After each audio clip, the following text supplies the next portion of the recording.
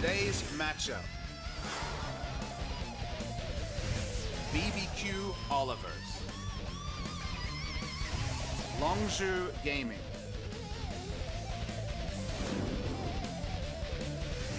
KT Rolster. Jin Air GreenWings. 2017 League of Legends Champions Korea Spring Split.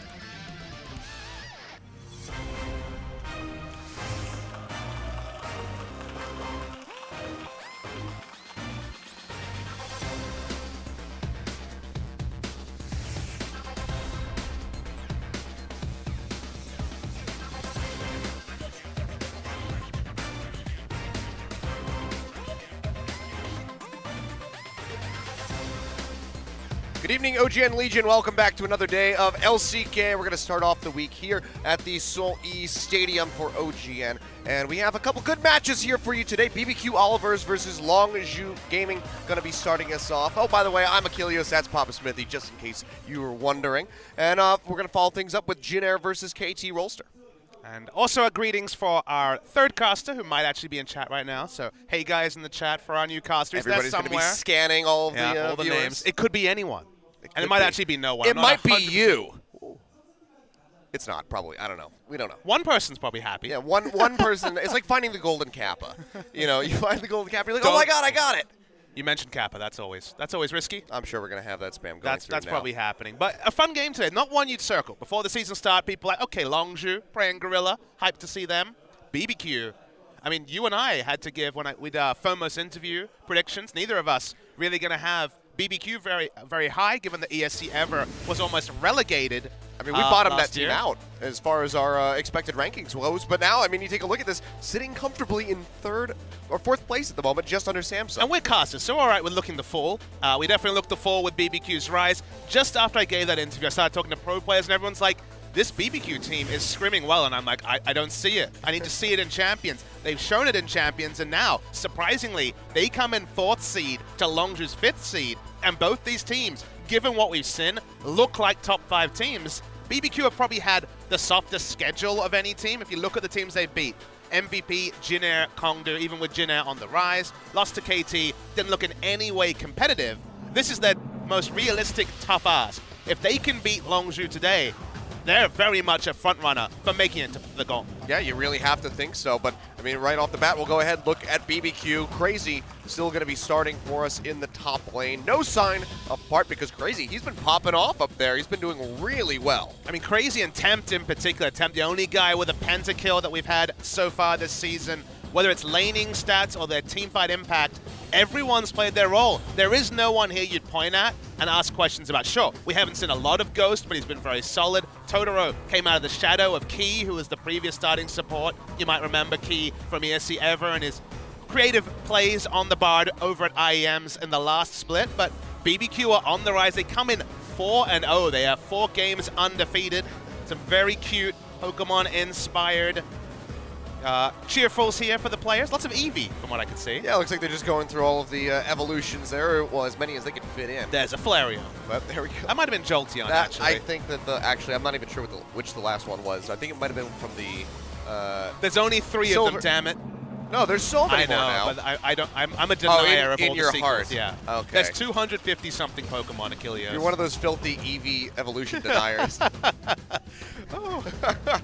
All right. Well, on the other side, we have Longzhu Gaming. Of course, this lineup not changing. Have not seen any signs of BDD quite yet. Fly again, starting in the mid lane and actually celebrating his 3rd anniversary playing in Champions here today. Yep. Started off on Jin Air back in 2014. And of course, went over to China, came back, was last year on KT Rolster on that team that finished 2nd to HP, never forget, in the summer season, and now is the mid laner. Had a much better performance last time out. Aurelion Sol came back in game 1. We went, all right, Fly's here to play. His champion pool is now once again Aurelion Sol. Where's the Zillion Achilles? That's what we really need to know. I mean, we've seen it played in support so far. I think it was Max on MVP back that actually to the mid lane, brought that damn out. it. But yeah, we haven't seen Fly even tease that Zillion quite yet. But you know that he's got it waiting in his back pocket. He can pull it out pretty much at any given moment. But you take a look at the match history so far, BBQ, I mean, having you would say maybe an easier schedule so far. KT, the really big opponent that they've been able to, that they weren't able to take down. Both teams. But yeah, I mean, Samsung is, Longzhu as well, having to fight Samsung right off the bat, losing that in a 1-2. But man, look at that spike on the KDA. We had to have this special graph here because 52-odd KDA, because if you remember, Longzhu played against Kongdu. In fact, both teams coming off a match against Kongdu. That match against Kongdu was 2 Drakes, 2 Infernal Drakes, I believe, short of being a perfect game. That doesn't impact the KDA. No one died on the side of Longzhu. They really needed a series like that where they put a team to the sword, because just like Afrika have had their struggles this season, Longzhu and Afrika, kind of both of them, clearly with their lineups, in the hunt for playoffs, but no guarantee. And you look at, even though Longzhu have the names, in almost every position, in fact, in every position here, you're like Gorilla, Prey, Fly, Crash, Expression, these are players with a name reputation. It's actually BBQ that trumped them in KDAs. Yeah, I mean, in some cases, almost 3 times over. As you can see in the top lane where Crazy's just been having a whale of a time. So, Expression going to have to step up to the plate here. But, I mean, the Longzhu that we've seen from the last couple games has looked a bit better, getting that 2-0 over Longzhu Monster to be expected, barely getting that win over Jin Air. But when they beat Longzhu Monster, they looked decisive. It seemed like everybody was playing on the same page. So we have to just see if that's going to carry forward, because BBQ have been consistent since the start of this split. And I really love leagues because both these teams come off the same data point. They both look decisive against Longzhu Monster. That's kind of the caveat. This is a team that's very much struggling. Like everybody. Now, but it's fun to see how a team plays against the field and how they play in kind of must-win games or much more even games, because leagues reward your consistency, but also you have games like this where one team will gain points, one team will stay the same, and this is the sort of match where both teams can really propel themselves towards the playoffs, and that's why it's fun to see. Also, as a note, if you didn't catch yesterday's matches over at the Gangnam studio, we're on 7.2. That means the lethality is the big story. The lethality buff is one of the biggest. Also some Warwick, but if you asked, I've talked to the Korean cast, so I'm like, are we going to see Warwick? And they're all like, Korean junglers think it's bad. So either Korean junglers are lying, or we're not going to see much Warwick. Everybody's lying about it because they want to be the first one to bring it out. I don't think we're going to be seeing it yet, but I mean, with 7.2, we haven't seen any big impactful changes to the red side must ban, so LeBlanc, Rengar still coming through yet again. We can expect that the Camille will be tacked onto the end of that. We did see, actually, Camille go through yesterday. Quite surprisingly, Camille and Olaf both were able to be picked up on the blue side. But Jace, the final ban here from BBQ, following up with that Kha'Zix and Malzahar. We can expect that Varus is still going to be a very big first pick contention for either of these teams. What would those new lethality changes? So one stat I want to call out is that if you look at patches before 7.2, all action before 7.2, Jace was around 62% contended, so still very much a top tier pick, certainly seen at first pick quite frequently. Because of the lethality changes, Jace instantly jumped up in every other region to 87% because they were playing on 7.2. It is banned on blue side. Expect to see it be so much higher contested, including this Varus. I mean, we saw first pick Varus on 7.1 last week. Now, all the champions that can build lethality are jumping up on priority. I don't know if it's enough to see the Talon that I know everyone wants to see. We have the man who had a Talon skin made for him, Pawn, in our second best of 3 today. But Graves is the other one that you can see BBQ mulling over. Haru had a really big performance on Graves yesterday.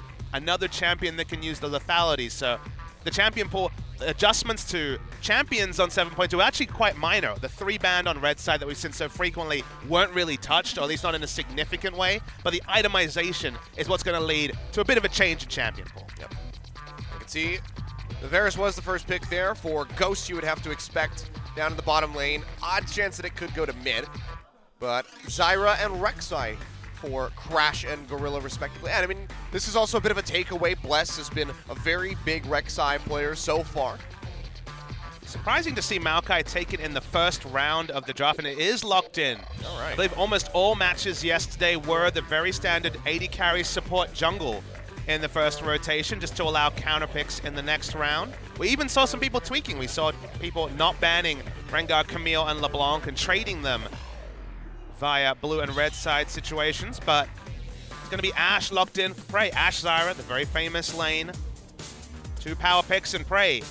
See his history with Ashe on your screen. He is a fantastic Ashe player. This is just LCK values, but very, very consistent with Ashe. His Ashe arrows show the fact that he's been playing it for so long. I mean, he's denied 2 recalls with Ashe arrows, that both at Worlds and during the LCK. From across the map. From across the map. And his accuracy is second to none in the world. Yeah. He definitely knows how to predict his opponent's movements, but into the second ban phase we go. Cassiopeia taken away by Longzhu, and the Kennen will be banned away by BBQ. Something that we haven't seen that much priority on. Marin, of course, very big, showing off that on-hit build that we've seen from Kennen. So Corki is a big pick for both these players. There is the Graves ban, so you can see after the Hover and indeed Samsung's performance yesterday, that will start to be contested. Corki is both these champions, both these teams. I mean, BBQ last time out won 2 games in a row. against Kongdu with the Corki mid double AD comps. Longzhu and Fly have played it as well. It's the sort of champion that's frequently taken as a blind pick, and then you get a counter pick for your top lane on red side. But with Maokai taken, don't have to opt into that flex pick, and we might actually just see an answer to Maokai and hold on to a potential counter pick rather than just a generally strong mid laner with the last pick available. Yeah, I mean, something else that's shared between these two that we haven't really touched on is actually the Taliyah that could come out. We've seen Fly play that a handful of times. Tempt coming out the gate with the Taliyah pick at the beginning of the split and getting that pentakill. So both of these teams will be very comfortable to run that. But Shen, for now, going to be snatched up by Longzhu. We saw the hover over the Rumble not coming out for Expression, so just wants to go for that big safety pick, make those global plays across the map. But you can already see the hover right there over the Taliyah for Tempt. But they're going to hold off until this last pick as they lock in the Elise. Yeah, Elise has been really rising in priority in recent weeks. It feels like even junglers like Crash, who has gone for Rek'Sai this game, have been starting to prioritize the Elise. Bless actually has played 6 games of Rek'Sai, so worth noting that the first round Rek'Sai was actually a takeaway pick from Bless. It's been his most played. Yep. And yep, we said someone would have to blind pick mid because they already opted into their top laner early. It meant they had to blind pick both lanes. They blind pick as much power as possible, and man, it'd be fun to see the Aurelion Soul back from Fly. Yeah, looks like they might just go for this again. I mean, you have so much global pressure here because Fly can just cruise across the map. You have the Shen to arrive to Sandy Night. They're going to lock it in, as well as the Void Rush from the Rek'Sai. So several members of Longzhu can just snap across the map in an instant and just affect plays all around. I mean, if you're Karma, if you're Totoro, where exactly do you position when you have the Ashe Arrow, Zyra follow-up, Shen can ride in, Aurelion Soul's missing half the time anyway? Actually, really tough game to position as Totoro. Sort of game where he kind of wishes he could get a do-over, have a bit of less of an aggressive enemy support and play Braum, because he's going to be straight in the line of fire on the Karma. And this matchup against Corki, if Aurelion Soul can push out early, because after 6 with the Rockets, certainly going to be a lot of damage punished onto his turrets if he tries to roam. But pre-6, before the Rockets, a little bit more breathing room for the Aurelion Soul. Get the early back, make a roam, get a lane ahead, and kind of job done for the Aurelion Soul. I mean, when we saw Fly play this just before, I mean, he was spending a lot of time outside of his lane, was hardly standard in lane, Aurelion Soul things. Standard Fly as well. So just always roaming down to that bottom lane especially. Don't think we're going to see too much attention paid to the top side of the map, what with it being a Shen Maokai matchup. So those guys are just going to get as beefy as possible and then come in with the TPs with the Stand United and try to affect the rest of the team fights. This is a hype one, Achilles. Again, battle for 4th, battle for both teams who right now are on the cusp of playoffs, still very early in the season. Picking up a win now propels them ahead, means on the other side maybe they can make it dead rubber. They're both in a good spot. BBQ looking the more impressive, but Longzhu, a tough opponent. Yeah, they definitely want to come out here with a 2-0 victory so that Longzhu can inch their way forward over top of BBQ. Or else, I mean, even if they get a 2-1, they're still going to be resting behind BBQ in 5th place. So we'll see if they're able to close it out, but let's not waste any more time. Let's go ahead and get ready to jump onto Summoner's Rift for this first game. BBQ on a pretty significant win streak at the moment. They've had their last 2 matches, 4 games in a row. Let's see if they can tack more to it, or if Longzhu is going to take a lead. Let's get on the Rift.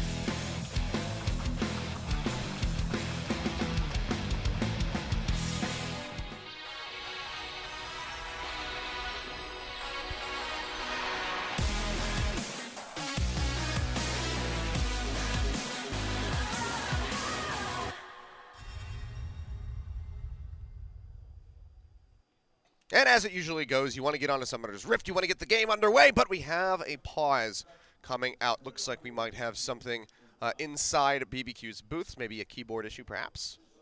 Bit of a tactical timeout for us to talk about some of the comps. We don't have that in this eSport. That's true, we don't have any graphics either, so you're going to have to trust me when I tell you what's on either side if you want taking your own notes at home. BBQ is running the double AD again. As I said, they took down 2 games over Kongdu. I gotta admit, I'm disappointed, Achilles. We saw 1 Ivern double AD comp in Korea. Every team in EU was fighting and contesting the Ivern. All right. Audio issue on the side of BBQ. Good call. You caught it. You nailed it before it even came on the screen. I said keyboard issue, actually. Oh, did you? I heard audio. Oh, no. It's been audio recently. Maybe you must be having an audio issue. That's then. true. I'll have to let them know. But, yeah, no, Ivern. I really am a big fan of double AD and Ivern. I feel like the real reason why that works, and obviously I'll talk about it again when hopefully we see some Ivern, which we might see from Score in our second set, is that when you run double AD, it feels like it's kind of hard to find a tank when your support's also a ranged mage. Ivan rolls in, builds support items, puts down Daisy, who tanks the turret to even open up more sieging. You don't even have to wait for a minion wave, because Daisy can take, 7, 8 odd shots. Yeah. So I really do like that, but much more of a standard comp from BBQ with the meta double AD thrown in. And then Longzhu, they've got access to 2 counter picks. That's kind of a big story, is that the Maokai first round, I don't know what that means for Crazy. Crazy's actually looked good on Maokai. Previously, he was kind of like the fly of top lane with Echo top and some other picks. He was used to play Olaf and Ryze in the top lane. His Eclectic Champion pool is now much more a meta champion pool. But taking the Maokai early, let Longzhu set up not a great lane for early in Soul, certainly. Corki is one of the hardest mid lanes to deal with any champion, but a manageable one, you'd have to think, if Longzhu are willing to draft it. Yeah, especially just with the proficiency that Fly has on the Aurelion Soul as well. So you have to think that even though he's coming into what you would consider a disadvantage, he's still going to be able to play this to a T, unless he's having an off day. We've seen that from Fly as well, so you don't know. But looks like the game is ready to get underway. So cheers come out from the audience. A lot of Longzhu fans here to represent. BBQ still building up their brand.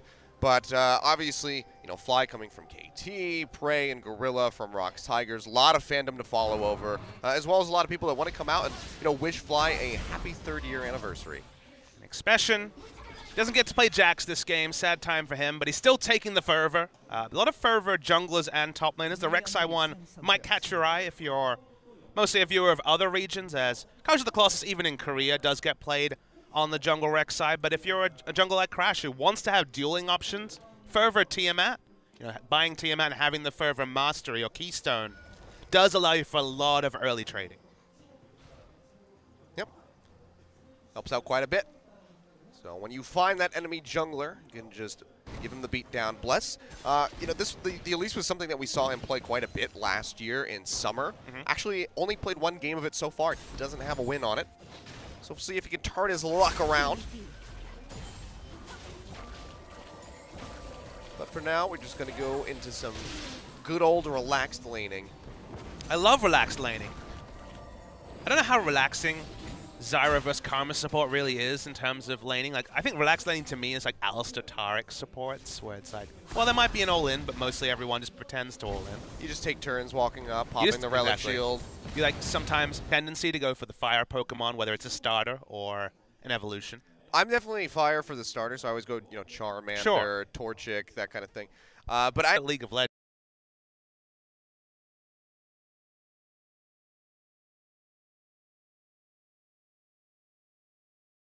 It turns out. He is quite good.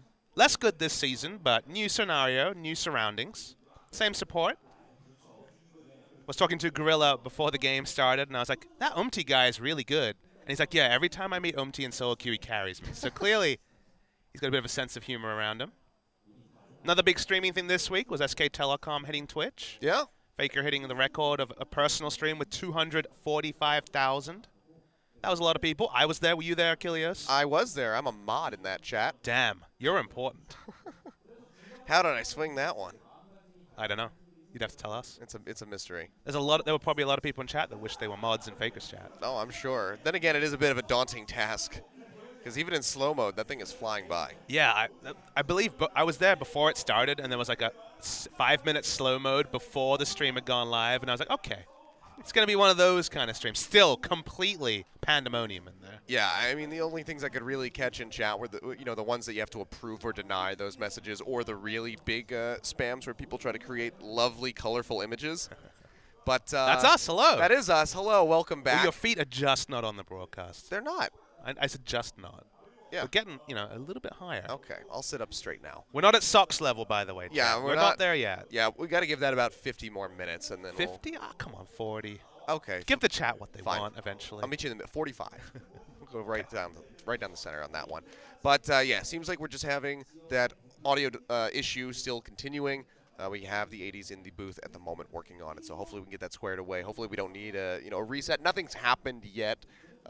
So if that does happen, it's not the worst case scenario. Just Temps kind of shoving Fly out of lane is the only thing that's transpired so far. I don't think we've had a match restart in a very long time. Yeah. There's a lot of different resume options for League of Legends now, thankfully. It's not like it was 4 or 5 years ago. So hopefully get that resolved as fast as possible. Not a lot of League of Legends in this particular game to talk about. Double AD versus some global hijinks is going to be fun in the mid game for sure. But 7.2. Again, waiting for the first talent. I need to see some parkour, Achilles. I mean, you know, we keep getting teased. It's so, true. I mean, hopefully Pawn will bring it out. You never know. Could see that very well happen in the second set, so definitely don't miss that. Speaking of second sets, tomorrow, SK Telecom versus Afrika, Faker versus Marin. I don't know, man. It's I'm a little bit of a. I mean, I'm still excited to see Don't this. you start. No buts about it. Afrika haven't been as good as you may have wanted, but if you're ever going to have a buff, this is the buff. When you're playing against that team, that's the one where it's going to be exciting. Oh, sure. Absolutely. I mean, hopefully 7.2 treats Afrika a little bit better. Probably won't because not that much has They played on it yesterday. Well, yeah. They won. They did. Not the most convincingly, but they won, so they got that going for them. You just have to be so concerned after that loss to Jin Air, because Jin Air has looked like the number 10 team so far, other than number 9, because Kongdu Monster. Sure. But then when they squared off, really close game. Jin Air kind of wins game 1, and then they absolutely crushed them in game 2. So it seems like Afrika just has a tendency to tilt or to lose focus on the game. I mean, the game 2 especially was definitely a visit to Tilt City. Yeah. Population Afrika for that game. So, I mean, when you're coming into a game versus SKT, that's going to be really rough. SKT especially are pretty good. We haven't seen SKT since our first day of the season. Yeah, we've only gotten them. They've been Gangnam exclusive for a while.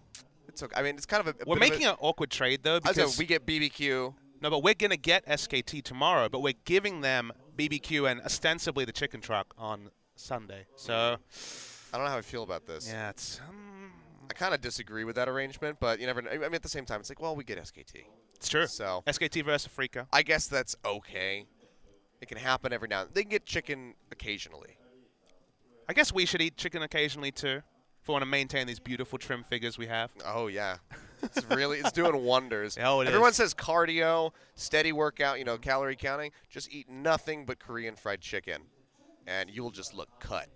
But don't simplify that to KFC. It needs to be Korean fried chicken. Yeah, Korean fried chicken. If it's the Kentucky style, I don't know. No, then you're no promises. You're going the opposite direction. R/Korean advice right here. Yeah. Really crappy Korean. I love when Dongjun and Cloud Templar had the directive to ask like a lot of questions about strategy, like how can the players at home improve? Literally every Korean pro is like, they could just get better. They could play better. They could just hit all the skill shots, I guess. I'm like, this new plan, this teaching plan is not working with the LCK pros, I guess. I mean, it's a good thing that they're not, like selling coaching to people. They like watch the VOD review and be like, I think you would have won this if you just did everything differently. Yes. Like, oh, okay. Good advice. Thank you so much. But the pause continues. Maybe we're swapping out some audio equipment. Theoretically, this means that it might be the only audio pause of the night. Yeah, that would be quite Getting nice. it fixed now would be good. I guess maybe there'll be new audio equipment for the second set, so who knows.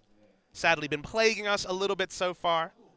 So we get some of this podcast, the Achilles and Papa podcast. I'm curious as to whether or not it's a hardware or a software issue. Like, is it the headset itself, or is it something with the computer? Could, I guess, be 7.2 as well, potentially.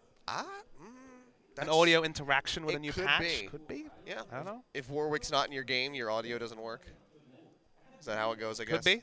They're just really trying to heavy hand putting Warwick back into the meta. I mean, the only audio bug I remember that was patch related was that famous Amumu global, global crying. That was that was old. That was old. That was the release of that skin. Sad robot Amumu, something like that. I forget which season that was. It was early on. We're talking season 3, I think. Was it? I thought it was 2. No, I think it was LCS time. Okay.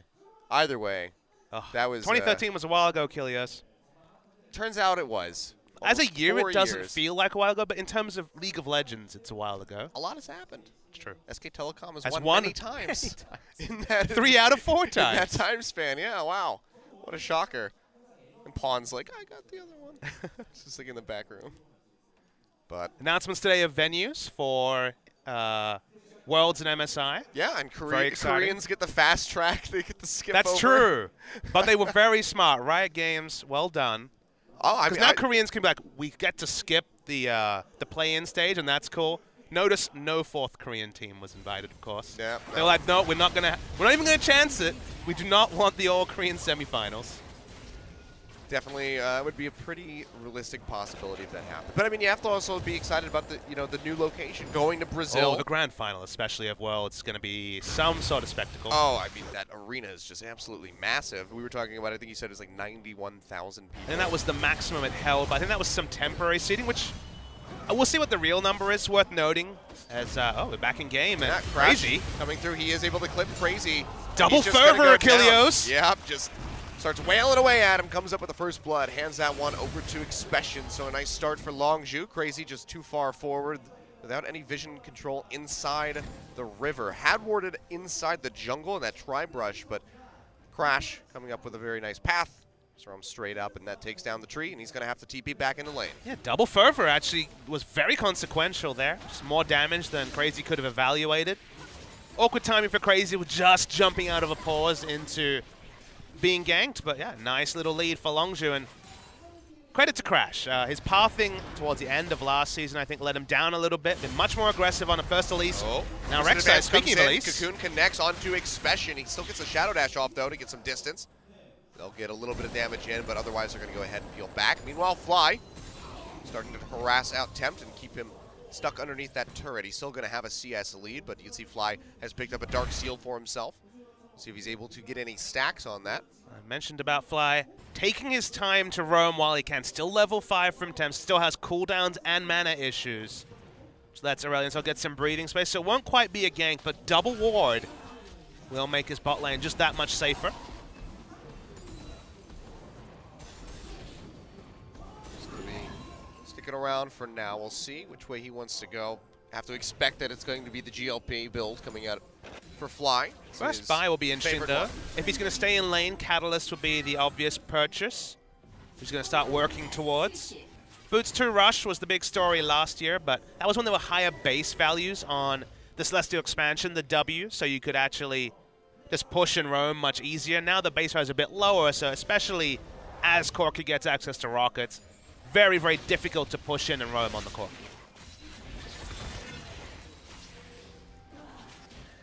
Great. Had spotted out Bless in the jungle, so they know that they're pretty safe to go ahead and push up for the time being. Try to deny some CS away from Ghost underneath the turret. And again, Doran's Blade has kind of fallen off as the premier starter item here for AD carries. Longsword on both sides. First back comes through, however, for Prey and Gorilla, and it's going to be a BF sword picked up for him. Have to expect that Ghost is going to be going for that Youmuu's Ghost Blade. When you have options for lethality, you take them. Fury last season was a big fan and big proponent of the Youmuu's Ghostblade Ashe, but we will not see that this time around. With the double ward, it makes these sort of invades that Crash are taking much safer, but no Raptor for him this time. Just going to get a couple.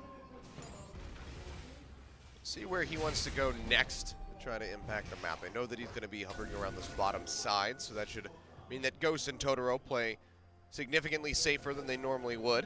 They don't have much vision yet. They throw that control ward over by the red pit to make sure that he doesn't wrap around from behind them. Also good to spot out Fly if he's going to start cruising down from the mid lane. Yeah, we talked about in Champion Select about it. There's so many different headaches for specifically Totoro. Usually Karma is the furthest person up in a lane, because you're just able to walk up and mantra Q people, but you do that against this lineup from Longzhu and you die. So, very, very conservative Karma play, which, if you don't get much of a laning phase, makes you wonder about the Karma. Bless is here. Hasn't been spotted, at least recently. They could go for the dive, as long as they juggle this well, but he can see Expression. He sees this as he walks past the ward. In the tri-brush, he's going to Shadow Dash back immediately, not even give an opportunity for the Repel to come in. Crash is spotted doing this particular rotation. There was a pink ward at red. They're going to go ahead and use the Stand United to come down into the bottom lane. Splash forward, finds Totoro. He's going to flash away, throws out the tether to try to keep himself alive. By a little bit of time, he's able to lock up Crash. The Shadow Dash comes right back in, and the double fervor yet again doing work. That's going to be a second kill picked up. Here's Aurelion Sol. Expression has this, and yeah, Gorilla takes the turret aggro, goes low, but with the arrival of Fly and Crash taking up the turret. Crash? The heal from Prey, just enough to keep him up. And with that, that is going to be a third kill picked up for Longzhu, as well as a turret. But Crazy, nicely done, is able to get the first brick just in time. Yeah, the first brick is actually pretty significant. Otherwise, it would have been stacked advantages for Longzhu. Still going to be big advantage for Longzhu. We were talking about the brute force play down, but we didn't even have to wait for Ash Arrow to be available. This is just submarine-esque, but really just the Shen coming on top of the point-and-click CC that Crash had to offer. They eventually chase down and take down Totoro. I have to say again, Fervor is going to be consequential on those trades, and Ghost tried to lower everyone to make a repeat turret dive too risky. They called in Fly. So what happened with Crash here? He was just rooted up. So Ghost just hit level 6, Chains of Corruption, meant he took an extra turret shot, but he uses the heal, and given the scenario, pretty clean turret dive for Longzhu. Yeah, they'll come out on top. I mean, that first brick picked up by Crazy is keeping them competitive with the gold at the moment, only 600 separating these guys. But Longzhu's still going to be in a pretty decent spot. Now you can see vision control starting to really come out around that Dragon Pit. There's a couple wards for BBQ, so they should know if that Mountain Drake gets started up.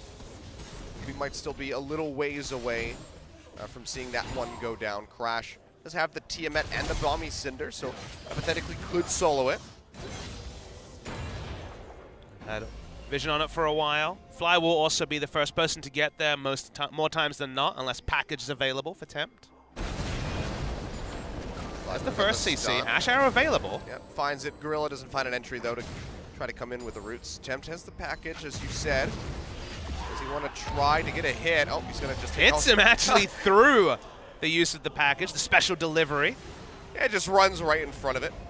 But over the wall, takes him to safety, and with that, Longzhu maybe looking for this first dragon. Ward comes over, but it's spotted by that control. He doesn't have a lot of regen, so can't really re-enter the fight at more than just over half health. That said, Longzhu still seemed dissuaded from starting this Drake. Yep, they will go ahead and back off. So maybe if they'd come up with a kill, they would have been feeling a bit more comfortable with it. But speaking of kills, Gorilla, he gets hit with that cocoon, takes a big chunk off of him from the Mantra Q of Totoro. And he flashes away out of respect. It's a good one to get down, so no flash roots to try to lock down a Squishy on the side of BBQ, and Blessy gets rid of that control ward inside the pit. So BBQ, they kind of tussle back and forth, but they establish a bit of a foothold around the Dragon. He has a big HP lead on Expression, who will recall. There's about a half-second advantage for Stand United over the Maokai Ultimate when it comes to rotation, apart from needing a ward in the right position. So expect Longzhu to be the first to rotate on the map, unless Maokai walks down himself. Expression at the moment, gonna have to focus up on getting some CS back. He's down by about 20. Definitely wants to pick up the pace with that. Has the Tiamat and the Spirit Visage, so he can mitigate a lot of that damage that Crazy's been laying down. So he should be able to just go ahead and shove this wave back. A lot of back timings really affecting the ebb and flow of the current tussles around Drake. Ghost desperately wanted to back because he was sitting on just a tier. Goes back and buys about 1,400 gold worth of items. Longzhu do have the faster recalls from things like the W on, sorry, not the W, the E on Fly to be able to get back to lane faster. So a lot of posturing around Drake, but no team actually hard committing onto it. As long as you got close, but 3 members of BBQ shoving in was enough for them to go ahead and back off. But, you know, it's hitting that point where as soon as a kill comes through, especially on the Bless, everybody from Longzhu should be turning onto that Drake. And vice versa for BBQ. Drake could do wonders for either team, especially with the siege potential of BBQ, if they could net themselves that Mountain Drake and really start knocking down turrets with that constant poke coming out of Corki and the Varus. That'll do wonders for them. I mean, this is just a fun game because you think about in terms of just simple power spikes. As Bless will enter lane, but obviously a very low percentage gank there. In terms of power spikes and like power in the late game, they're actually pretty equal. There isn't really one massive advantage on either side, especially with Maokai being the team fighting tank. But I think you hit the nail on the head. The one scenario where BBQ have a big advantage is Siege. However, Longzhu have Engage. So Siege versus Engage is probably the most typical and fun kind of archetype versus archetype matchup in League of Legends, where if the Siege gets ahead and the Engage doesn't have items, then the Engage doesn't count for very much if you misfire on the Engage. So you kind of give Siege the advantage in terms of reliability. If Corki and Varus show up under an enemy turret enough times, they'll probably get the job done unless they're punished. speaking of punishment, this time Longzhu for the 3rd time starts the Drake and they're getting it low. Yeah, they're going to rush this one out. Ash Arrow comes through, but a nice repel from Bless will go ahead and dodge that one out. Dragon does go down as Crash smites it out. Lands onto him, but he's still pretty tanky. They knock him down to about half HP, and looks like he's going to be able to retreat. Heal from Prey to keep Fly alive as Temp just keeps hammering him with the rockets. Longzhu will be able to exit. Had to use just the heal, really, as far as the summoner spells are concerned, to net themselves that first Drake, and they got the flash away from Bless. So all things considered, looks like Longzhu come out quite ahead on that play. And even though it's 2 team-fighting tanks, both of them were right up in each other's grills. There was no room for any sort of teleport play. Expression could have altered just for the shield. He wouldn't have gotten down. But because it's level 10 and it's only the smaller shield, the shield scaling per level is so big. I believe it's 250, maybe 300 shield per level. 1 level away from 11, so didn't even do that. End result, Drake over to Longzhu and a summoner advantage. So they eke out ahead once again. Yep, and it's going to be a nice pickup, even just as a denial away from BBQ. Yep. So Infernal will be our 2nd Drake. We'll see that spawn in about 5 minutes or so. And if you, as the sieging comp, concede both a Mountain and an Infernal Drake, sure, you could still win the game. There could still be some mistakes. We've seen Longzhu make those sort of mistakes this season, but realistically, you put yourself on more of a back foot than a lot of these double AD comps can really afford to get into. So that will be a big flare point in about 5 minutes' time. Yeah, I mean, that 6% goes a long way once you hit, 3 items or so, especially for a Varus who's just going to be absolutely destroying the squishy members of Longzhu. So Fly, Prey, and Gorilla are all going to have to be a bit concerned from that piercing arrow damage that's going to be coming out of Ghost inevitably. The only lethality abuser in the game. We had Jace banned from Blue's side. Varus builds took a big turn last week. If you were watching first week of Champions, you remember Essence Reaver Varus, just for the utility.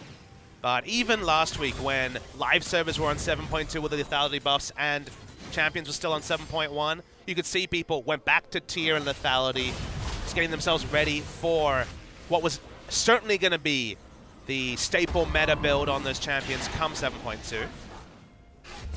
Oh, Arrow finds Temp, flash over the wall. Big Crash investment. Goes in, gets the knock up, but he still has the Valkyrie. So yeah, they invest a lot to try to get that kill, but they're not able to come away with it. So flash for flash in the end. They will send Temp back to the fountain, so that does buy them a little bit of time where they can try to push up, maybe get some damage onto this tier 2. As Ghost is currently holding down the mid lane. It's definitely going to be difficult getting any wave past him.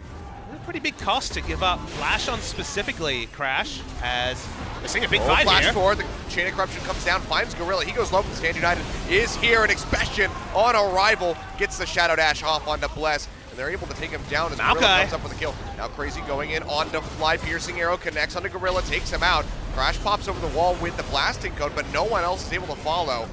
Expression's going to have to dash his way to safety. The rest of Longzhu can just go ahead and exit down through the Tri-Brush. So a kill for a kill, jungler for support. The gold lead still very tight as BBQ, they look to close it even further.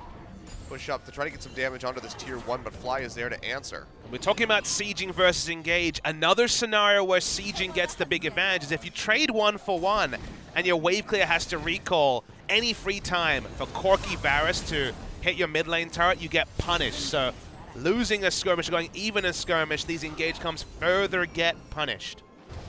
But this time around, Fly was able to stay in mid. They will not lose any significant turret HP there, and 1 for 1 overall could have been a lot worse for Longzhu. For sure, but I mean, kill goes over to Gorilla, whereas BBQ able to pick it up onto Ghost, so good allocation. So he gets his first kill of the game. You can see that Null Magic Mantle coming in. We'll have to see if it's going to be the QSS or if he's just going to go straight for the Edge of Night. Edge of Night, one item on 7.2 we haven't discussed. Another lethality item that got the indirect buff of the lethality being moved more to the early game and thus stronger at this point in the game. But the cooldown on the shield being removed, being lowered to 30 seconds, actually super, super significant. Varus was always about activating it as he walked up to a turret and then having the spell shield on demand for the siege, and then just backing away with his oppressive range. So any champion that can naturally itemize into Edge of Night was buffed. Varus the big one there, but also a champion like Graves from the jungle. And Jin. Jin too, yes. Just pop that as you enter the curtain call. So that was the first time we were really impressed with Edge of the Night, was specifically the interaction of popping Edge of the Night, ulting, and then being able to stop a Bard who, in previous seasons, just interrupted your ult at will or an from Ashe, range. which was, you know, also the big answer that we saw that, you know, came out of Summer Split. As you know, you see the curtain call open up. Okay, I just know exactly where I need to fire my arrow. You remember that in Summer, last picking support was so big because they'd see Jin and they'd be like, all right, Bard, just so I can just throw the ult out. Just like Gragas Jungle was once an interrupt as well. Or Braum.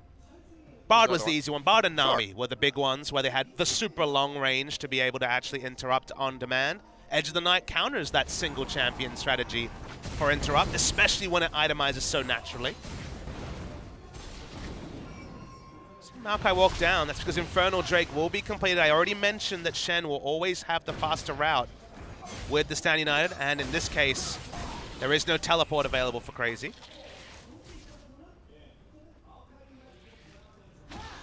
As he walks down, Tiamat Shen will eventually do some turret damage, so exciting stuff between the two. The push and pull, we mentioned that BBQ with their team comp do not want to surrender an Infernal Drake as well as engage on Fly. Crazy goes right into Fly. Arcane smashes him back towards BBQ, but no one is there to collapse. Meanwhile, Gorilla gets hit by the Cocoon, and he's going to go down as Temp finds the killing blow. Bless going over the wall, but immediately has to back off as he flashes over to safety. But Crazy is able to find Bright. 2 members down to the side of Longzhu, and they haven't been able to answer a single kill quite yet.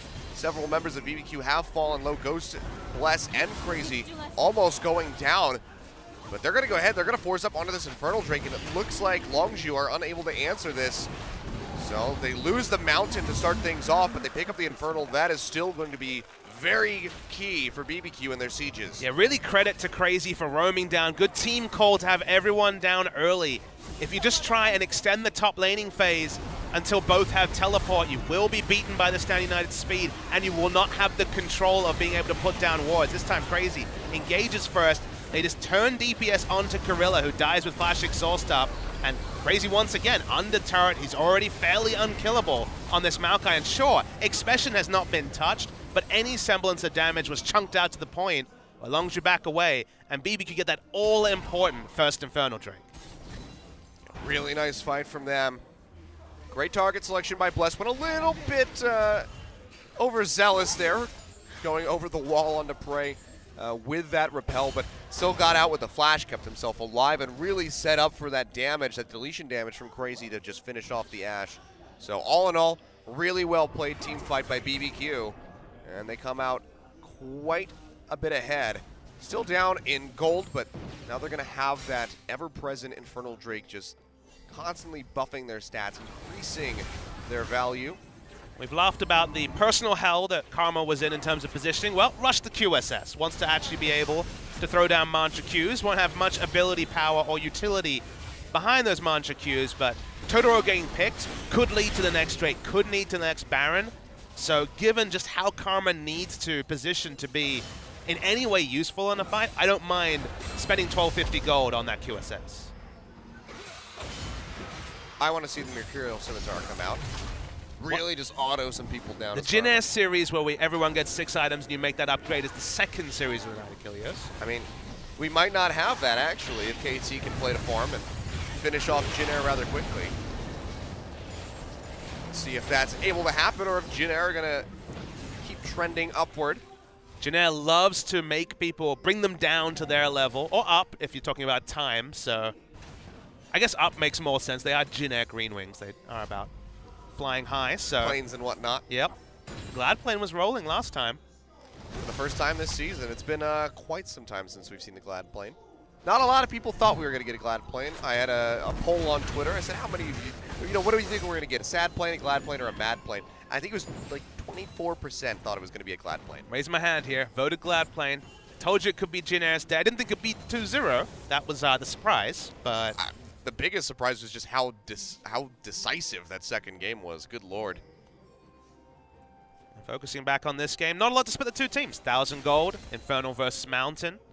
BBQ will want more of a lead given the team comp they have, but they do have Maokai. There is pretty good scaling on their side.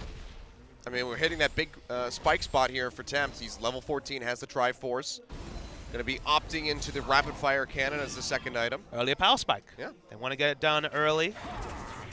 Rapid Fire has become the big pickup. So you don't have to sit on a BF sword and wait for another 2250 gold to actually gain the power from there. And there you go. He's already got it completed. So just had the gold in the bank for him to go ahead, back and finish off just from that Zeal purchase. I mean, all the items on the side of BBQ spike earlier. Crash going in. Repel comes through from Bless. He's going to jump away from Gorilla, but the Ash Arrow comes in as well as the Shadow Dash. They lock him down, and he is going to fall. Gorilla coming up with a kill yet again. Tempt trying to just ship somebody down over the wall with the rockets, but he's not able to offer up too much damage. He's going to go ahead and have to back off and just keep defending this mid-tier 1 tower. Crazy had some teleports, but they didn't have the home guards. They were a little bit too deep for where the fight was actually fought, so credit to Longzhu for fighting on their terms. Prey, his Ash Arrow accuracy complemented in Champion Select once again on full display, DPSing down Bless. Still too early to look for Baron, even with a Mountain Drake in the pocket. So it's just a single kill, no objective for Longzhu. Just a little inching victory for them after a bit of a botched fight that we saw around the mid lane. The point I was cut off from making is that on BBQ, full AP Elise, certainly an early game build, Trinity Force, and the Rapid Fire Cannon. Sure, you can add an Infinity Edge, but after that, the value goes down, and then you've got the Youmuu's Lethality build from Ghost. So a lot of early power spikes compared to Ash, who needs to go for the building block item, which is now at 2 items on the side of Prey. So it feels like in terms of effective items, Longzhu will eventually kind of scale ahead. But for now, BBQ will be happy where they're at, but they can't really surrender any more objectives. I don't mean turrets, I don't mean Drakes. Basically need to be fighting for everything to really inch ahead. See if they're able to do that. Ocean Drake coming up in about 50 seconds now. Looks like that's going to be the next point of contention as the vision control comes through from BBQ. Pop that scrying plant to get a look at where the wards are placed.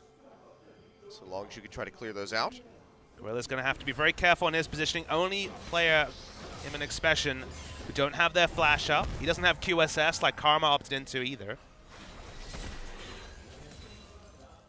See, Prey has been taking a bit of a beating here in the mid lane. Those piercing arrows from Ghost really doing some work, even with just, you know, that diversion into the QSS.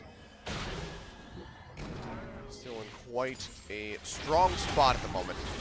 So just going to keep poking out, try to get onto this tier 1 and work this down. It's already about a third of the way dead. And with the wave coming in, Gorilla the only one there to really answer this. They should get quite a bit of damage through onto it. Ash Arrow came out, didn't find a target, so Fly just has to try to poke from the sidelines, which Brilliant Soul is not very good at. No, poke is certainly one of the few things that Aurelion Sol can't do. Roaming, team fighting, sure. Picks, definitely. Poking his head out, I should say. Sure. Can they find an entry onto BBQ? Temp is still quite safe. He's got the package ready to go. I mean, with Ash Arrow down, BBQ is pretty safe.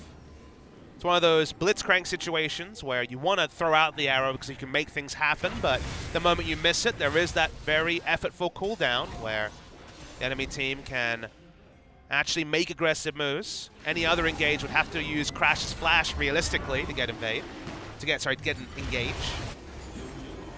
See, Fly still poking his head out into the mid lane. Meanwhile, Prey and Crash are able to take away the Ocean Drake, so solid pickup for them, but they very well could lose this tier 1 turret in mid over it. You're trying to push them away. Yep. They are able to find it. That's the Triforce damage coming through, just knocking down the structures. So nicely done by BBQ. It's a trade they'll take. They're happy to give over an Ocean Drake in particular. And the moment they saw the Hawk Shot come out from Prey, they knew that Prey was on Drake just because of the angle by which the Hawk Shot came to mid lane. So they just had Maokai, go keep the right side, moved in, got the turret down. It's a pretty good trade from the side of BBQ. Definitely got to be feeling good about that one. And I mean, the gold lead is almost non-existent at the moment. Just a couple hundred gold. At 28 minutes, this is pretty much anyone's game. Ruby Sightstone from Totoro. Ruby Sightstone gives you the HP, but the big thing is the 20% cooldown reduction on activatables. QSS now is going to be on a lower cooldown. It's the longest we've seen someone sit on their tier 1 gold generation item for a long time. So yeah, even though Karma, with their ranged auto attack and harass, often gets these Spell Thief stacks quite freely. Next time we tab over to gold, it'll be very interesting to compare where Gorilla and Totoro are at. Well, now begins the Vision War up around the Baron. Some decent control from Longzhu as they have the river pretty lit up. See, teleport. Nice juke out there by Prey, but doesn't have that many places to go. Has to flash away from the Chain of Corruption. Standard United comes down onto the Ashe. He throws out the arrow, but he misses Bless completely. And he is chunked out. He's going to have to keep healing back. One more piercing arrow from Ghost might just be able to finish him off. Won't be in range quite yet, but oh boy, Crazy going to go for a ride as he gets on top of Gorilla. They're able to finish him off as Temp just pops him from the back line. Making use of those rockets. There's no tier 1 turret up top. Longzhu have to head for the hills, try to get back to the sanctity of that tier 2. Prey, a hit from Dead Flash for the big one. Not gonna connect, but the Cocoon comes through from Bless. They line him up, they take him down. Tempt comes up with the kill in the end, all the same. And Longzhu just look completely disconnected at the moment as they just try to get out to safety, losing 2 members. The bot lane goes down. BBQ is taking names in that fight. Now they'll have a gold lead, and they're going to move over and start up this Baron. Yeah, the poke from Ghost is just chunking down members with the build. He's going for that early AD and lethality. Expression teleports back in. They're trying to contest this Baron, but the turn. Yeah, they're jumping right on top of Expression. He loses most of his HP. The Baron helping out with a lot of that as well. Now Fly going to be in danger, has to flash away. Crazy doesn't have his flash to try to follow up with the Twisted Advance. So Longzhu, they'll lose the TP, they'll lose their flash on their mid laner, but they stop the Baron and the recall. Nice one there from Crash. So close to Kilios. Good play from Expression. Of course, he'll have Standing Eyes, who doesn't mind being the second person to teleport. Interrupts the Baron. Longzhu playing with fire. It was a good teleport in from Crazy, who came in very early. That's why I mentioned the teleport. With the home guard, still took a while to get in, and Expression realizes he needs to stand united to get into position. He cannot allow Maokai to go into the back line, but when Crazy walking into double AD, basically the health bars are so far away that anyone is an engaged target on the side of Longzhu. Gorilla goes down early. Prey missed his important Ashe Arrow 2 fights in a row, but the Cocoon, if we do catch it on the back end of this fight, was wonderful to see from Bless in particular. Watch the Cocoon here, threads it between 2 people. If that was an Ashe Arrow, you'd be like, I don't know about that. When you throw the Cocoon, cha-ching, goodbye Ashe. And BBQ, they're finally ahead in this game. That they are. Longzhu, though, trying to get some victories where they can. Expression has the wave pushing forward into that tier 2 turret. Gonna have to use that Stand United pretty soon, though. As BBQ, they go right back over to the Spare, and they clear out the Vision, have that control ward to deny it. They're chunking this down. The turret goes down. Expression has not started channeling quite yet. Under 3K, Ashe Arrow comes through, locks up Bless, big pop-up coming through from Crash. Bless goes up with a repel, but he's almost dead. Comes down straight on top of Fly, and he kills him with a Voice of Light. That's going to be a huge opening for Longzhu if they could just keep Prey alive. Looks like he's not going to be able to. As Crazy just rips him apart, but Fly is just going in. Fine steps, going to be looking for Ghost now. He can just line up those stars, a couple more hits. There we go. Fly, the triple kill. Prey's dead, Gorilla as well, but it doesn't matter. 4 members of BBQ wiped right off the face of the rift, and Longzhu will pick up the Baron. Fly solo occupied both AD carries and the support in the backline after killing Bless as he came down. He won that fight single-handedly. Didn't have a great start to the season. Back on his comfort. This guy has always had his own champion pool. He does not follow the meta. He tries to make the meta. Sometimes it works, sometimes it doesn't. But he bursts down at least. That's not what I want you to watch. Watch the back end of this fight. Double AD and Karma stunned, taking consistent damage from this Celestial expansion. Sure, there are tanks in the backline trying to do their thing, but they need to be peeling for the double AD. You need to know your role in this fight. And if 2 damage dealers are soloed down as a support is next to them, someone needs to be actually occupying the time of Fly. Crazy, probably like, I got a double kill, guys. I got the backline taken care of. They're like, well, Fly just got a triple kill. So that's Baron. Over to Longzhu, they go ahead, they swiftly take down that tier 1. You can see the gold lead has absolutely exploded in their favor. Crash, it's like a nice little cheeky visit over to this blue buff, smites it away to just deny Bless even further. We'll see how much more they can take. Tier 1 still standing in top lane as Fly starts pushing the wave in. You have to expect that that will be going over to Longzhu and just adding to this already fairly monstrous gold lead that has just exploded out for Longzhu. And we come back to what this game is. Siege versus engage team fight. There's not much sieging happening around Baron. Health bars are coming down, sure, not that fast because it's Maokai that's tanking it up.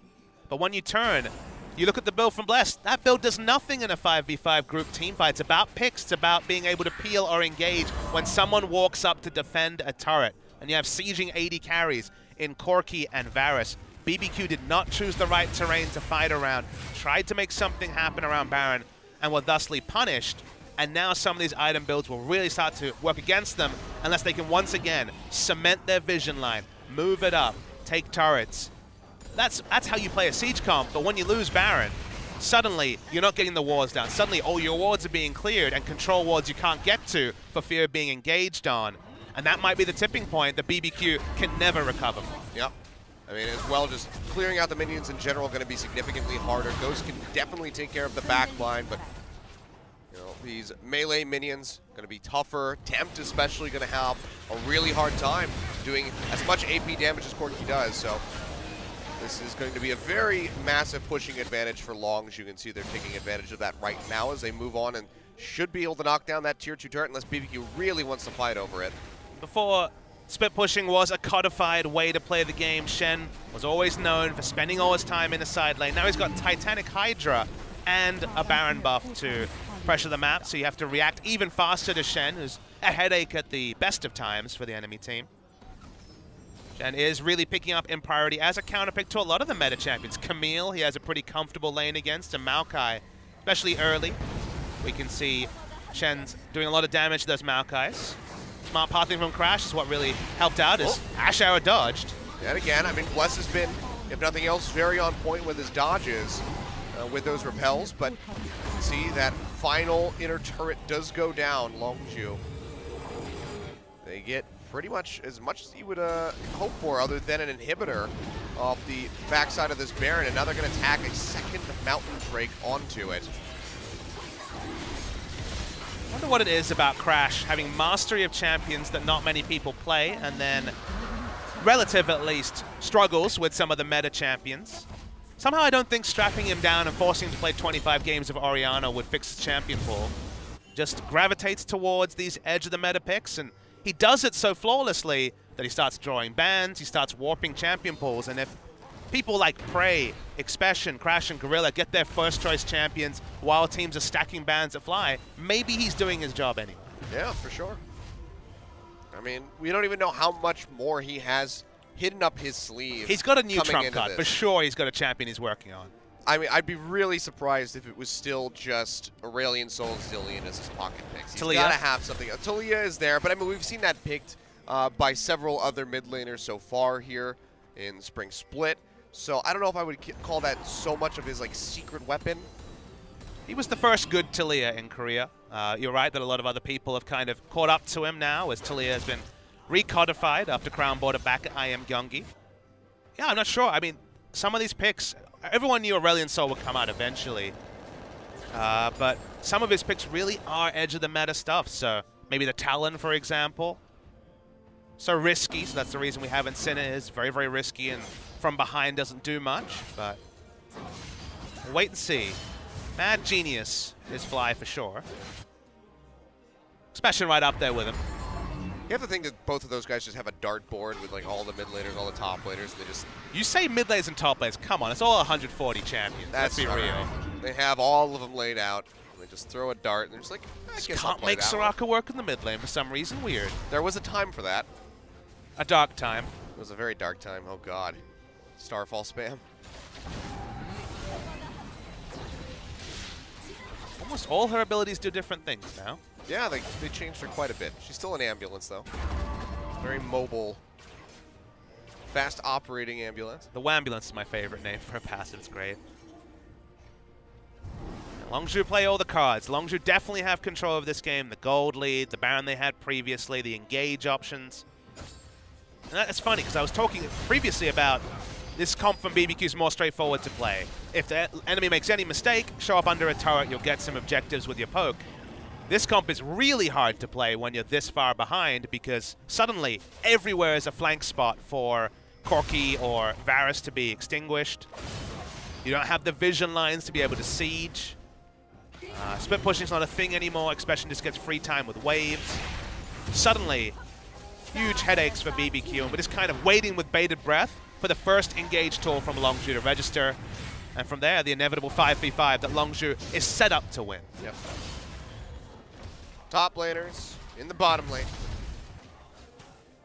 Going back and forth forever. That's how you know the observer's board, when they actually just flip down there. Maybe some action's happening here between Shen and Maokai. Never. I talked about the gold, and obviously there's a lot of confounding variables here, but take away the kills and assists, still over 2,000 gold between the supports.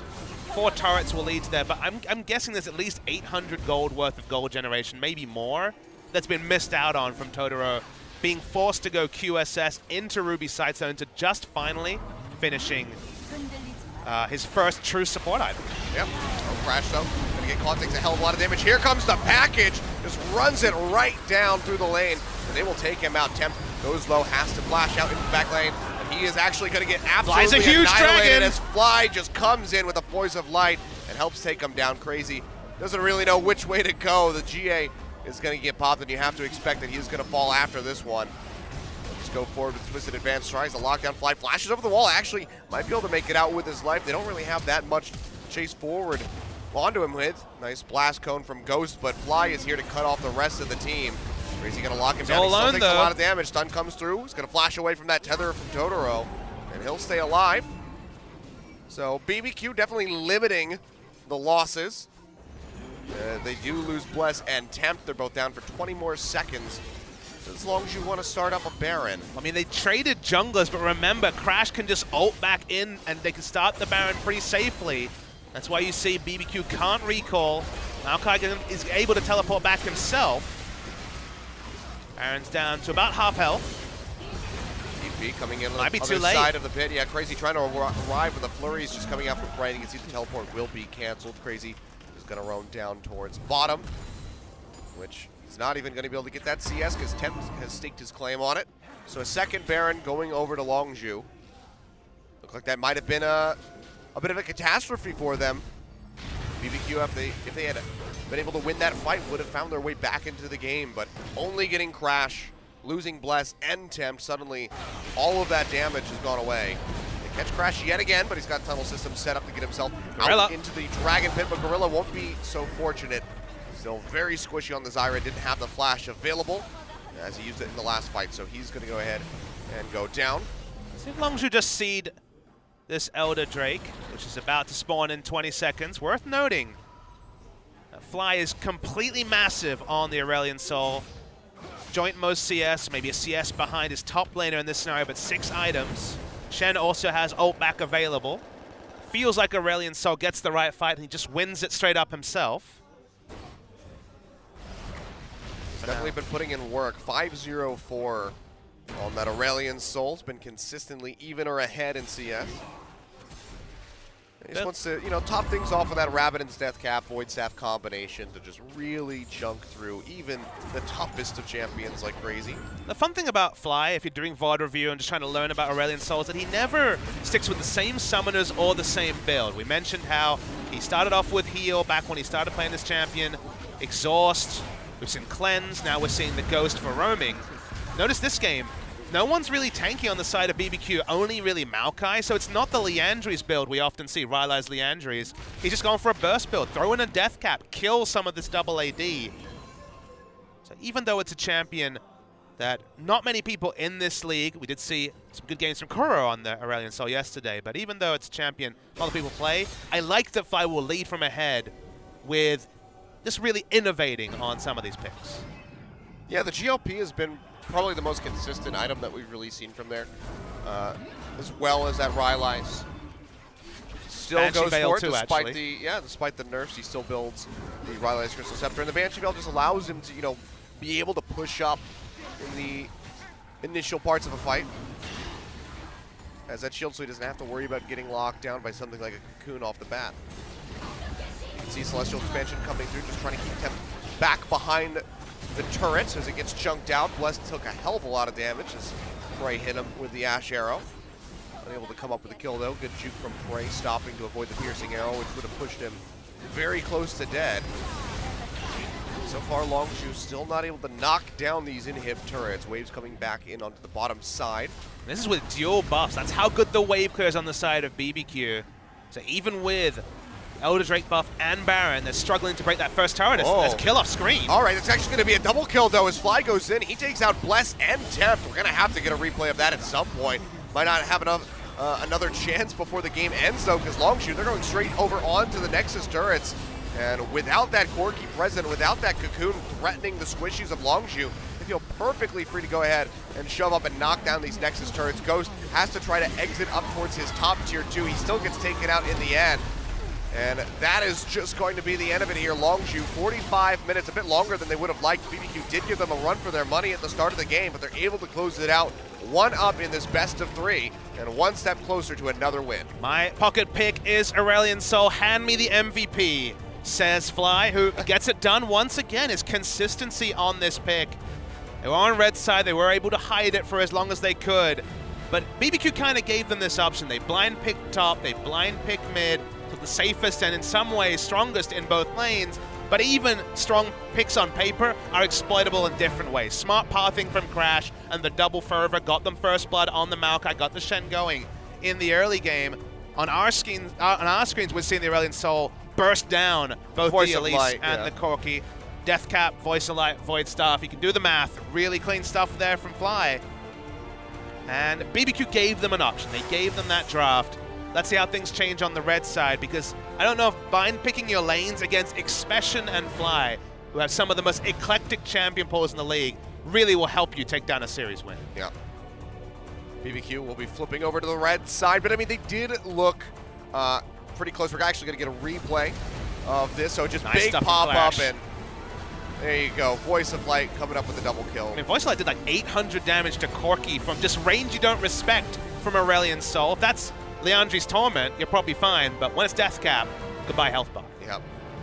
But BBQ definitely did look competitive at the start of this game. It definitely was one that they could have won, but in the end, Longzhu picking up that Mountain Drake, especially denying that away from BBQ, is a very big factor, but this very well could be a 3-game set. There wasn't a huge gulf between the teams. There still is a chance for BBQ to tweak their draft, give themselves some more options, and deny some of these picks from Longzhu. Yeah, they're also going to have that last pick coming through onto red side, so we'll see how they want to play around with that one. Have to expect that they're likely going to line that up for Crazy or for Tempt in the mid lane.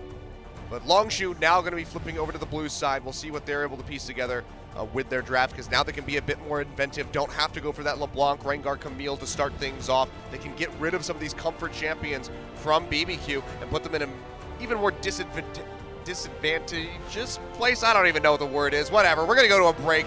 When we come back, we'll have game 2. We'll see if Longzhu can close this out.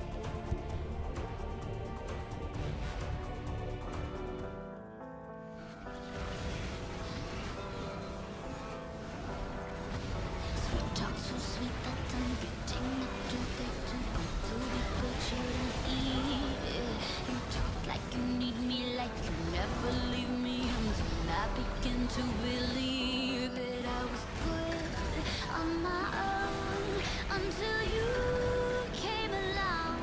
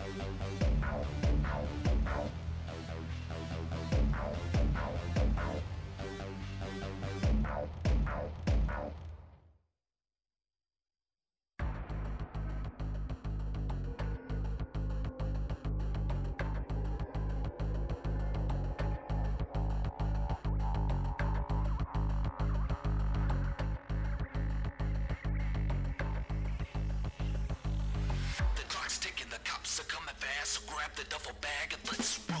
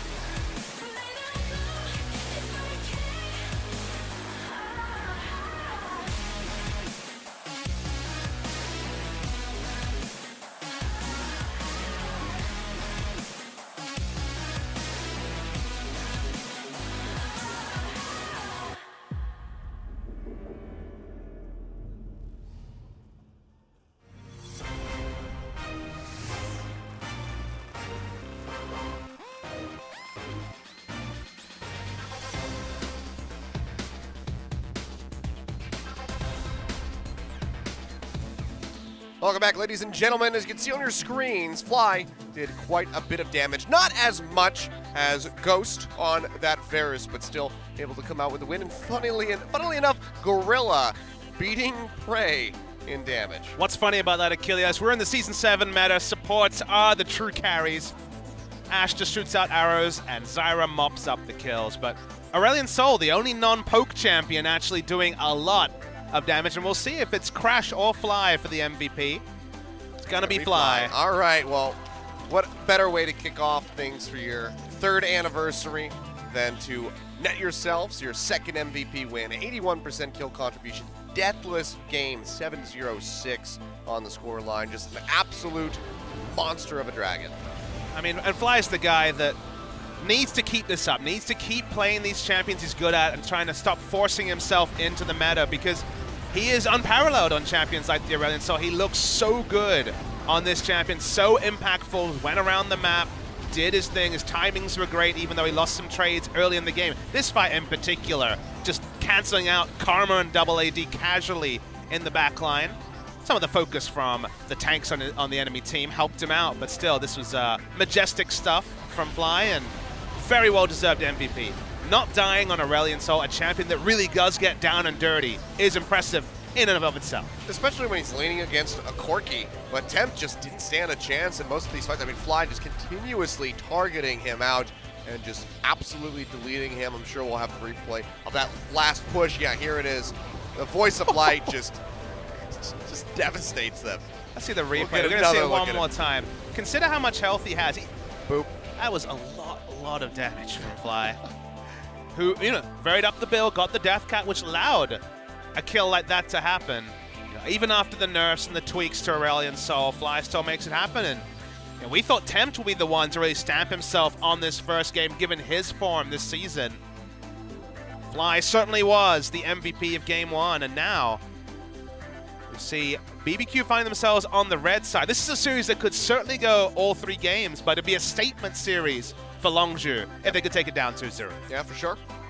BBQ did look quite good in the early to mid game, but things just started unraveling. So we'll see if they can get back to that spot and then just maintain a grip over the game. So I mean, one decision. It was one decision. It was forcing the Baron with a siege comp, not picking up the Baron, enemy team getting the Baron, and then the flow of power was just never realistically going to go back into the arms of BBQ, who had agency, who had control over the pace of the game until that moment, and then never again. Yep.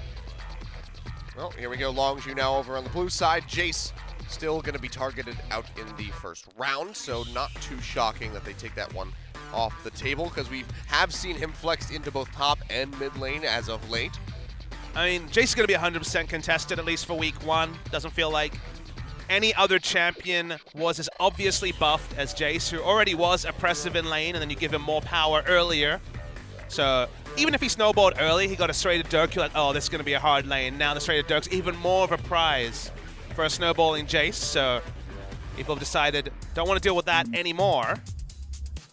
Let's see if BBQ changed second ban, because if it is just one of Rengar or the Camille, then it's not going to change anything on the red side. But yeah, okay, we're seeing more and more of this. Teams are not banning all 3, and now Longzhu.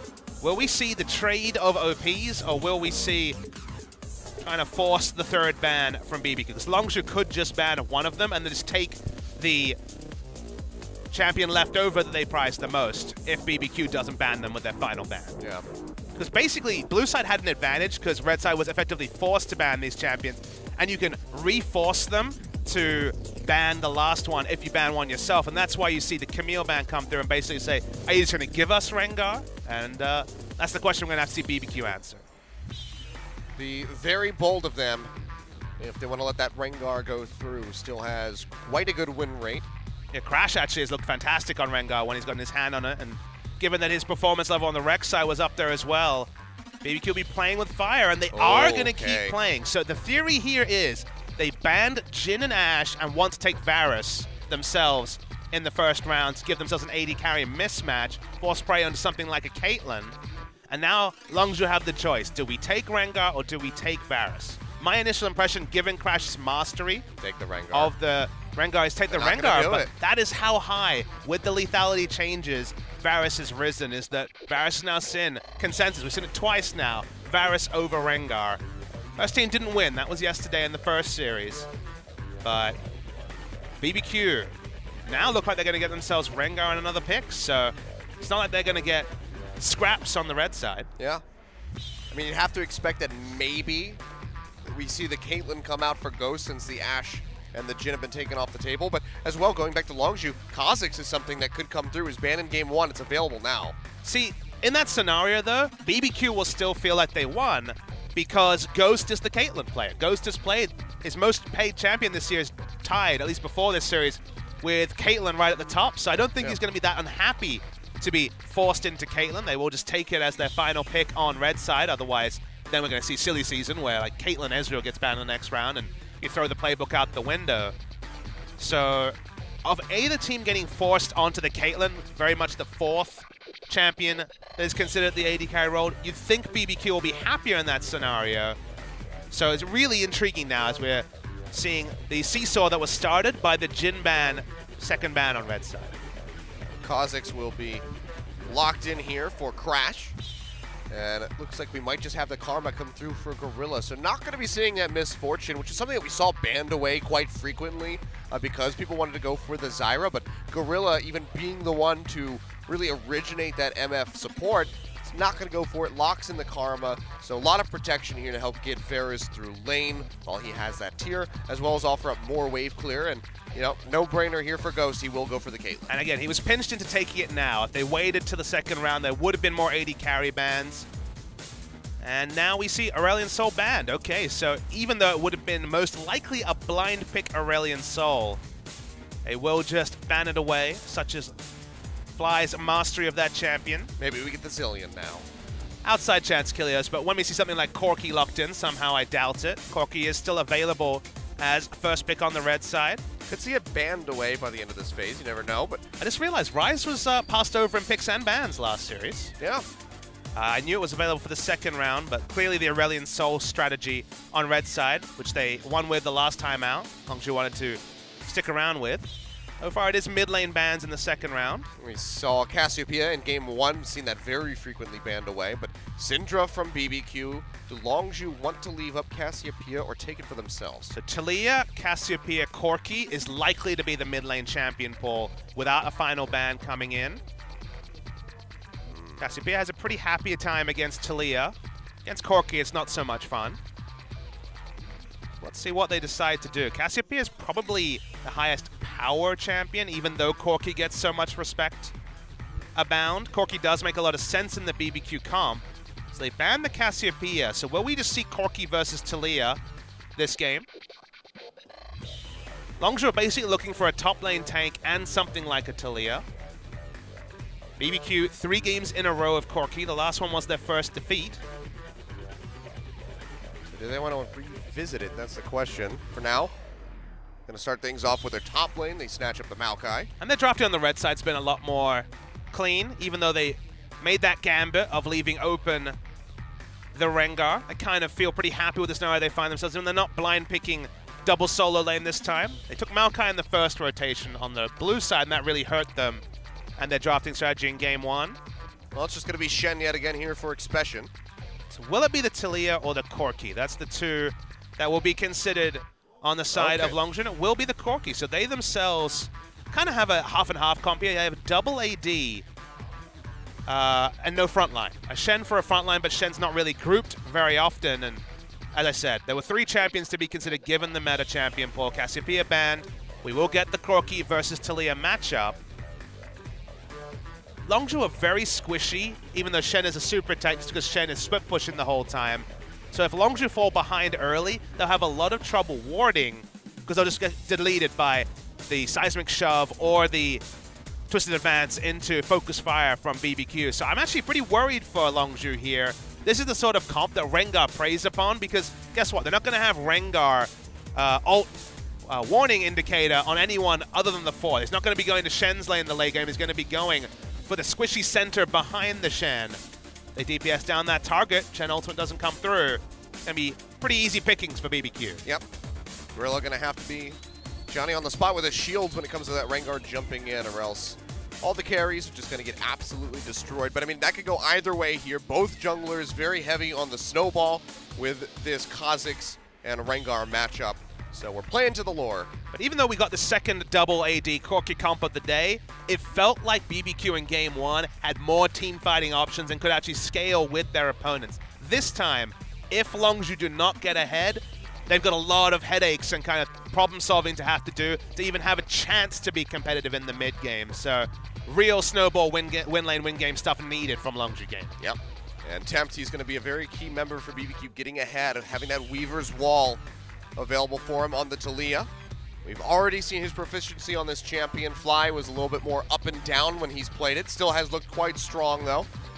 But now Tempt coming back in. Can he get another pentakill is the question. Haven't been many around the world. He's, got the first notable one.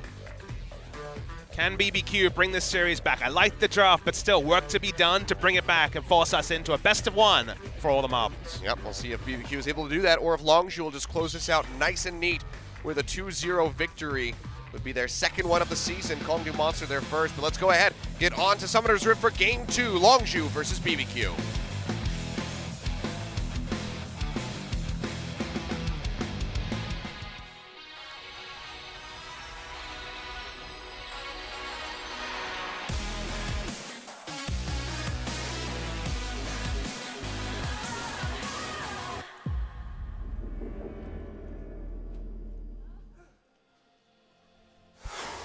Here we are.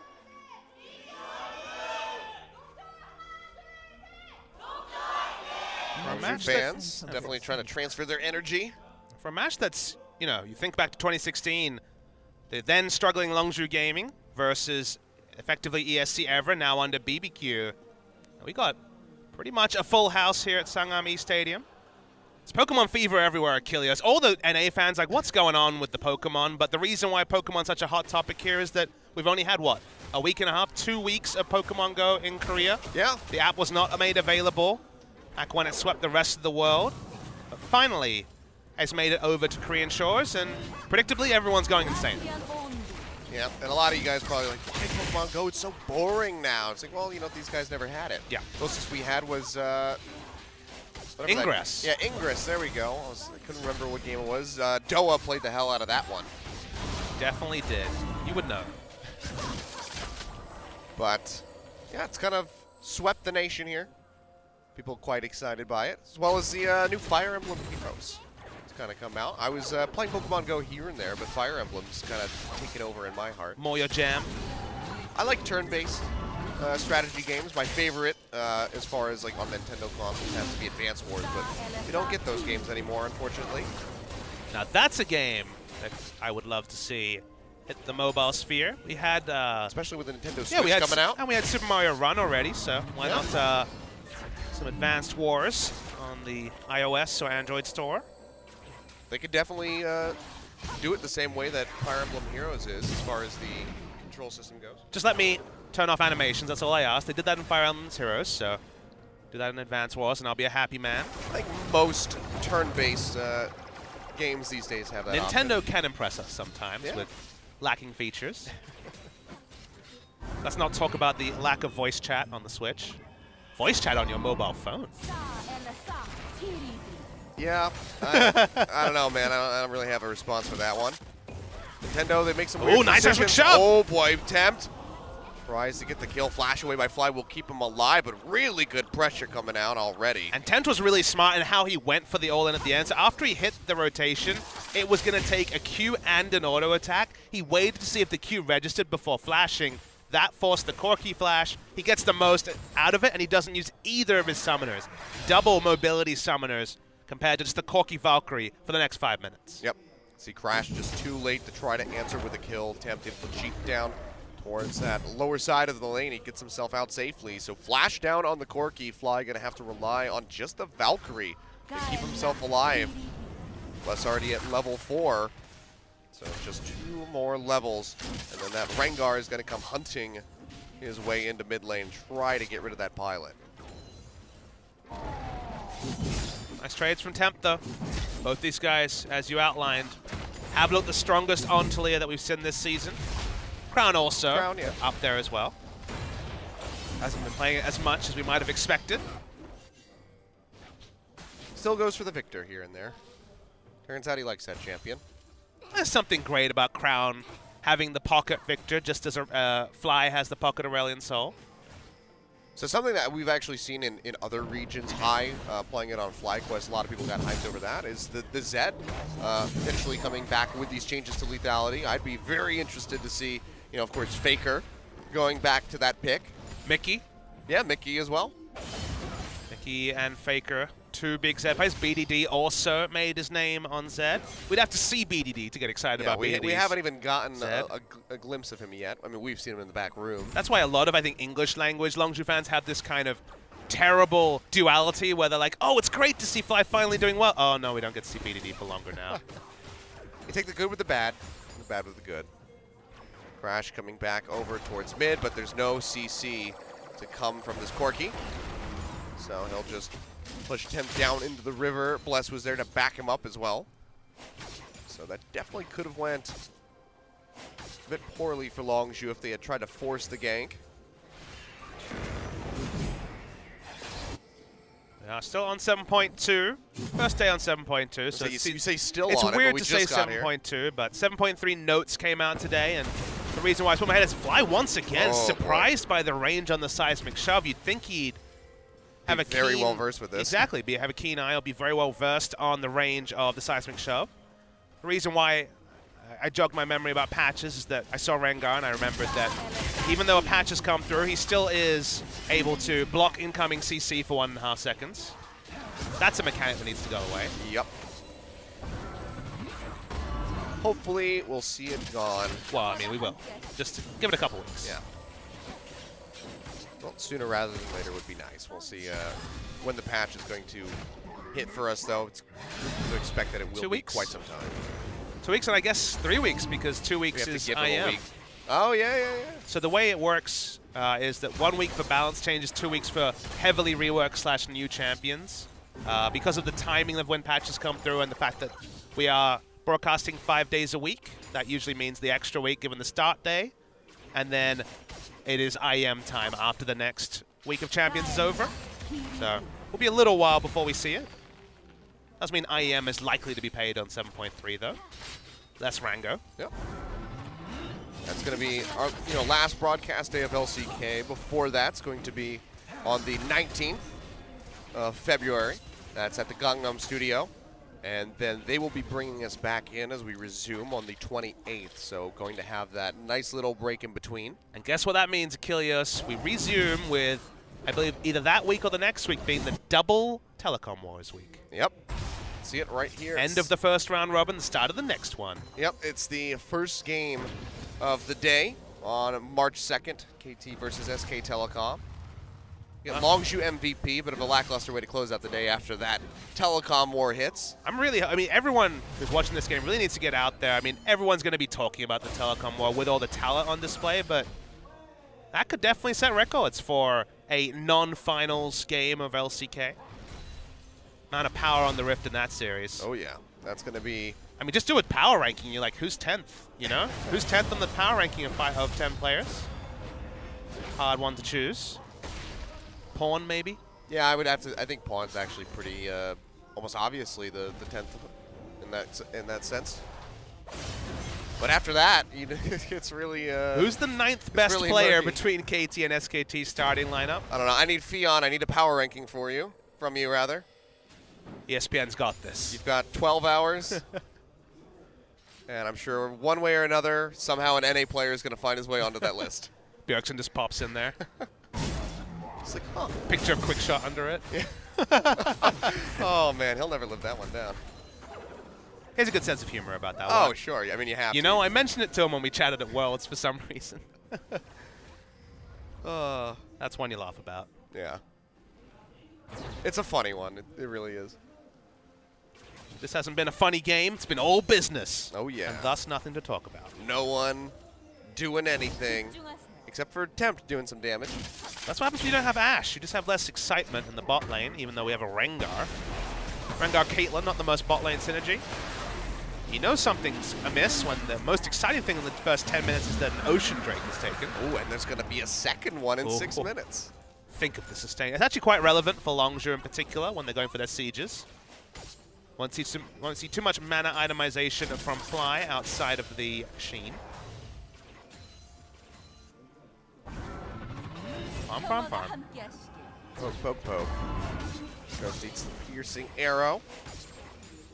And it's just going to be like this for a while. I mean, Ghost has been getting really punished so far, though, on this Caitlyn. Look at the CS. 94 to 69. So it's been having a bit of a brutal time despite the comfort of that Caitlyn being there for him. It justifies the first pick of the Varus over Rengar, which will surprise many analysts on patch 7.2. So for the first time yesterday was punished, but Prey, at least at the start of the season, had crazy CSD at 10 advantages. He was averaging 32 over his opponent in wins and losses. That included series losses. So in this particular game, was around 25 up about 20 seconds ago. Continues his great laning phase on that Varus.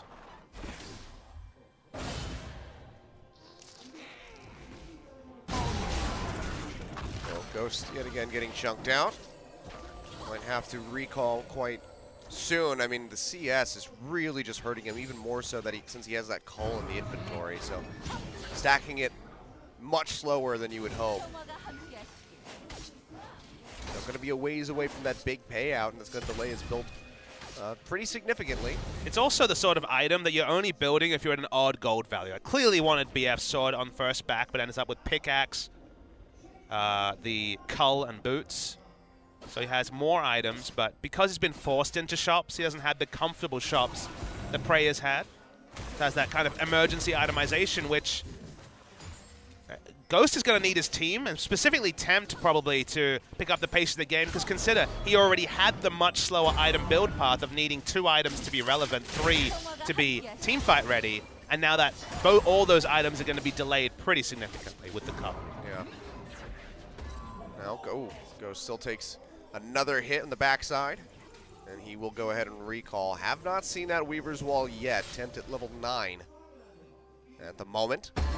Just hasn't been in a position to really try to sway this bottom lane, because Ghost has been shoved in and he's been chunked out this entire time. If he rides bot, that could just be a chain of corruption and a tether straight into his face, and he could pay for that one with his life, as he doesn't have that much damage yet from items.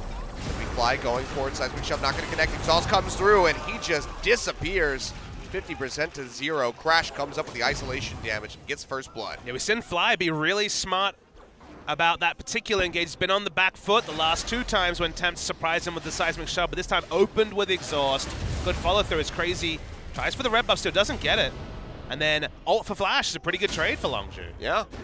Not to mention getting the Flash and Ghost out of Tempt on the backside of that exchange. So really well done from them. That's going to get them to a bit of a lead. And thought for a second they were going to be taking the Rift Herald, but they don't. But sad. No, come on, Achilles. Rift Who Herald does in 12 that? minutes. Nobody does that.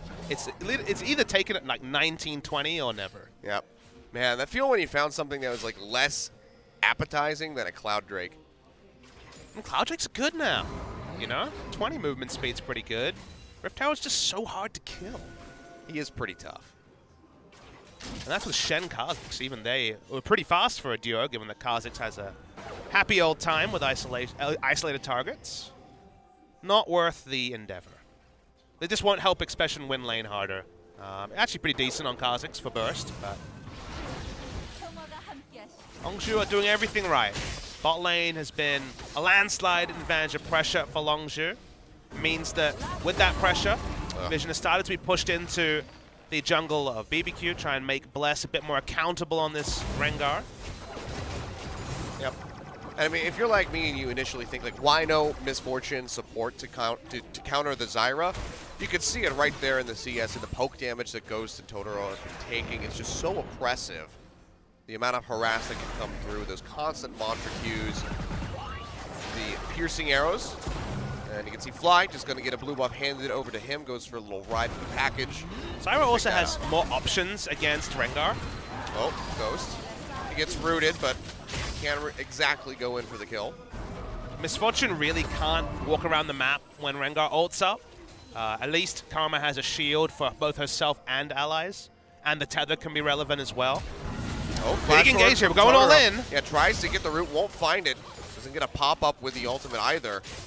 They heard Bless activate his ultimate, so they know that he is They got the indicator on the now. hunt. Indicators certainly help them have that information. Yet another thrilling hunt. We got Jin Air next time around. We might see some more thrilling hunts there, Achilles. I can't wait. My body is so ready. How do you get your body ready for a Jin Air series? I don't know. Energy drinks? Eat something greasy that slows down all motor function. Take some melatonin. You know, anything to just slow me down. Just get me in a very relaxed, sit back, just stare at the screen type mood. You got to carry the entertainment when the players don't want to, Achilles. Very true. Right now, the players don't want to. Got a little bit of action, but outside of that, it's been just back to standard stuff for these guys. Second Ocean Drake will be going over to Longzhu. You already mentioned how key that could be when it comes to these later sieges. And a Mountain Drake to follow up just makes it that much more difficult for BBQ if Longzhu is able to pick up that objective. I mean, even more critical was Longzhu setting the pace of this game. I mentioned they needed to do it. Double Shadow Dash here for Expression. Gets the shield, throws down the dodge field. Can he get out? Flashes away. He could tank that up and try to go for the dive, but meanwhile back in mid, Gorilla, he gets taken out as Totoro comes up with a kill. Expression got the maximum value out of the dodge field W that he possibly could. Dodged on the Q and auto attacks from Bless, whereas in the mid lane, looked like Gorilla was caught in a skirmish. We'll have to see the replay to see everything behind that. But remember in Champions Night I said Longzhu need to set the pace of this game. Don't really have options in the late game if they're behind. Certainly not behind at this point. They want to keep the pressure up. So far, so good. Yep. Fly, he'll take that ace in the hole as he exits, but he got quite a bit of damage in onto that turret. You can see, had to go for the Hex Drinker first. Tempt. The harass, and that's going to be the Chain of Corruption thrown down. Tempt goes low, pops the Ghost. So they get a Summoner spell out of it. But he'll be alive for a bit longer. Still has that wave clear to get rid of these minions. I wonder what the Caulfield's Warhammer is building into from Varus. I would have expected it to be the Serrated Dirk into the Edge of the Night as a second item. Interesting. Probably not Black Cleaver. So you start thinking about other Warhammer items. Probably not SC3. I guess it could be more. Seems like kind of a weird item choice against this comp. Edge of the Night seems like the natural itemization, so that's why I'm a bit unsure about the Warhammer.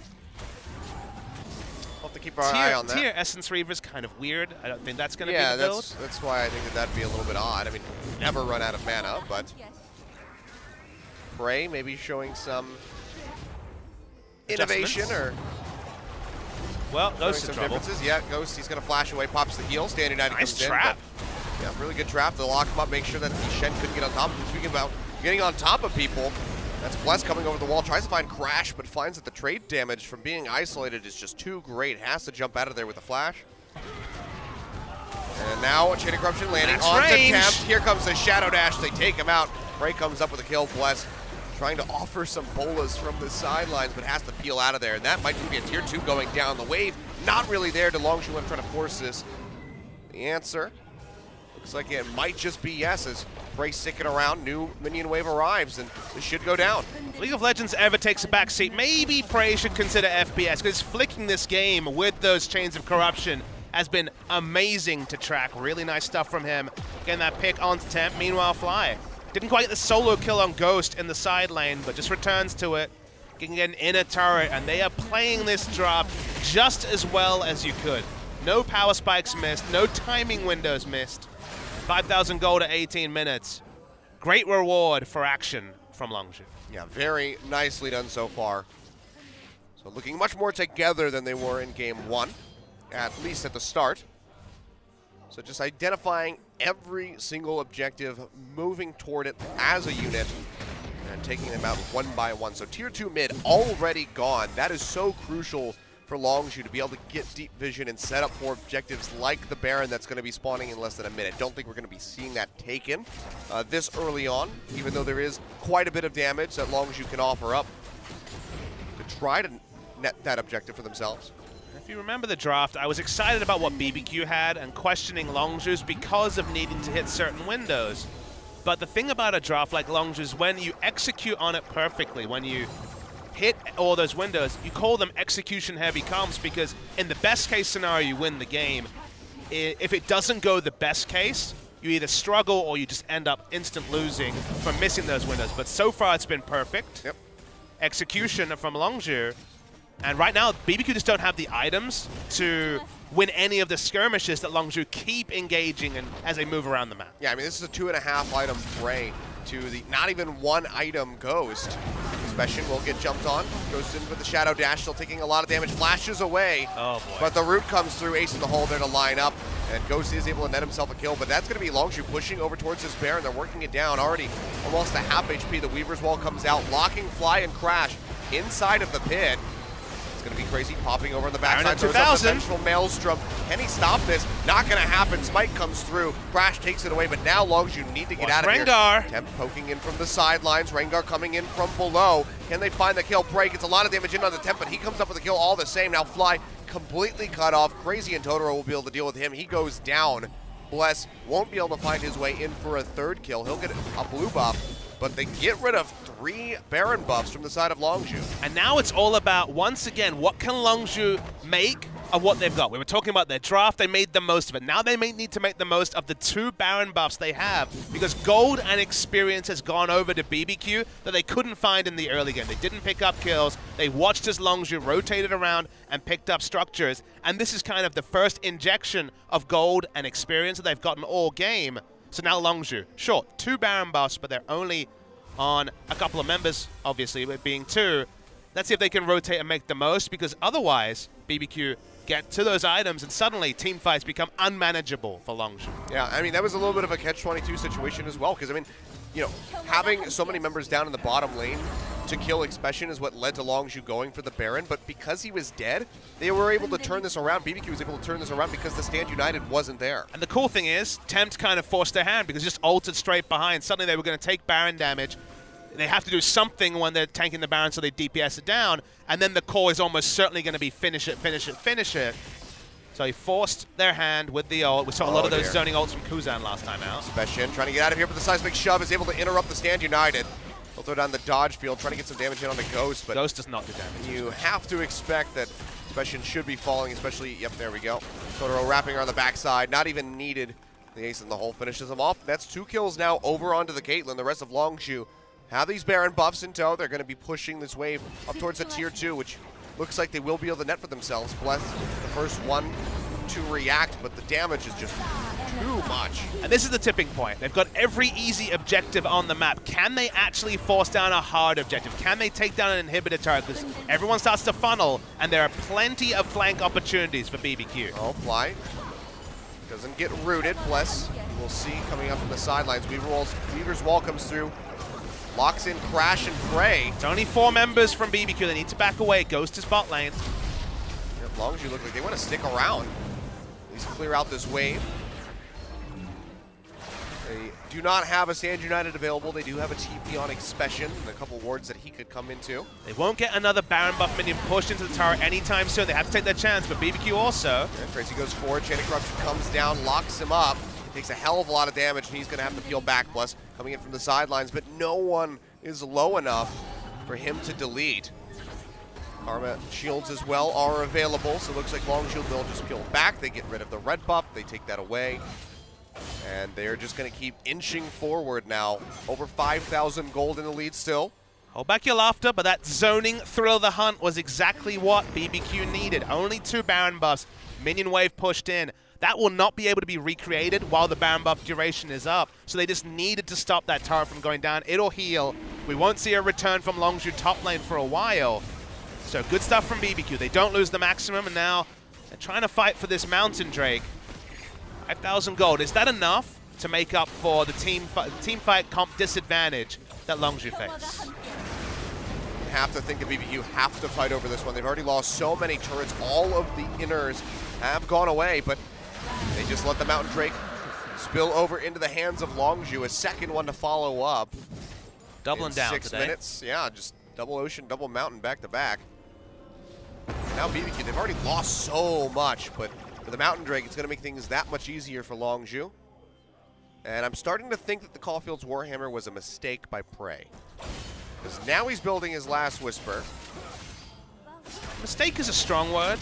It did get him closer to 40% CDA. He might actually be at 40%, so it might just be, I want 40% as quick as possible. That could be. Won't see the tab away, but it doesn't feel like it's naturally itemizing into anything, so I see where you're coming from. And maybe he thought he was getting a serrated Dirk, you know, picking through. What does Longsword build into? And then Same cost, Yeah. similar color, so you can understand it. We'll see where he wants to go with it. The most punishing, like, same gold, same color, is when you buy a rejuve bead instead of the refillable potion. I've done that, That is so many times. When you leave the base, you're like, oh no, this is way worse than what I wanted. ADD's just like, whatever. I'll buy a second one. Doesn't really play. Tiamat's coming soon. Doesn't really play as Trundle much these days, though. Doesn't get much of an opportunity. But he's found solace in the Scion. That's true. Gets banned a lot now. It's great. It's so weird. Hey, why can't ADD have his Scion? We've got Pocket Victors, Pocket Aurelian Souls. I didn't say I didn't like it. I just said it was weird. It's always good to see those, you know, those champions that you think are just completely out of the meta. You'll never see them again. Inch their way back into the meta and find success. Well, they get the pick rate on some of those non-contested champions up. Froggen and his Anivia was the famous one throughout competitive history since Season 2. Beyond and his Shyvana, certainly not the same. That's infamy right there. Not That, yeah. Well, we can give him his Amumu. He's 50-50 on that one. He's good at throwing series leads with the Shyvana. Yeah, that one I can't really wrap my head around. Hopefully he stops. Because he was one of the junglers that we were praising at the end of the summer split. He made the intro video. Yeah, but now it's been significantly worse as far as performance goes. Him and Punch struggling this season on the jungle pool. Yeah, and everybody else leveling up. I mean, Bless as well. He was very inconsistent if you took a look at summer. Gorilla's here as well. I don't know if that's enough to kill Crazy. I don't know. They have the tether coming through. Now Bless. Rengar's Throw coming the in as hunt well. popped. Yeah, he's charging his way down. The Redemption will get popped. No one's going to take the heal. Whatever. But here comes Bless. Weaver's well thrown out. And Gorilla and Expression making a really bad decision. Fly is here to try to back up his Shen, keep him alive. He'll be able to dash over the wall to get himself out to safety. But now that's going to be Crazy going in with the Twisted Advance, locking down the Corky Pit package. Coming through. Fly's just popping burning off. them out. That's going to be Tep going down. And Fly comes up with the double kill. Can he make it more? Killing blow does go over to Crash. Now Ghost getting chunked out. Root very crucially connects onto Prey. Crash doesn't want to go any further by himself, but three kills picked up here for Longzhu. It looked like that was going to be really bad for them, what with Gorilla going down, but the rest of the team was able to arrive in time. It was so hard to tell whether this was Longzhu making the best of a poor decision or a bad situation, or whether it was just a complete delay tactic. I'm going to go with the form. I think there was just a mistake on the side of Gorilla. The zoning redemption, I guess you call it, and getting no value from that whatsoever. Might as well have waited for him to be dead and then used it afterwards. But regardless, nice turnaround. Fly hitting his power spikes. They get some kills, and you can see in the picture-in-picture, they're rushing down Baron. They're getting it fast. Yep, they go ahead. They take that one out. There was no vision in the pit or around it from the side of BBQ. So, I mean, you probably expect that they had some inkling that it was happening, but there's just no way for them to respond. Longzhu have just been choking them out slowly and steadily throughout the duration of this game. So this is some of the cleanest play that we've seen from Longzhu thus far. It's still not perfect, still made some missteps, but not yet at threat of missing their window. They're still 5,000 gold ahead. They're still being able to push up vision, play around the enemy turrets. When you are a siege comp like this and you can get vision control, something that BBQ are not able to do in Game 1, you put down control wards, you move up your line of vision, and you have the faster track between turrets than the enemy does, because you can cheat through the most aggressive paths through the enemy jungle. Oh, you got a Death's Dance. Interesting. Okay. Death's Dance Varus. Didn't see that one coming, but all right. I often forget that item exists. No one builds it, except Graves in my solo queue games once in a while. I was gonna say, I mean, it was definitely a big item for Graves, whether it was in the jungle or even those few times That was Trace. that we saw, you know, in top lane. Trace rushed it once. That was great. We saw it in mid as well in NA. I think Keen played that. In general, if it's an off-the-meta mid lane pick, Keen probably was the one that played it. Very true. It's the one that made Urgot a thing. And Hecarim mid. All right, well, inhibitor turret gets broken in the top lane. That's going to be the inhib going down as well. Longzhu, yet again, just really utilizing this Baron buff. Trying to walk down to mid, but it's just a little bit too risky, so they have to wrap around. It's going to buy a little bit of time for BBQ, but I don't think they can really stop this onslaught attempt. Is not able to clear out as well as he would like to over these Baron-empowered minions. Was Pop still on the hunt? He's just lurking in from the backside, but can't really find anybody. As soon as he jumps on the fly, Gorilla's going to have that shield ready to go, as well as the tether. So it looks like BBQ, they're just going to have to sit back and stare as their base crumbles around them. There just was no engage Achilles. They didn't have the focus fire to take someone down through the shields, and Prey is putting out insane damage. Been accelerated the whole game in terms of his item build path. Looking forward to this damage chart. I severely doubt that Gorilla has beat him this time around. Always bet on Varus. Seems to output more damage than even Corki. I guess his Q is on a pretty short cooldown. Does more damage than the Rockets. Trap line set up here by Ghost to try to dissuade them, but minions are doing a lot of the work for them. Blast going to get hit with that Chain of Corruption, takes a huge burst of damage and has to hightail it right back to the fountain. Now the Super Creep starting to push in to mid and top, and there's just not a thing that BBQ can do.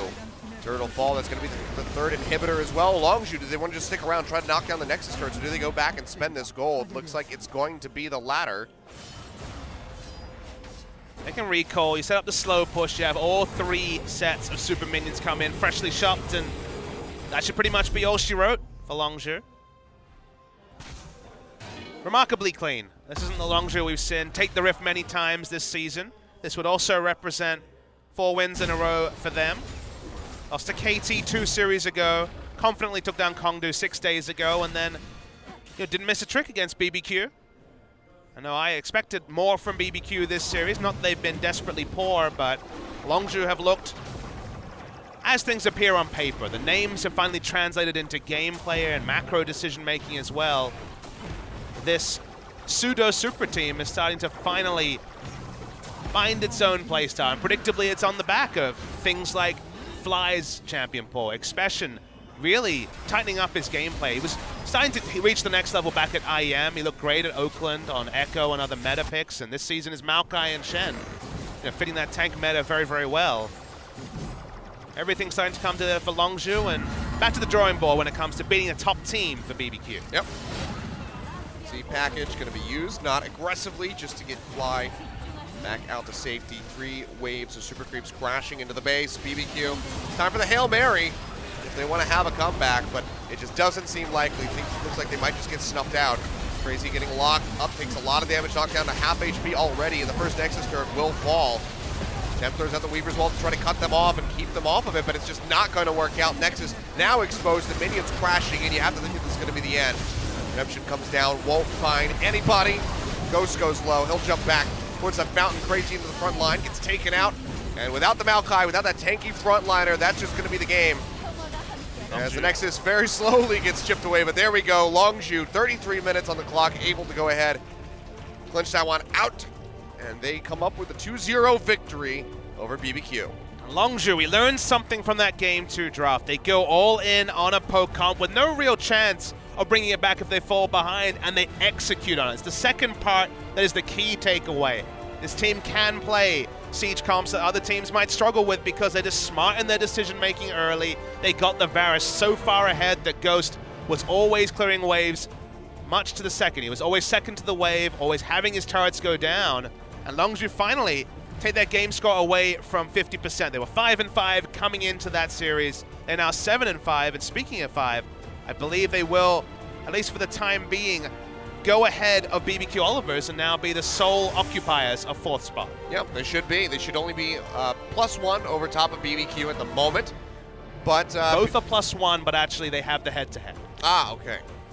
So they will have that very slight lead to go ahead and put themselves into third place underneath of Samsung Galaxy. And you have to expect that they're probably going to be able to move up a little bit more than that, because they play against the Rocks Tigers, who have been very indecisive in their performance. So Prey and Gorilla going up against their former organization will be a fun one to watch.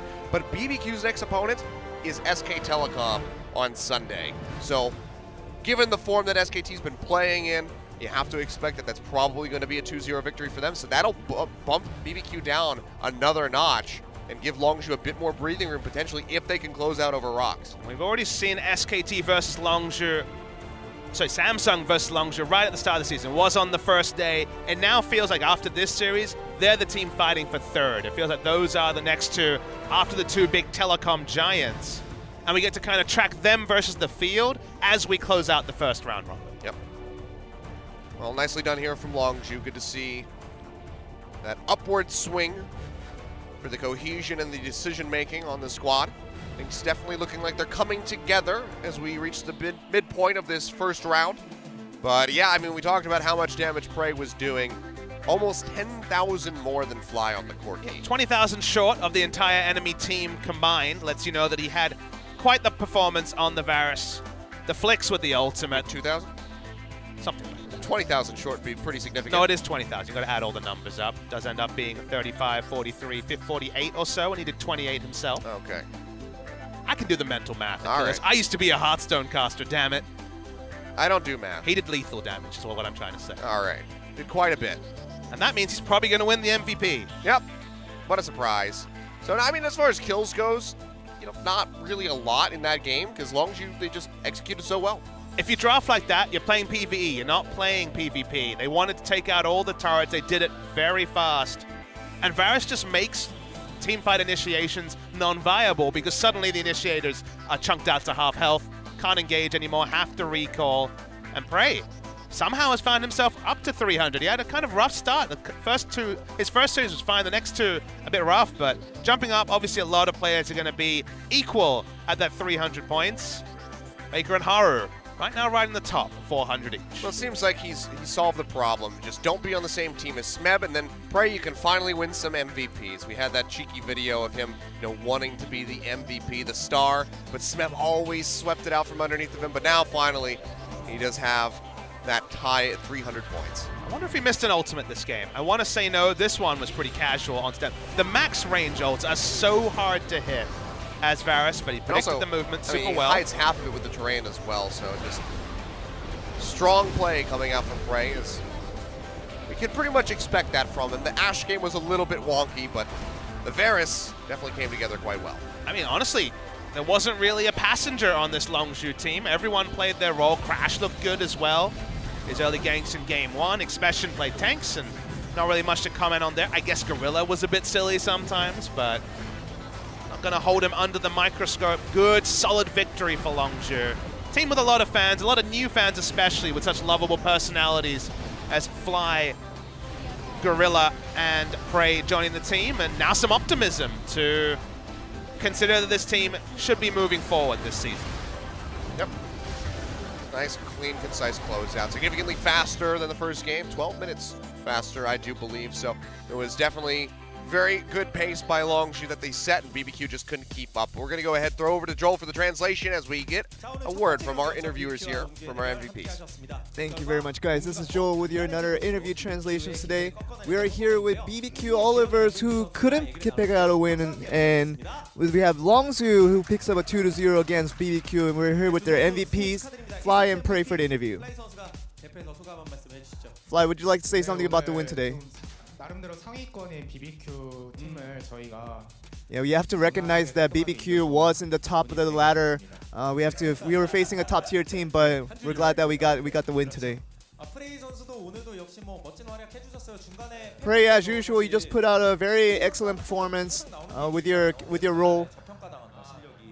And a lot of people were criticizing whether you will be back on form. What do you think? Well, it's true that my first game wasn't the best, but you saw in my second game what I'm capable of. And I think, you know, it's a lot of the haters out there trying to say that, but I'm still back.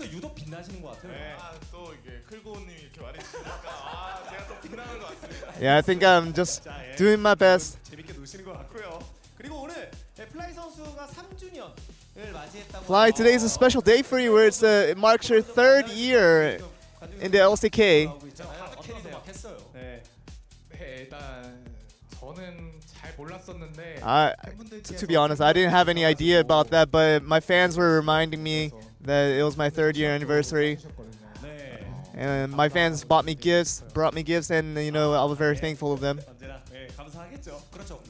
프레이 선수가 보시기에도 플라이 선수가 아우렐리오스 같은 거 잡았을 때 좀 포스가 남다른 게. Pray, it seems like that you can tell that like when Fly grabs these very unusual champions like Aurelion Sol, he just really shines. What do you think about that?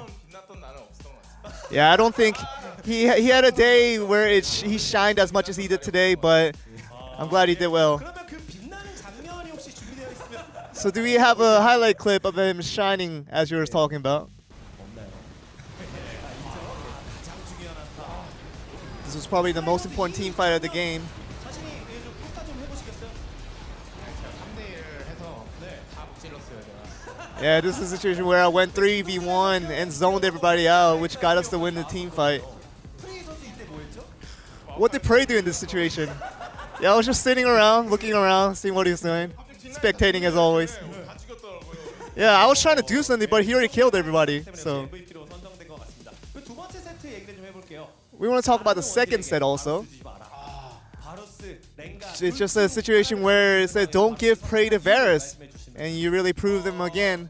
근데 상대가 그렇게까지 이렇게 원딜 밴을 하면서 바루스를 좀 높은 티어로 올려. Yeah, I feel like they banned out all the ADC picks, but they left Varus open. It was a situation where they really didn't get the advantage that they were hoping for. 처음에 딱 뱀픽이 나왔을 때. How did you feel when the ban pick rolls out like that? 말해서 그 항상 들어가기 전에 상성 구도를 물어보거든요. We always talk about, you know, what they will ban and what they will probably pick, and we always do that before the game. But as soon as they left Varus open, we just thought that we got the victory. 편하게 들어가. 카직스 편하게 들어가요. And because Crash was also had the Kha'Zix available, it was very comfortable pick and ban phase for us. 풀려서 그렇게 느꼈던 것 같고요. 네, 바루스가 정말 좋은 픽인 것 같아요. Varus is a very good pick right now, and it's something that we can't lose. 라인전 단계에서 좀 고생한 플라이 선수 얘기 좀 해볼까요? Fly, you want to talk about the laning phase in the beginning, where you were struggling very heavily. 역시 BBQ의 에이스랄까. Yeah, it's definitely BBQ's ace in temps. But you know, I was struggling in the beginning, I had to admit. 더 잘했던 것 같다. 한주 선수가 잘한 걸로 하죠. We want to say that temp did better in the early laning phase. 본인의 포지션 그러니까 코르키 대 탈리아구도 말고 다른 포지션. You know, if it wasn't the Corki versus Italia, 본인의 플레이는 좀 더 편한가요? how do you think you played just overall as a mid laner? 좀 세긴 하잖아요. 그렇죠. You know, you have to admit that Rengar is strong, and you have to always be cautious of it. 크래시 선수가 자신 있다고 카직스로 그냥. You know, but with Crash, with the Kha'Zix open, he was the one that said that we can give up the Rengar and pick the Kha'Zix instead. 다 쉔을 기용하면서 좀 같이 스플릿 푸시 좀. And we also saw that you guys really made a good use of that Shen in both sets today. 조금 위험하다고 생각은 않으셨어요? Did you not think that was a dangerous pick going into some of the compositions? 저희는 바로 의식하고 올라온 줄 알았는데. Yeah, there was a situation with the Baron call where it could have been dangerous, but 크레이스 선수가 이제 바로 치자는 콜이 나온. Crash really made the shot calling to go for the Baron. 있었는데 상대 탈리아가 좀 궁을 잘 긁어서. And there was a situation where, you know, Talia made the good ult in, and it was a really dangerous situation for us.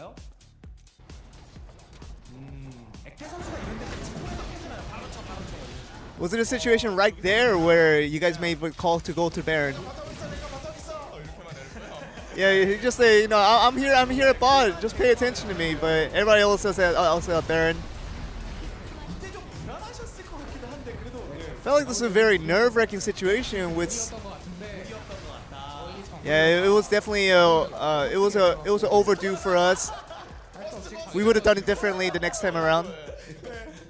그래도 뭐 결과적으로 이제 둘이 잡히긴 했지만 뭐 운영적으로. Well, even if the two of you got caught out, you guys still won the game, so that's all that matters. 경기를 이어나가기 위해서 정말 중요한 경기였잖아요. It was an important game for you guys, keeping that win streak up. Do you want to say anything to your fans out here today? 네, 저 3주년 축하해 주신 거. Thank you for congratulating me on my 3rd year anniversary. We want to prepare hard for the next game so we can get a clean game next time around. And that seems to be the end of the interview. Back over to you guys. Thank you very much, Joel, for the translation, as per usual. So yeah, nice victory here for Longzhu, 2-0 on the board. Their second 2-0 victory. Haven't been able to amass too many of those, but now they will inch ahead of BBQ Olivers very slightly. It feels like the trust between members is finally there for Longzhu. They're kind of still very much in their learning phase of their development. Very much a new team put together, despite there being 2 Longzhu members in Crash and Expression still on the lineup. But sort of victory you want. Competitive game. BBQ, though, were clearly second best. They need to find some scalps that are top-level teams, and that's kind of what they need. But BBQ look like they're going to be more like the Afrika of last year, where they're very much on course for 5th, but a level below the top 4. Yep. And with that, Longzhu inch their way up, so now have that +2. So just going to be 1 point ahead of BBQ.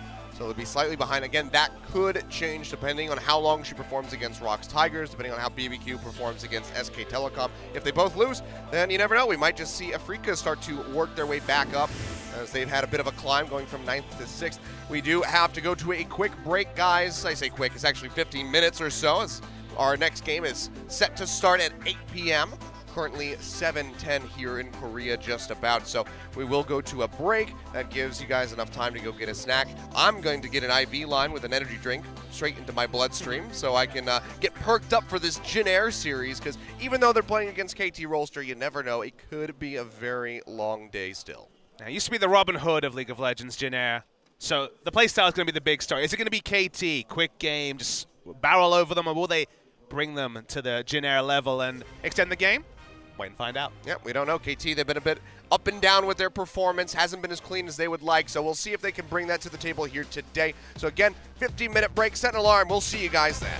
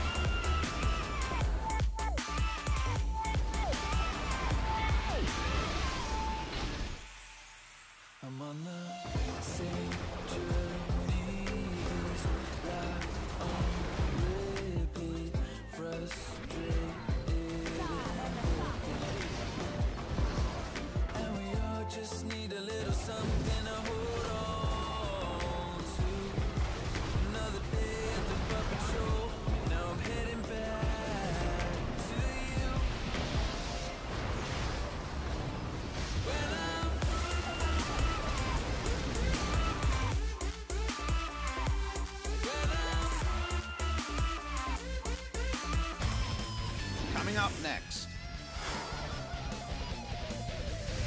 KT Rolster, Jin Air GreenWings, 2017 League of Legends Champions Korea Spring Split.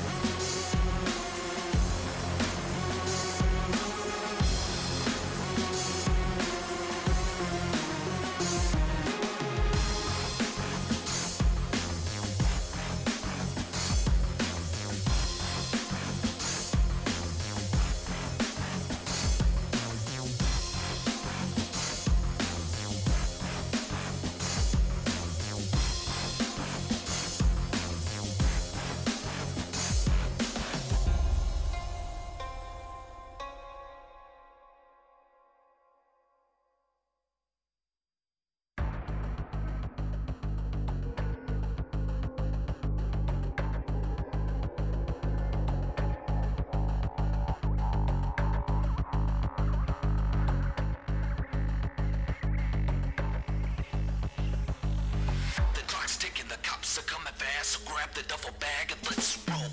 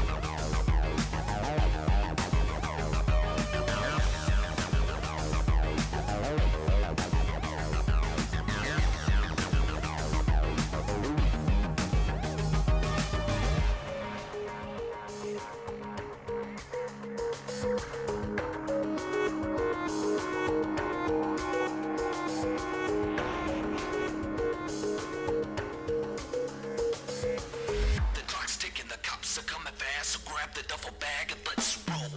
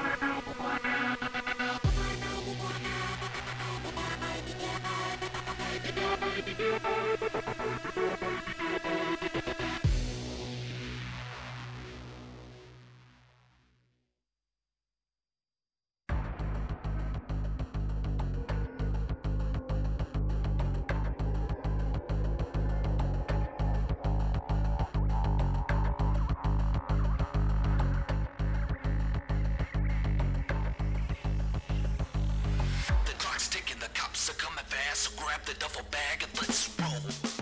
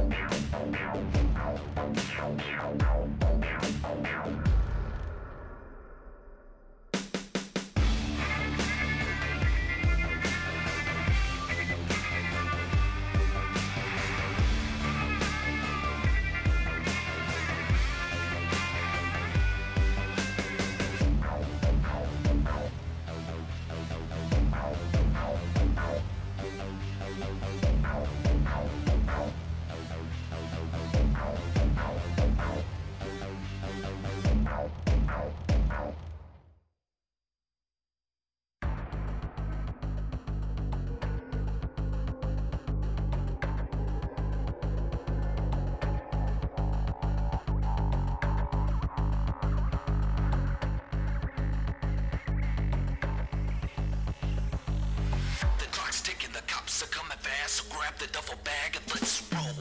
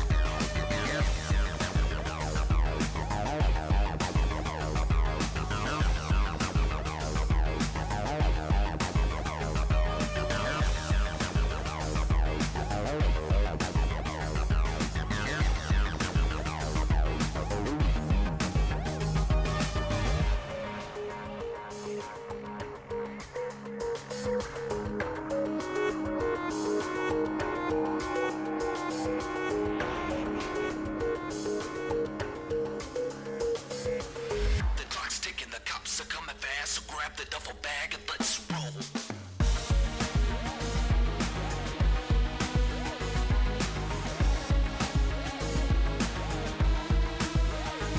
Let's roll.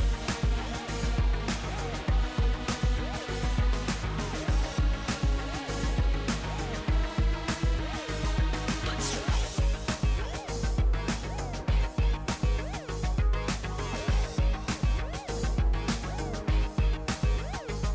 Let's roll.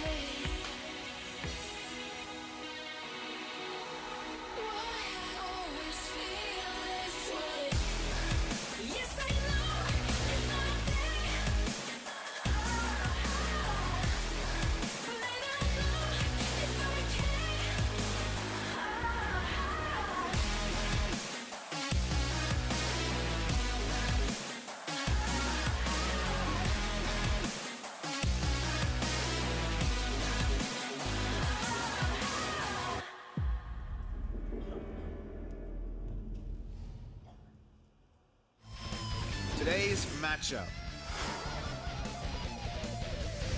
KT Rolster. Jin Air GreenWings. 2017 League of Legends Champions Korea Spring Split.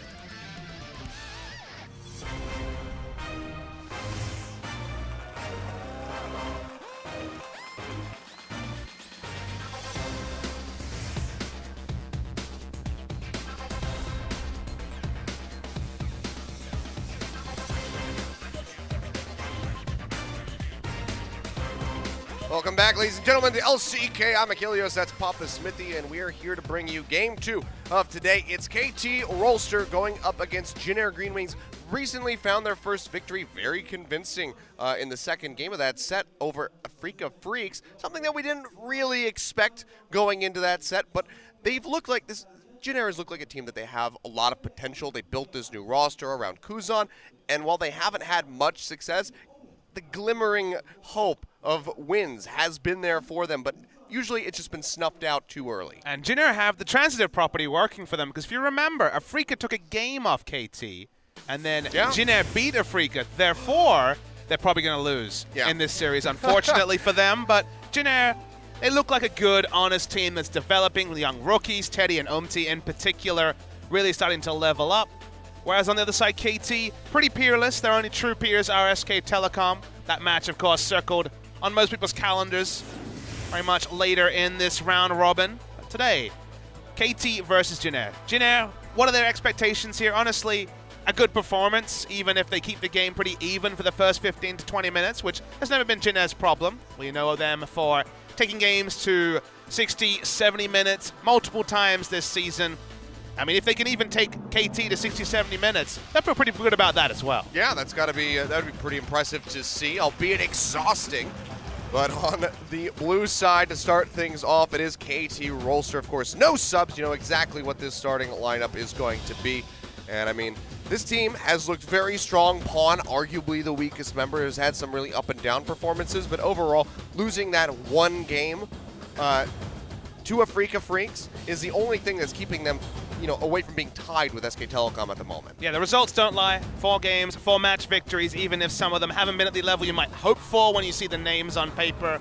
Everyone, including Pawn, has had good series, though, where they've really put forward their name and why each of these players individually have been celebrated. Now, have they reached the expectation you do when you put all these parts together? Not yet, but if they keep winning, they work their way up. I believe their last match of this first round robin is SK Telecom. So they have the longest road of development available for getting into the sort of gear required to take on what is looking like the best team in the world in SK Telecom T1.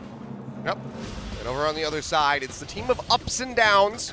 Jin Air GreenWings just have that one win under their belt, but arguably they've had a very tough schedule compared to a lot of other teams. Their first match of the split up against SK Telecom. Of course, that was a 0-2 as SKT has not lost anything yet. 1-2 to Longzhu, who are looking to be informed. The most questionable one, probably their 0-2 loss to BBQ. But then able to 2-0 Africa Freaks actually put them down into, I think, 9th place for a period of time. They've climbed back up. But Jin Air, like I said, they have had hope that they can actually get together and perform, and a lot of it is on the back of that man on your screen right there, Teddy, coming out from the AD carry position. He has had some pretty marvelous performances so far, but just hasn't been enough to get more wins on the board. And that's why I have optimism for this lineup, because the shining lights early in the season have been the rookies. Teddy and Umti have been the most impressive members. And the reason why that's important is we kind of know what to expect for Iksu and Kuzan. Sure, Kuzan might have been struggling recently, but he'll get back to where he's been, which has been a top 5 mid laner in Korea for a lot of the last 2 years. And Iksu is a very reliable top laner. And the only member we don't mention, Snowflower, is currently outright second in Korean Challenger, only behind Peanut. So his mechanical form is on point as well. So a lot of optimism around Jin Air as they've very much reinvigorated their roster for 2017. And KT Rolster, at the end of the day, every time they take the Rift against any team in the world that isn't SKT, you're expecting them to 2-0 in pretty similar fashion and just deal with opponents left, right, and center. Let's see if Jin Air can be added to their war chest so far. Yep. Let's see the Team KDAs coming through. KT having a couple dips, but overall going to be keeping their heads above the water, whereas Jin Air has been waning a little bit. And, you know, I mentioned Teddy, but the other rookie on the team, in the jungle, has been another very crucial key to this squad for their very minute successes. I mean, they're one of the only teams that were leaving up Rengar even previous to the trend this week and taking Lee Sin into it. said, I'm pretty happy with the matchup. They had an interview with, I believe, and Snowflower were the MVPs during their victory against Afrika. And they're like, well, the strategy didn't work the first time against SKT. If you remember, they did get a solo kill on the enemy Rengar with the Lee Sin and some good ganks off, but got overpowered by the SKT lineup. The same thing could happen in this series, but Jin Air have their own way of playing their game, their own priorities about pick and ban. So they're always fun to see hit the Rift, even if when you see the 45-minute mark show up on the timer, you're like, that's so Jin Air. Well, you can see Deft, veteran versus rookie here, having quite a stretch above Teddy. KDA off the charts at the moment. So we'll have to see how Teddy is going to fare going up against him. Didn't have too great of a time going up against This Bray. guy has played a lot of games. We'll hit 300 in this series, which is cool to see. He's the only player remaining in Korea who played in the first ever competitive League of Legends tournament. That was the OGN Invitational, even before Spring, back in February, I believe it was, of 2012, still during the beta in Korea. He was Joker on StarTale at that time, went over to KD Rolster Bullets as the AD carry, the immortal score. Now finds himself in the jungle and keeps reinventing himself. 3 professional roles. First player in Korea to play Ivern in LCK. He moves with the times, still watches other regions. He actually credited EU for the Ivern pick in particular, given that's been a very high priority one there. And that is some history for this player. The 2 HP, of course, from the last year's final. One of the bad parts of that history, but it's been around. He's seen a lot, and he's been immortal in a different way. The immortal score for not dying in his debut as an AD carry, and now just for keeping his starting position and having another super team built around him just because of his respect as a jungler. Yeah, I mean, you know, we were touting this going into the split throughout the duration of all of last year, saying that Score is probably the best jungler in the world. And then, you know, of course, you had Peanut up in that mix trying to figure out where he was. But holding this roster together, everything built around him, very much like everything was built around Kuzan for Jin Air GreenWings. But he needs to step his performance up. We'll see how Kuzan's going to fare against Pawn, who has had some waning performances. The Azir comes to mind. Definitely something that I think we can all agree we don't necessarily want to see that from Pawn again in the near future. This is the longest that a League of Legends broadcast has been on. I mean, 7 minutes now, and we haven't said the word Smeb yet. That's how many stars there are on this lineup. You forget about this, I think it's top laner, I guess he is. I think he won some MVPs last year. Man who was voted #1 in terms of players at Worlds. I heard some good things about him, you know, whispers through the grapevine. The grapevine, we say as LCK But he's casters. an enigma. We don't know enough about this man. I think this is Mata. Yeah. That's how it's pronounced, right? Yeah. Superstar. Mata and Deft. Superstars abound on the KT side. Looking for something new. And Ivern, I think, spoiled us a little bit. I know I've been wanting to see more LCK Ivern, and so far been denied. Wonder if Jin Air will consider banning it. Both these teams high priority on poke, so yeah, the draft will be interesting to see. We're seeing more and more teams getting a bit frisky on the red side, not banning the Camille, LeBlanc, and Rengar. There is on 7.1 or 7.2. Teams are trying things out, so I believe we're only moments away from pick and ban. Uphill task for Jin Air. Business as usual for KT Rolster. Yep. Looks like we're taking care of something here on Pawn's computer before we go ahead and dive into the pick and ban. Players are ready to go in the lobby, but it seems like it might be that computer. That was the one that was causing a little bit of trouble there for BBQ Olivers, so might have to swap that rig out if it does come down to it. And OGN, the cameraman, kind of teasing the fangirls waiting in the audience because we haven't cut over to Smeb yet. And we also get unnaturally long versions of these very famous OGN themes. I know during rehearsal we heard the full version of the remixed Champion Select theme. It's pretty jamming as you get along. There we go. You get a nice shot of him. Good old Smeb. No MVPs for him this season, or maybe one. I think it's 0 though. I think he might have gotten 1, but he hasn't been dominating the charts like we saw last season while he was on the Rocks Tigers. I mean, got back-to-back MVP in you know, spring and summer split. Now we're back. We are. The unexpected camera cut is the deadliest. That's true. Smeb, speaking about him, actually, the only reason he won in summer was that he had so many early in the season and wasn't actually picking them up as the meta changed towards the second half of the season, but it's kind of stayed just neck ahead of the next. So uphill battle for him to be the MVP again. I think that Faker guy might do all right this time. Yeah, he's break the top lane only. He's doing pretty well. But all right, looks like we have the issues taken care of. The music resumes, and we go into the booths as the coaches enter in. So it seems like everything is squared away, and we can get the pick and ban going in just a sec. I'm ready for another Jin Air series, Achilleos. Did you know that we've had every Jin Air series so far this season? I know. It's really bizarre. We're not getting much SKT. We get the chicken. And then we also get all of the Jin Air. And in a different season that'd make me sad, but I've enjoyed watching Jin Air, even if sometimes my brain goes to weird places as we go past the 65-minute mark.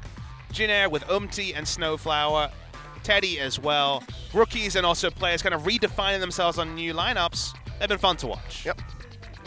And the trend continues. We have BBQ and Jin Air always set for the same day, and that's going to continue forward as we go into next week as well. But you can see pick and ban here, KT taking that Lee Sin off the board, getting it away from Umti. It's comfort pick, most played by far for Umti, and it's also one of the reasons they consider leaving the Rengar open is that they like the Lee Sin into it. So will they actually just go for what was previously standard 3 bans on red side now with the Lee Sin blue side ban? And wow, okay. KT just want Kha'Zix's first pick, clearly.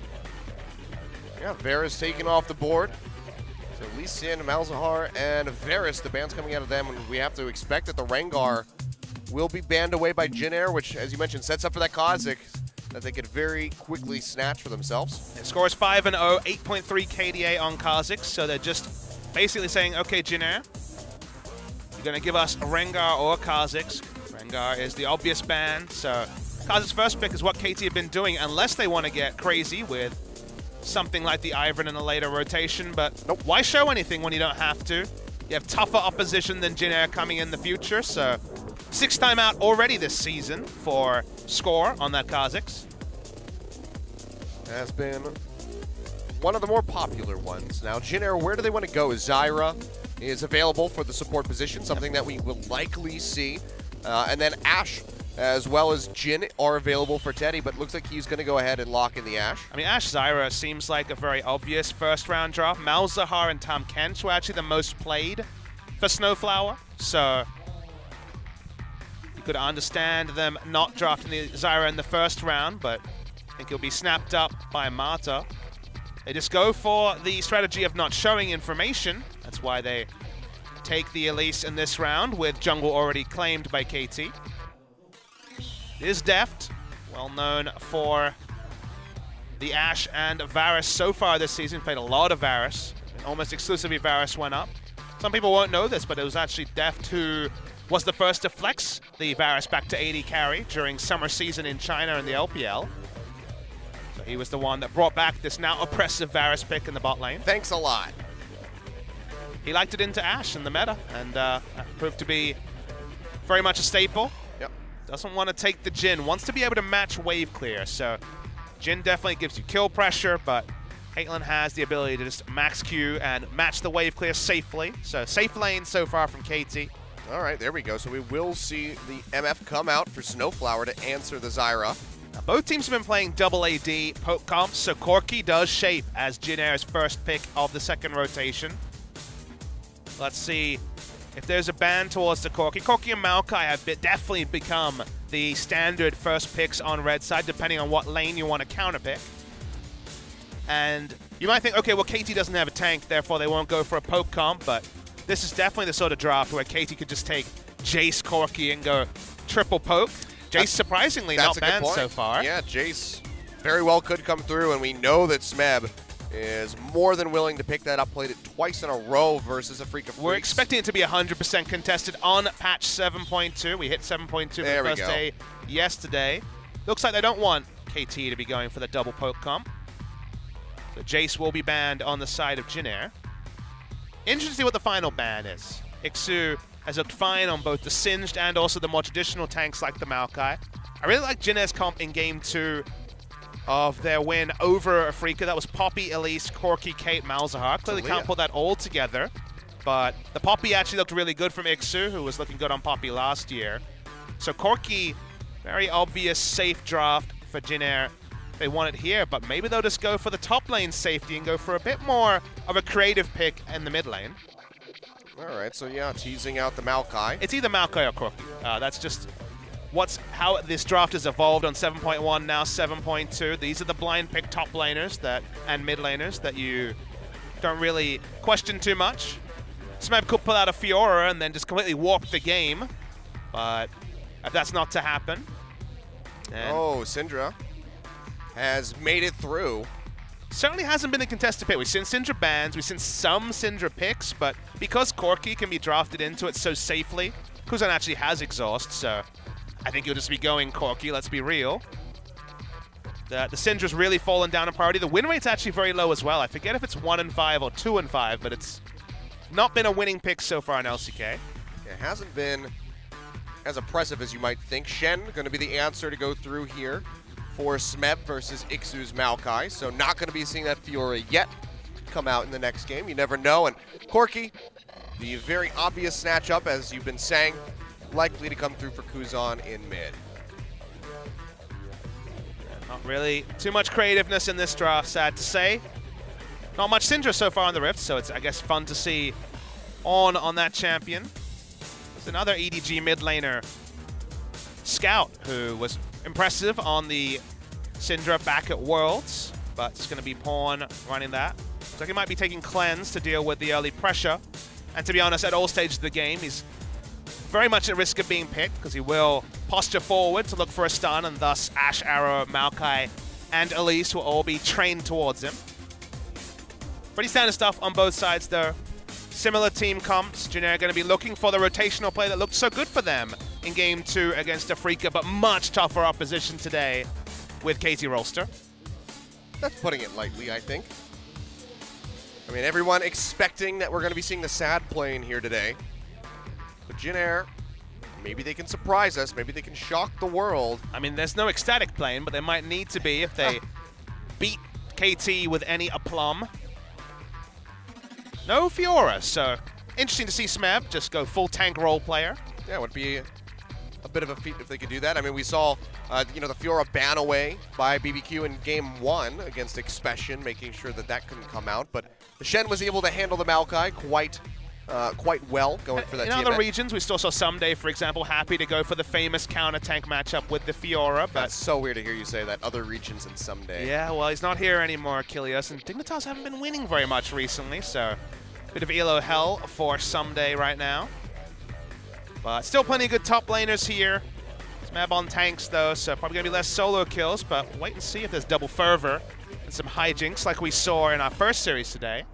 That tree can be chopped down pre-6. After that, not so much. Let's see if KT are up to the task. You have to think that if anyone could come up with a solo kill onto a Maokai, it's probably going to be Smeb, even with Shen. It's a bit of a rough task, but he's proven time and time again that he is able to handle it. So here we go, ready to get onto the Rift for Game 1. KT Rolster versus Jin Air GreenWings. Let's see if they can give them a run for their money, or if KT are just going to run over Jin Air. Let's go ahead and get onto the Rift.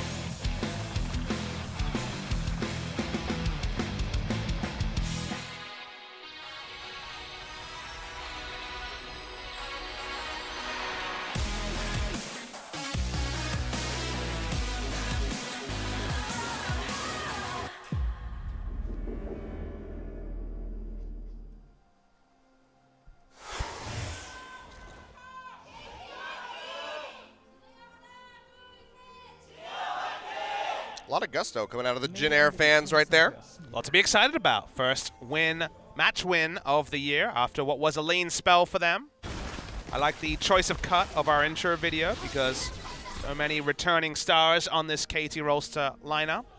Returning to Korea with purpose, Achilles. These guys came back to win Worlds. They stacked a lineup, ended up being KT. The word in the offseason was everybody that was returning wanted to play with either Peanut or Score. Those were the people they identified, and the jungle role has always been so pivotal.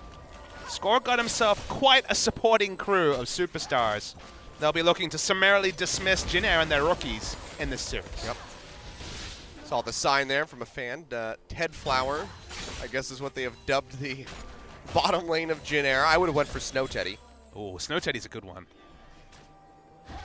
Like the Annie Tibbers in the Frostfire Annie skin. Yeah, yeah. I mean, Snowfire has a lot of hype about him right now. It's no mean feat to be second in Korean solo queue so consistently. It's been a couple of weeks now. He's been neck and neck with Peanut at the top. Already Kuzan using the exhaust in mid lane. That was Reginald level 1 Ignite style there. Yep. So, could be a bit rough for him if we see a gank visit coming through from Score in the near future. Deft getting those headshots in with the 90 caliber net and Score. He's going to pay a very early visitation to this bottom lane. 3 camp to level bot lane. 3. Yeah, 3 camp to bot lane. He's rushing for this one. Yeah, he's going to jump in. The heal comes out. Double exhaust summoner. comes down.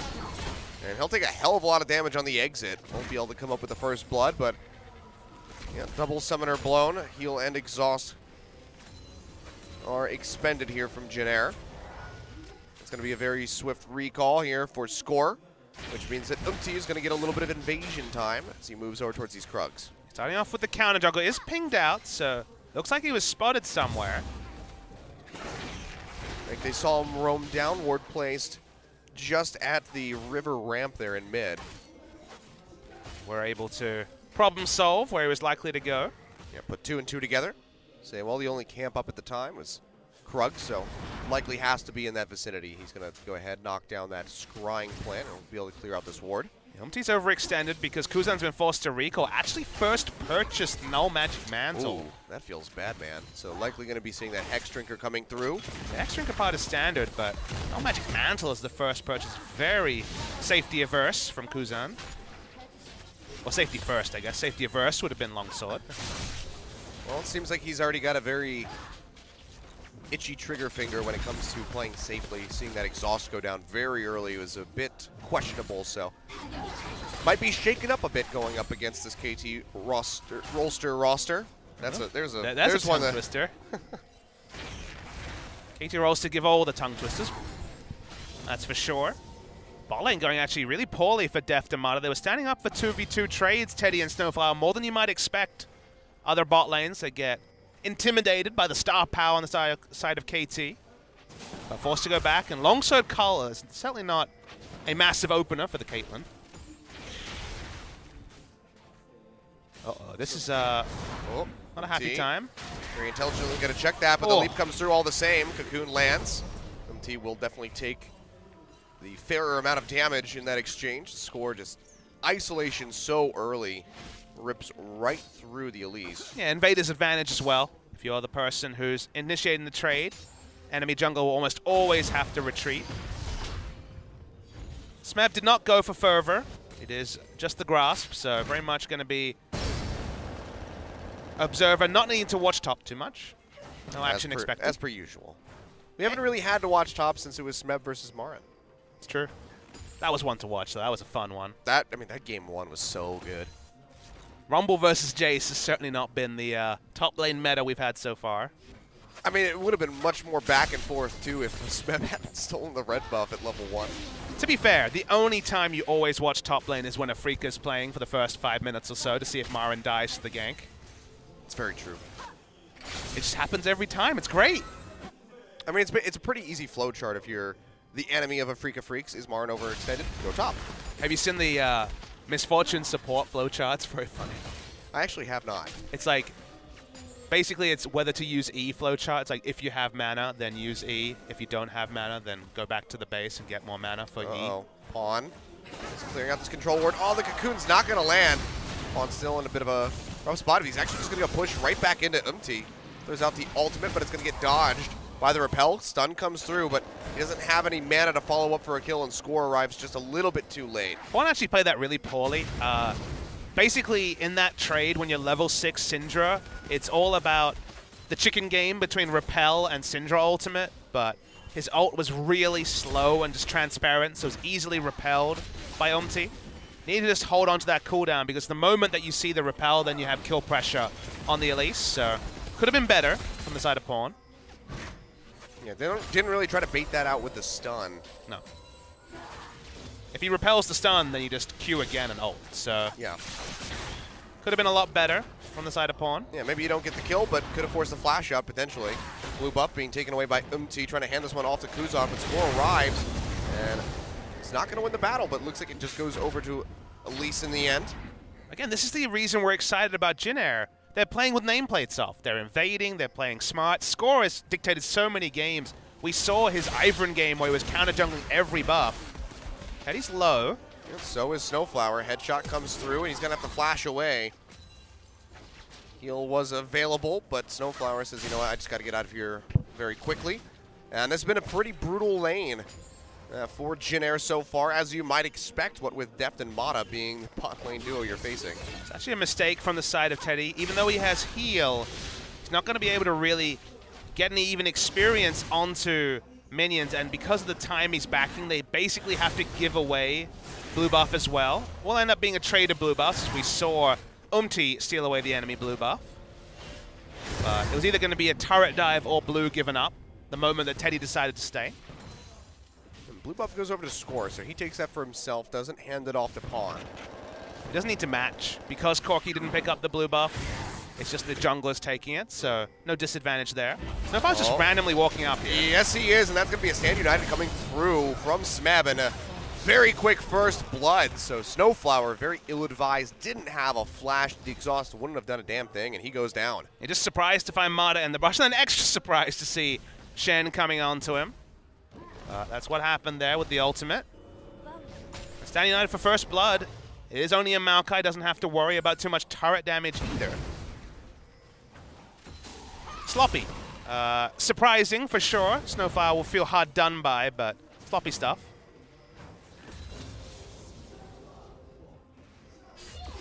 And that's now been back to the bottom lane. Ash Arrow in on the depths. Beautiful chain into the cocoon. And yeah, the rookie duo come up with an answering kill of their own as they take out Deft. So definitely can't blame him for that one like you can Snowflower. But just no way to react. Didn't flash away from the Ash Arrow in time. And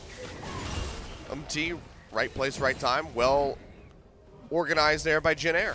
And the thing you can now start to say about because not once anymore, we have sample size to draw from, is he's decisive. Was decisive on his debut with a nice flash kill onto Faker with the Lee Sin. Decisive in this game as well. Will use his flash, will hit the skill shot. A decisive, mechanically skilled jungler. You don't need any more adjectives. Already you have someone who you can build a team around. And so far, raising expectations every time we see him on the Rift. That he is, so he's going to keep that gold lead very close and help inch out a little bit there as he picked up that kill on his Elise.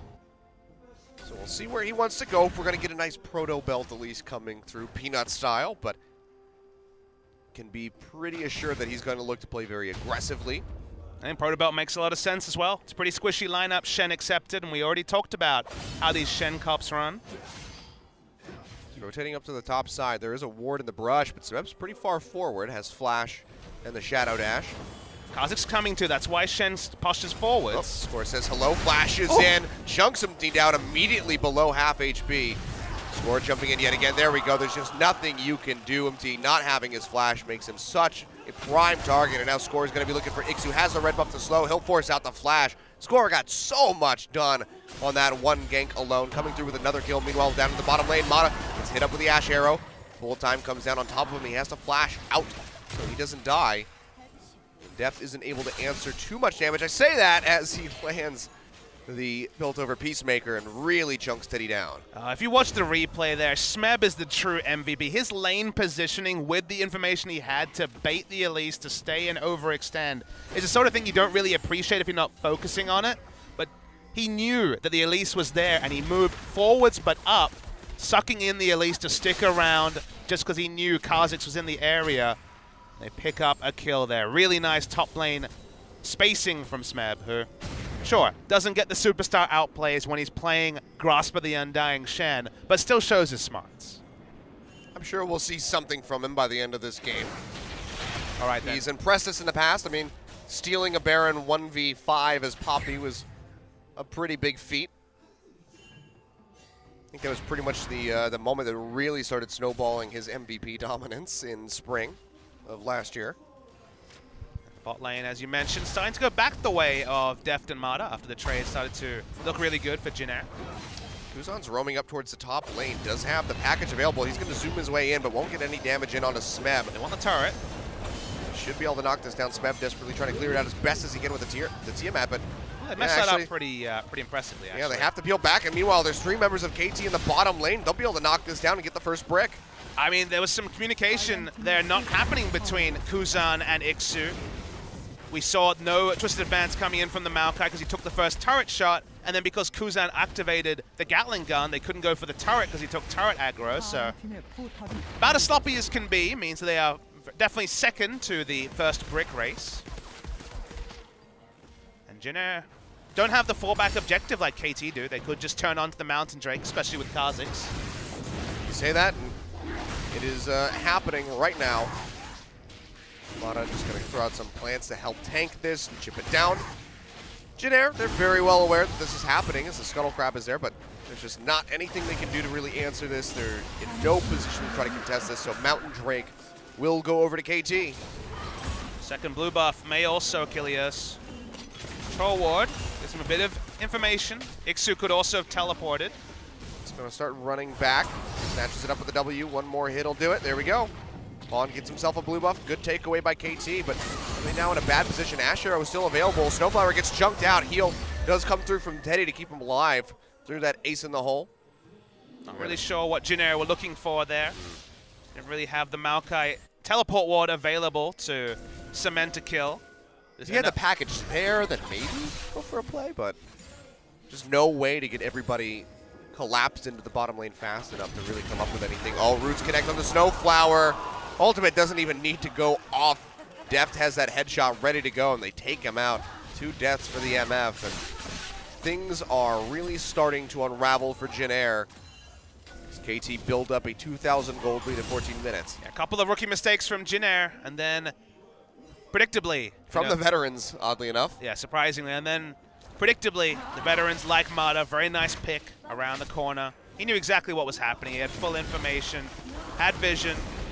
Very nice turn onto Snowflower, takes him down. Veteran play from Mata. Yeah, the gold lead starts to open, and now the worry starts for Jin Air GreenWings.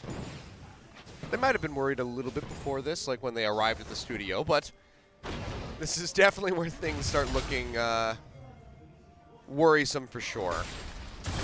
Jin Air, they have had some big comebacks in the past. Nearly had that one against Longzhu when they were, I don't even know, 10,000 gold down, maybe more than that. But against KT, this is a team of a different caliber. And you have to think that KT can just keep this ball rolling unless they really make some massive mistakes. Score currently fishing for a gank up top, but Ixu, he's got the wave pushing. He doesn't want to overextend. CS numbers are good for Jin Air, but outside of the jungle, jungle, well. Score, you always will fall behind on Elise. That's the reality. Spend a lot more time camping, and clearing AoE camps is not a trivial factor for the Elise. Yeah, they're trying to bait this. Ixu, he's stuck around. They find Mata. Lock him up with the cocoon. Stand United coming through. Can it finish channeling? It will. Alive. And Mata, he's still alive. Can he get out of the pull time? Not going to happen. And now all of KT just jumps straight onto Snowflower, avenging the death of their support. But Jin Air, they have numbers. They have kills. They come up with one as they take down Score. But now they have to back out. Umti will fall as Deft finishes him off. Kuzan, quite low, no flash available. Smeb, can he close the distance? Actually messes up the Shadow Dash, won't be able to get on top of Kuzan. He's in the hole, thrown out. Ixu, not even worried, won't have anybody body block it. He knows that he's still a pretty tanky Maokai, has plenty of HP to survive that one. So, rough fight back and forth. We'll take another look at this. But consider that Jin Air were by far the first to react here. Kuzan is already getting there. Pawn is nowhere to be found. So them trading equally is actually really good from the side of KT Rolster. Takes extra time to kill Score because of the flash. Allows Syndra to get into position. Could have been an even bigger punish if the taunt flash registered from Smeb. We'll see the replay. Let's see how far of the AoE was. Oh.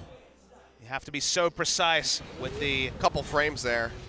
I think it's because he was trying to close the distance with the taunt for so long that by the time he flashed, it had expired. Exactly, the taunt AoE had expired.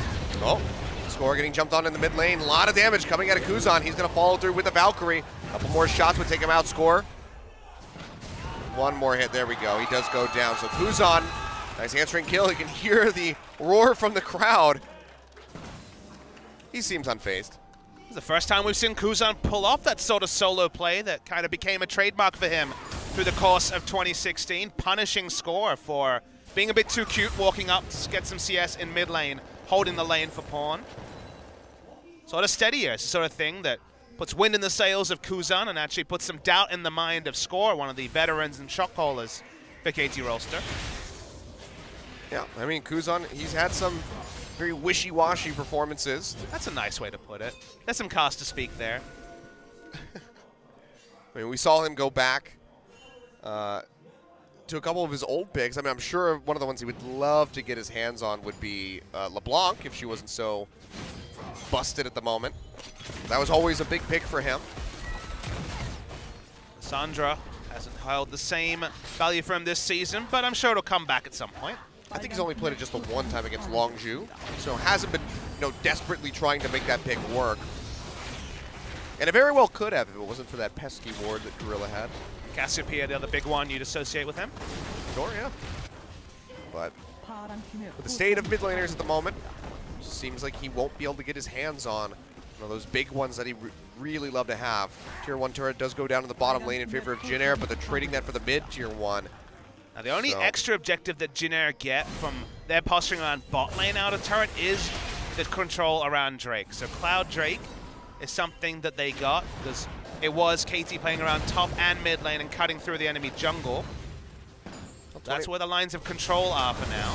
20 more seconds if they can pick up that objective. It'd be something else on the board for them. They get a bit of damage in onto this mid-tier 1. The Triforce for Kuzan starting to do a bit of work, but the wave clear from Pawn is still there. No real way for KT to contest this without taking some risks. Probably not worth it for Cloud Drake. Yeah, no one really in position. Deft clearing out wards inside the Rift Herald pit. So Cloud Drake will just go over to Jin Air. We can see a Mountain Drake will be our third one to come up. Could be double Mountain Drake for KT if they're able to net that for themselves. They've already been pretty proficient at knocking down these turrets, 3-2 in that regard. KT have almost complete control over the red side. It was red side control traded between teams. One gives them Drake control, the other one gives them Baron control, which will spawn in 20 seconds. May or may not be a factor. With Kha'Zix, you're never sure if a creative Baron is going to be the potential for a team like KT. Kha'Zix plus Smeb definitely could knock that down rather quickly. So we'll have to see. Baron just now spawning. Don't think we're going to see any real attention paid to it for quite some time. You can see it's completely dark on the map at the moment. Nobody has wards down. Scuttlecrab just went away. So that's just going to be in the back of their minds for some time. Don't think we're going to see it shift to the forefront for a couple more minutes here at least. Jin Air holding on tight. Still down just under 3,000 gold. Double control ward around Ixu. Interesting to see double control ward in the top brush, but maybe just for vision reasons. You'd have to be one of the most studious teams to sweep both those brushes for wards. Yeah, both these comps are very similar. Both of them strongest, setting up around an enemy turret. While it's not double AD on the side of KT, Syndra loves to just harass and look for a chance pick around a turret, and Caitlyn will summarize.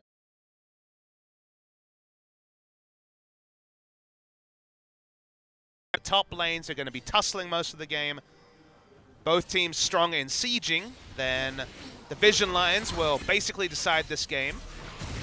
For now, defensive vision is good for Jin Air, but need the more offensive vision to be able to siege down turrets. Oh, Ash Arrow comes through. A lot of tools down, zone Deft out. Still has wave clear from the Q, but watch Kha'Zix. Keeps getting hit by these rockets coming out, and that will be the tier 1 going over to Jin Air. Score was starting to pinch down from above, but can't really find a way in. A good formation from Jin Air. The control wards from them have been really good. We've seen other teams kind of skip over control wards. Not impress us in that regard, but so far Jin Air have been very ordered in their play, and that's why they still are very much still in this game. Cocoon not going to connect onto score. As he goes hunting, he'll just clear out a couple of these wards. So deep vision required for KT as they all start posturing up in this top lane where the tier 2 is exposed. Don't think they really want to stick around though. You can already see several members starting to peel out on as well. He will follow suit. That should be about it for now. CMT started to roam up that way, but sees that Pawn is going to be backing off, so doesn't want to try to go for a gank. It's a pretty big shot for Pawn. He actually went for Luden's first completed item after the Lost Chapter. Okay. Given the playstyle and the fact that it's a sieging comp from KT, Morellonomicon's very important for cooldown reduction to fish for the stuns.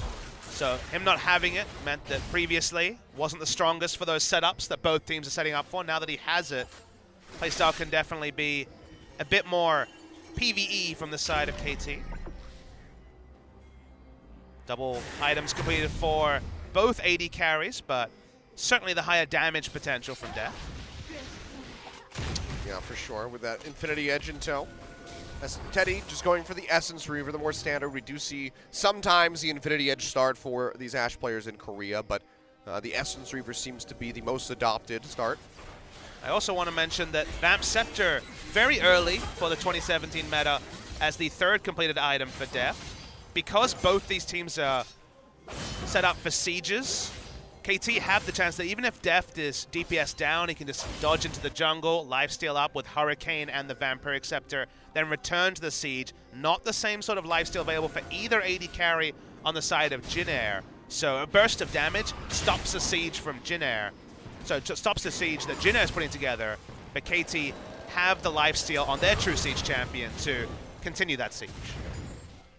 Yeah, nicely done by Pawn there to get the package burned out from Kuzan. Just fearing that stun. And he's scatter of the week, so he's going to go ahead.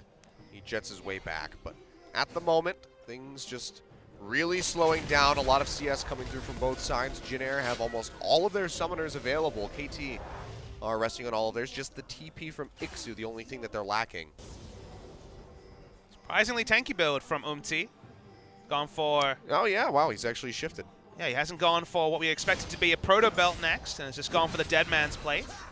Catch potential only with this build. Doesn't have Moby Boots, but Merc Treads and the Dead Man's Plate gives him plenty of movement speed to get in range for Cocoon. Yeah, make sure he doesn't get locked down. Ixu maybe fishing for a grab here in the mid lane. He's waiting on the other side of the wall, but looks like he's not going to be able to find anything, so he just goes ahead and shows himself. And Deft's going to have to peel back because that flash twisted advance is something that could be thrown out, and if he gets locked up, he is almost certainly going to die. And QSS completed though, so now Deft can be walking up for wave clear.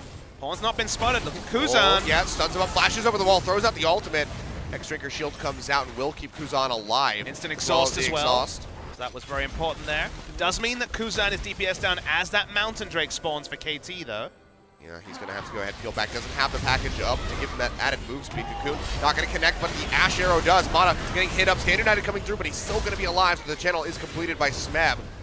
Does he want to go for Ixu? He'll dash forward, and Ixu's going to flash away. So KT really asserting their dominance in the mid lane, and that should set them up for this Mountain Drake.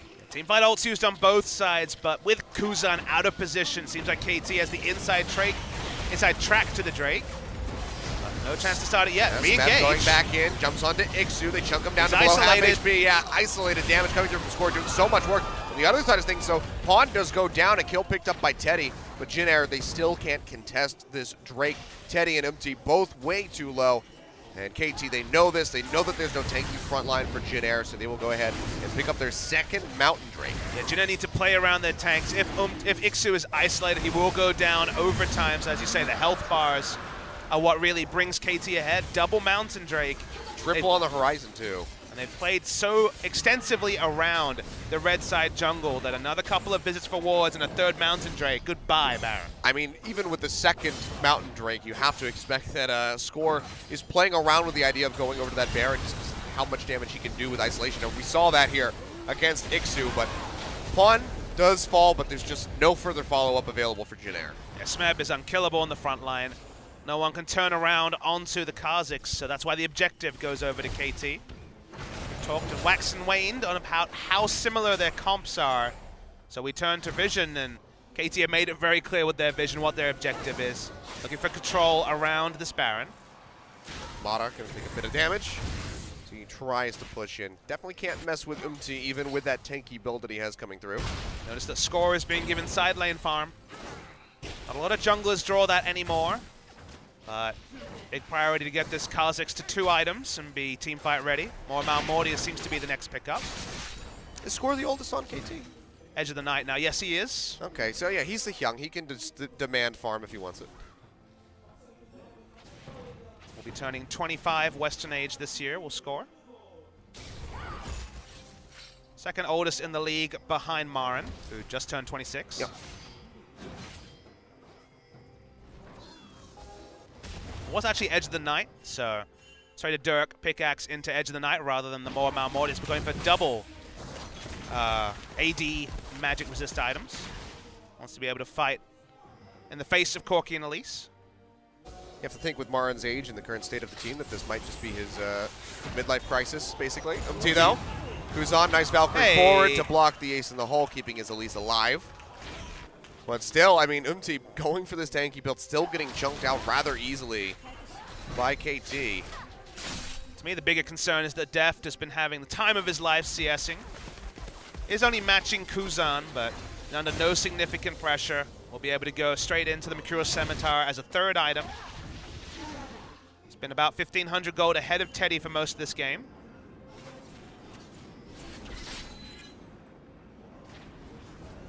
Kuzan comes back in with a package, but where can he really deliver this to? I mean, he can't go in to 1v1 Pawn reliably. He does have the exhaust available if he wanted to try that play, but the Hexdrinker might not be enough to keep him alive. I mean, it's amusing, but neither team, with the team comps they have, are set up to do anything because they don't have vision to complement what are realistically siege comps on both sides. So both of them push up minion waves to the middle of the river, and then it's too risky for them to move forward. So for now, given that Ixu and Smeb won't be grouping, it's going to be about setting up a pick like they almost picked up on Umti, but the vision on the back end of the pick without having to call in Shen, without having to call in the Maokai, is the real big winner, because otherwise it's very difficult to put down the aggressive wards needed to start an objective. Is that ward inside the wall?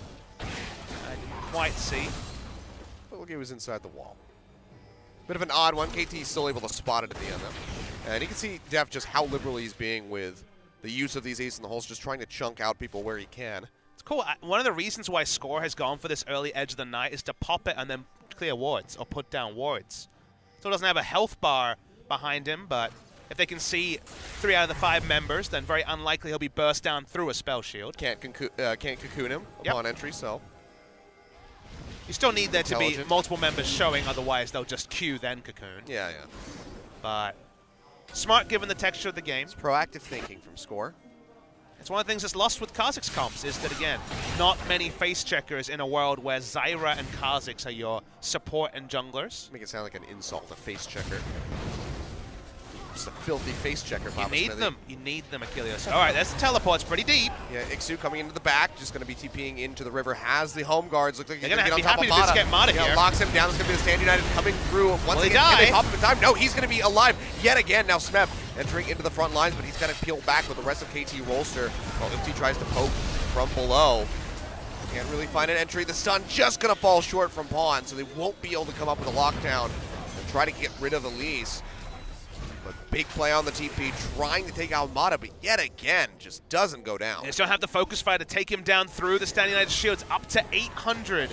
Maybe even 850, I believe, at highest rank. Well, that's not going to do a whole lot. Nope. Tries to throw out the ace in the hole, but it's just going to scratch the surface of Ixu's HP bar. And there has to be information. They're looking on Smeb, but that's certainly not going to do much. Just an advance comes through. He is knocked down to about half HP, but they don't get much more than that. Stuns from Pawn yet again, not connecting, and now KT might just go straight in for this tier 2 turret. They get a couple shots off, but they still have to back up as Kuzan was starting to pinch from behind. So looks like this might just be a standstill as they go ahead and start the recalls. KT wanted an exit route. They get one. Third Mountain Jin Air, Drake spawning in 30 seconds. They're picking for the Baron, but it seems like there's some indecision as as they don't know where to go. They're not moving as a team. There we go. They're finally going to start moving up the river as they clear out a little bit of vision. Smeb's going to TP in by the Raptor camp. They see this coming through. And Jin Air standing on top of Ward. They're going to disengage. They get score. He gets caught by the Ash Arrow, flashes away immediately. Oh, big Meanwhile, ultimate. Smeb straight into the back. That's going to be Mata throwing down the ultimate. He gets locked up, and he's going to be the first one to fall. Flash over the wall by Snowflower, does take him out to safety, but Kuzan goes down. 2 members have fallen on the side of Jin Air, and it looks like they're going to attack Ixu onto that list. They pop the GA, the damage from Score, just junking through the Maokai. They're going to make this a 3-for-1 and likely be able to transition this into a Baron because Smeb still has so much HP. It might not be done yet. Pawn doesn't have the ultimate, but he does so much damage. A double kill coming through for him. 4 members down, make that 5. Score finding Snowflower on the back end. Tier 2 turret's gonna fall. What else do they take? In even games like this, you need a game breaker. It's Mata once again. Remember Royal Never Give Up versus TSM and his engages on Alistair. He just beasted a team fight with the flash into the Raptor pit, into ultimate on the Zyra, and that's gonna decide the game, Achilles. With that many objectives picked up, with such even team comps, the amount of advantages that are gotten from one team fight engage should be enough for KT to close out this game, because it should be Baron. Watch Mata though. He decides the game. He doesn't have a health bar. He has 1 ultimate. Jin Air group up, and this is a huge engage. That Strangle turns onto 5 members, just 4 as cheats forward. Man. And the Shadow Dash to make sure that they all got knocked up. Beautiful cohesion from both Smeb and Mata, making that fight work so beautifully. I mean, you need big balls to pull off that sort of play. The Alistair pick in a meta when no one was playing Alistair, taking out TSM in the group stage, and then the Zyra didn't have a health bar. He literally had make the ultimate work or effectively suiciding. When it works pretty damn well. Yep. And that was Baron. Did go over to KT. Jin Air are able to pick up a Mountain Drake, 2 for them, a Mountain and Cloud. But they're just not going to get into a position to really utilize that buff at all. They can't get up to the turrets. There's no Baron for them to take, and the Elder Dragon is still going to be a ways out. So you have to think that KT with Baron are really just going to be able to put that final nail in the coffin for Jin Air here in Game 1. I mean, you don't like to write off a game, especially with Jin Air in it too early, but cleanse on Syndra. The Makura Scimitar's been finished for a while. Score will pop his ultimate. Then the engage is kind of not really there for Jin Air. And the amount of golden objectives picked up in one fell swoop from that team fight with KT's reputation should be enough to finish this game. Don't have a minion wave pushing for them in bot right now, so only playing on 2 fronts. Working very slowly up the lane. Looks like they're just going to try to operate around top and mid for the moment. Jin Air have no vision really inside this topside jungle. A couple wards in the lane to spot that out. They will go ahead and clear it now. Inhibitor exposed, Def pushing forward. Will be able to take this by the look of things. Cocoon gets thrown out by will not connect even so. Still had that Mercurial Scimitar as you mentioned. And now Smeb, he's getting some work done on the Teddy. Might just come up with a kill. Looks like 1 more hit will do it. Can he get in range? No, he doesn't find it. Cocoon takes him out. And the spikes will not connect from Score, but the turret falls all the same. Teddy limping back to the fountain will not be able to help defend that.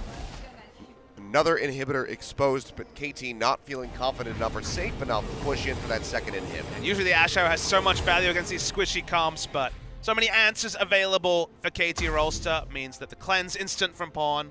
Teddy might not go down, but the massive objectives do in top lane inhibitor and mid lane inhibitor turret. Jin Air just find their base in tatters. They'll go back to wave clearing, but the force options are gone. The gold lead is closing in on 10,000. And KT probably looking for their final push to end the game. Yep. Starting to operate down in the bottom lane here is Smeb. KT gonna push in. Won't arrive in time to stop the blue buff from going over to Kuzan. He does walk away with that, so I'll have plenty of rocket spam, but Jin Air is looking like they don't stand a chance for the rest of this game. 2 levels down underneath Score, just hasn't really been able to impact much by comparison. Yep, Shen will push down the last remaining outer turret in the game. He's able to take that rather quickly. And now KT, they get to pick of the litter. Do you want the mid inhib or do you want the bottom one? How about both? Seems like a good deal for them. Jin Air, though, short end of the stick. Won't be very satisfied with this exchange. Smeb Even with 3 members there, pretty fearless in pushing up to get some hits in onto the turret. Now the Ash Arrow gone from Jin Air. Their major engage tool has failed them. So you have to expect KT are just going to be able to wait this out, keep clearing the waves, chip down this inhib. Def getting into position. Smeb gets hit by the Cocoon, he doesn't even care. That will be second inhibitor down. Steady as she goes for KT Rolster. No need to make any big risks. Smeb buys a lazy Thornmail, why not? Double AD, what you gonna do about that? Yeah, that's the extra screw Yutaku's on and Teddy. And he'll be able to stick around for quite some time. I mean, he's also mitigating the damage from Snowflower too. Another fun thing here is the lane assignments. You know, they're looking really good for KT. They made some errors in their first couple of series, but one turret left, Shen up top, rest 4-1, so obvious in the bot lane. I guess 1-4 technically would be the correct distribution there. Smeb cheating between top lane and mid lane, bringing up the inhibitor turrets. Redemption coming through. Heal up a couple of members of KT. Def not able to get in there. One ultimate down though. Yep, no bullet time. So going to be very reliant on Teddy and Kuzan to clear out the waves. And if Teddy has to push forward to do that, it makes him a very juicy target for Mata to just hit with the roots. But KT, you can see they don't want to overextend. They don't want to give up any objectives, any kills to Jin Air. So they're just going to peel back, spend this gold, let the waves keep crashing in, and then come back and try it again. Yeah, Mata was down to about 40% health and has no sustain, not even potions in the inventory, so... How badly do they want to kill Smeb? Looks like not very. Wasn't going to happen, Achilles. Still has flash. Could have even picked up some honey fruit next to the Baron.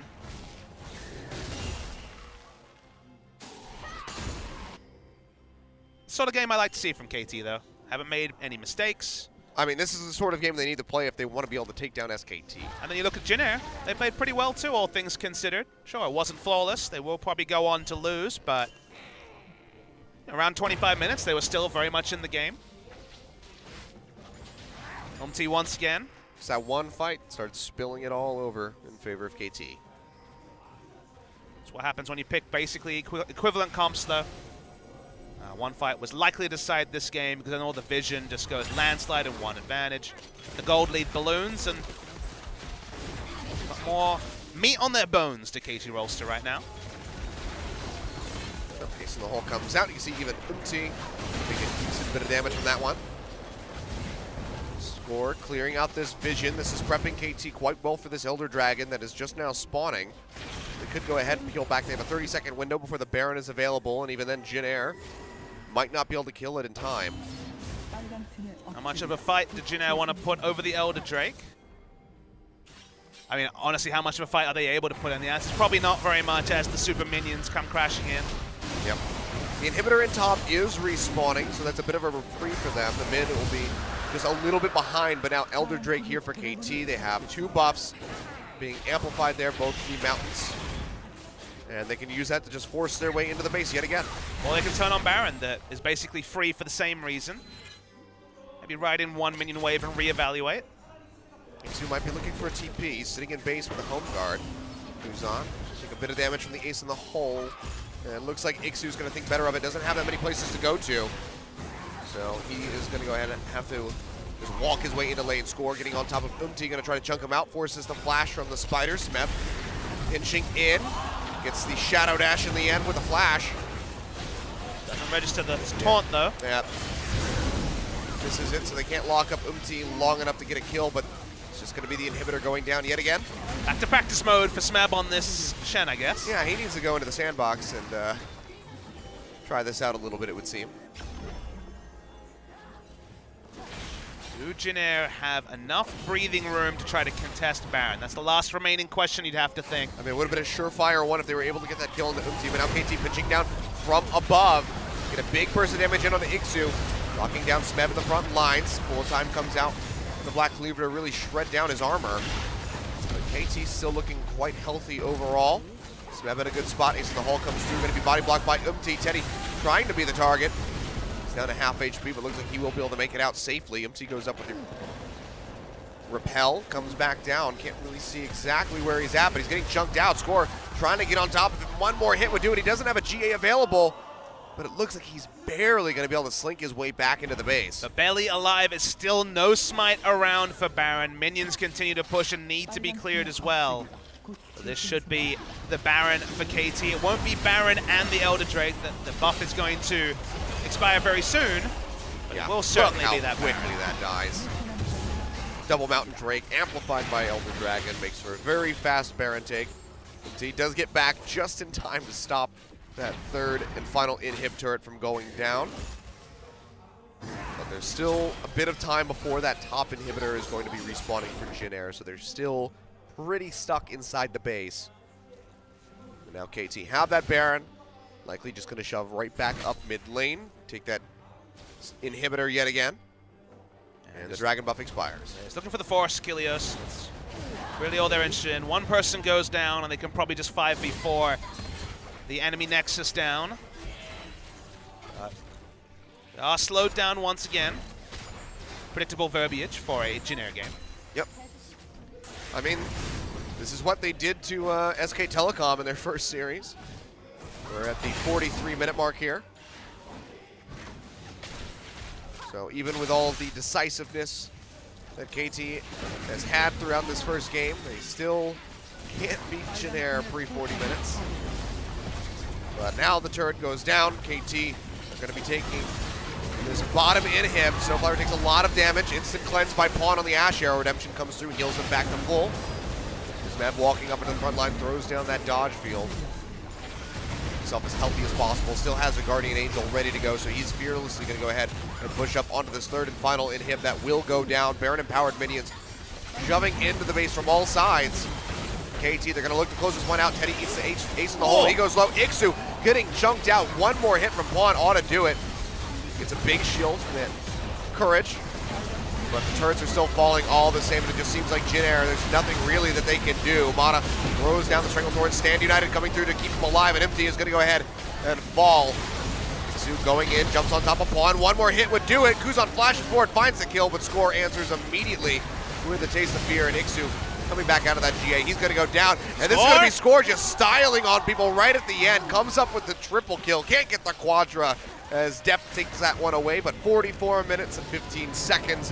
That's KT winning game one. Really even game between the two. KT predictably had a little bit too much class. Mata in particular with the MVP level play, flashing over into the Raptor pit. Massive Stranglethorn. Smeb hit the taunt that time, but not many times the rest of the game. He's going to have to practice that Shen a little bit more, but KT looked the better team, but only by a little bit, especially less than you'd expect given the reputations of the two rosters on the Rift.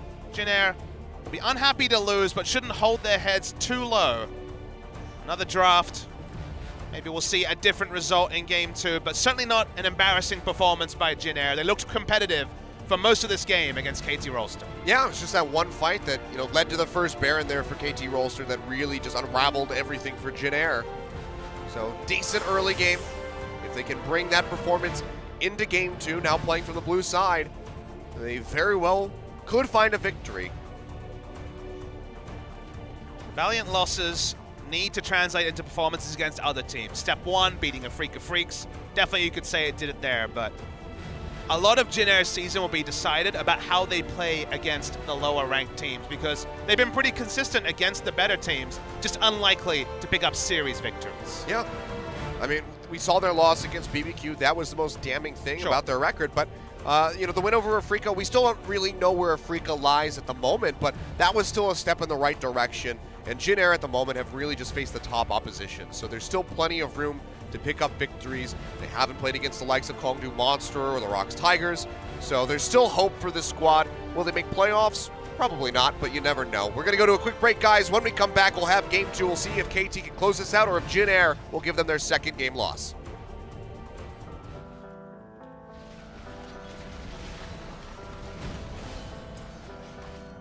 Sweet talk so sweet that I'm getting the toothache. Too good to be good, shouldn't eat it.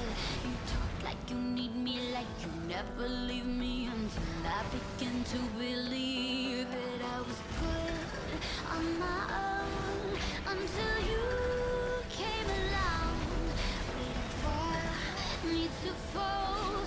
Now you're gone, baby, gone.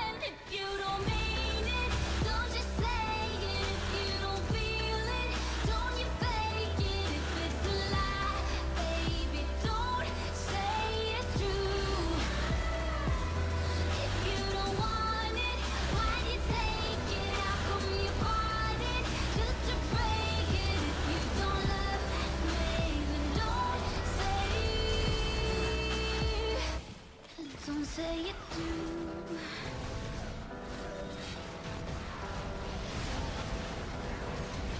Days pass since I'd seen a trace of your face towards some new young things caught your attention.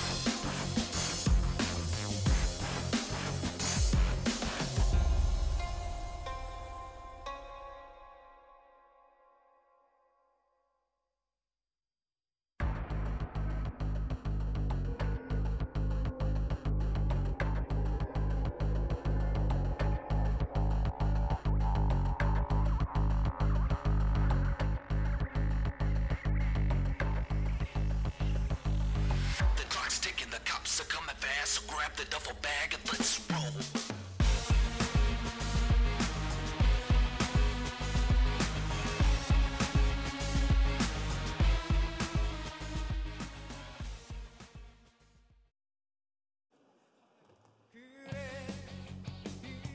LCK 개량 경기 시간 이거 좀 안 보여주면 안 될까요? 1시간 19분. LC 묶었다. 되냐? 아니. 리사오가 빼야 돼.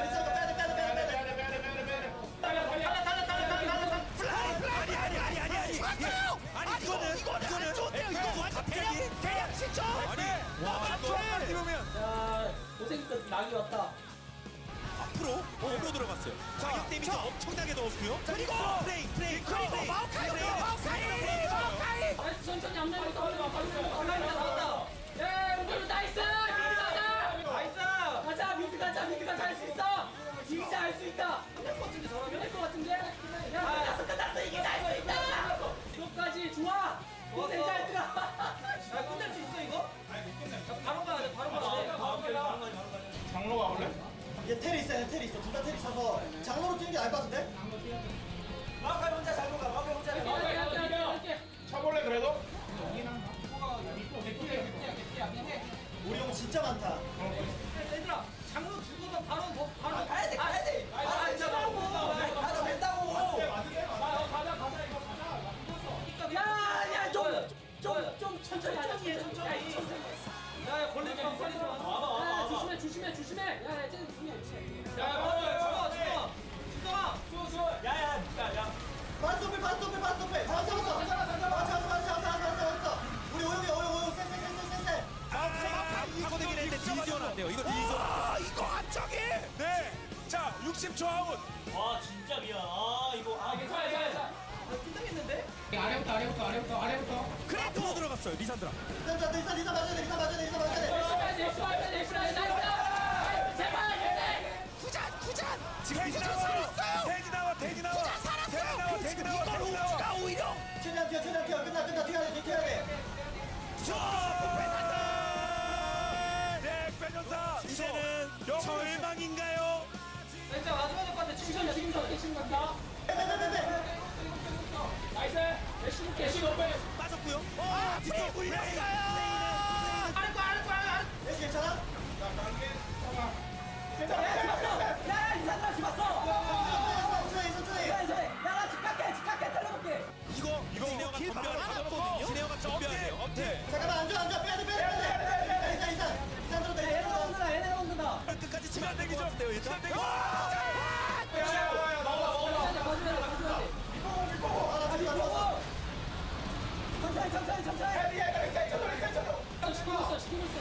용 먹힌다. 롱주 게임을 끝낼 수 있는 절호의 찬스입니다. 네. 여기서 이 전쟁을 끝내겠다. 한다. 하지만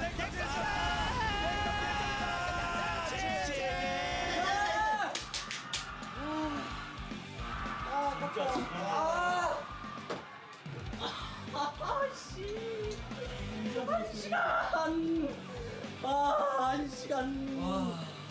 아깝다. 너무 아깝다 이거. 1시간 잃어버린 1시간. 1시간 달라.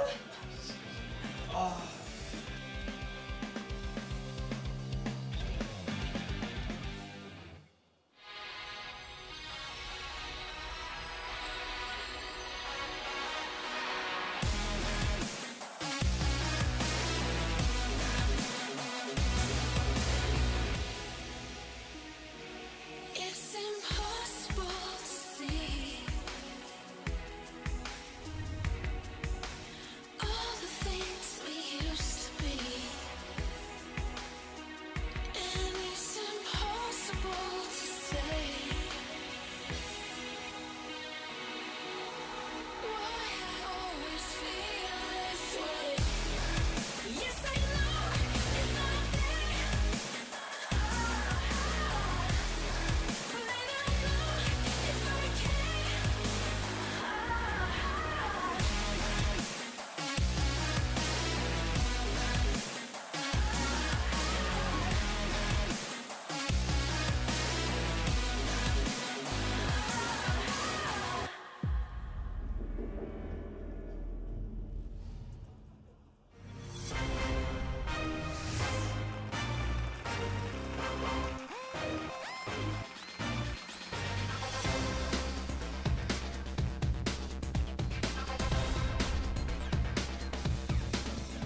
Welcome back, ladies and gentlemen. See depth on that Caitlyn doing quite a bit of work. 35,000 damage dealt to champions. Exceeding the next closest, Teddy would be the closest as far as I can't even talk. Jin Air is concerned, beats them by quite a significant number. Your MVP, though, will be Mata, 1-7 on that Zyra, but man, those ultimates. Yeah, when it's an even game like this, you need a game breaker. That man was Mata, the 2014 World's MVP, but the 2014, 2015, and 2016 World's MVP in the same league finally. Feels good, man. Between the nice catch in lane and then this play. No health bar, didn't matter. 4-man engage, massive stuff. Lovely camera work here. Smeb on the backside. Hitting it's probably the only multi-man taunt he hit all game, but that was the one that mattered. And then from there, nice cleanup from all the members. Was another good game from Score as well. He will reach a record of his own, which we'll talk about in a moment, but KT was an even game for a lot of the way there, but in the end, outclassing their opponents. Take down Jin Air, who just want to reset. Jin Air are used to long games where they have to reset, as we saw in the off-the-record episode they played during the break. Business as usual for them, and for KT in some ways as well. Yep. Promising start for Jin Air. So definitely not out of this series by any means, but if KT get rolling again like they did here in game 1, then you kind of just have to write it off for Jin Air and say, you know what, KT, they're probably going to win this set. So Jin Air, we'll see what they're able to bring to the table as we get ready to bounce back into the draft here for Game 2. But actually, we're going to have a sub out coming through. So Iksu getting put on the bench and so on coming in on the top lane. Interesting to see our first spotting of So-Won when he first hit the roster a couple of years ago. It was his Riven in the top lane he was known for. Before they had Iksu, it looked like So-Won will be the sole top laner on the roster. But let's see where his champion pool is at. Again, was known as a Riven one-trick once upon a time. Has had a long time on the bench. They persisted with him when they could have just dropped him and looked for another top laner. And clearly, he is around to give competition to Iksu. But speaking of competition, being subbed in to face Smeb is no easy feat. Smeb didn't have a glorious performance in the first game. But we'll see if he's going to continue on the Shen and get his eye in on those shadow dashes that were largely going wide, or whether he will be moving on to his otherwise expansive champion pool. Yep. And we'll see how KT wants to approach this draft now from the red side. We saw Jin Air, trying to gamble with not banning away, or, maybe thinking about it, banning away some other champions. But KT, they did shake things up. Malzahar, Lee Sin, and Varus were their picks over on blue. So targeting out Umti and just getting that Varus off the table. But you have to expect it. It's probably going to be LeBlanc, Rengar, Camille. But again, we saw it in our first set. They very well could just try to leave up one of, two and see, or leave up two rather, and then take one of those. It kind of feels like they're not going to be prioritizing the Kha'Zix highly, and that means that Score picks it up on what is his 300th LCK game. First player to play 300 games in Champions, now LCK. Has played 435 games in his career. This will be number 436 with about a 60% win rate. So even though he hasn't always been picking up the titles, he's certainly had a very distinguished career. So 300 games is no mean feat. Waiting to see if Camille will be the last expected ban on the side of KT, or whether the trading that we've seen more frequently on 7.2 will start. Well, Varus not available, nor is Malzahar or Zyra, so a lot of pinching being done on the support pool in bottom. But you see KT, they are thinking this one through a bit. And they don't ban. And they actually don't ban. Interesting. So the theory of not taking Camille here, and in this case not banning, was basically giving up Camille, is they're likely to get Kha'Zix plus X in their rotation. Singed is a potential counter pick for the Camille that we've actually seen play to pretty good effect. Shen also is a bit of a punching bag, but does scale well and can answer Camille at all parts of the game. So we'll see what KT decide there. I could have seen them banning something other than Camille, just so they guaranteed themselves Kha'Zix on red side. Professionally undefeated is Score on the Kha'Zix, 6-0 all this season.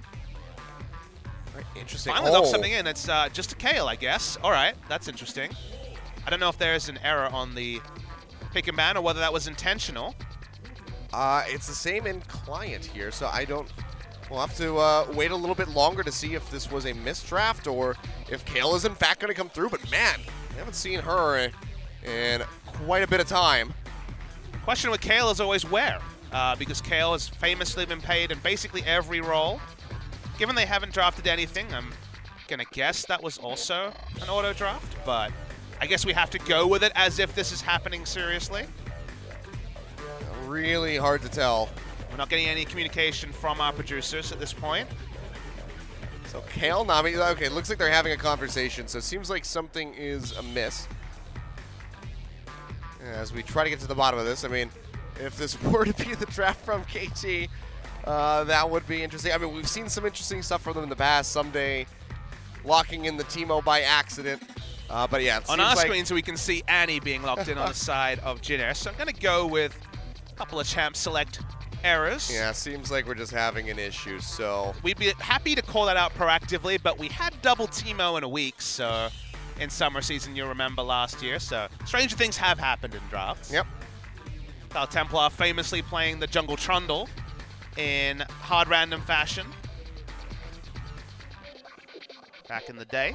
So we'll shake off this first draft and probably get it going in just a couple of minutes. Don't let that champ select music surprise you. Yeah, we'll have to see where the issue really stemmed from, whether it was this Kayle or whether it was the third ban.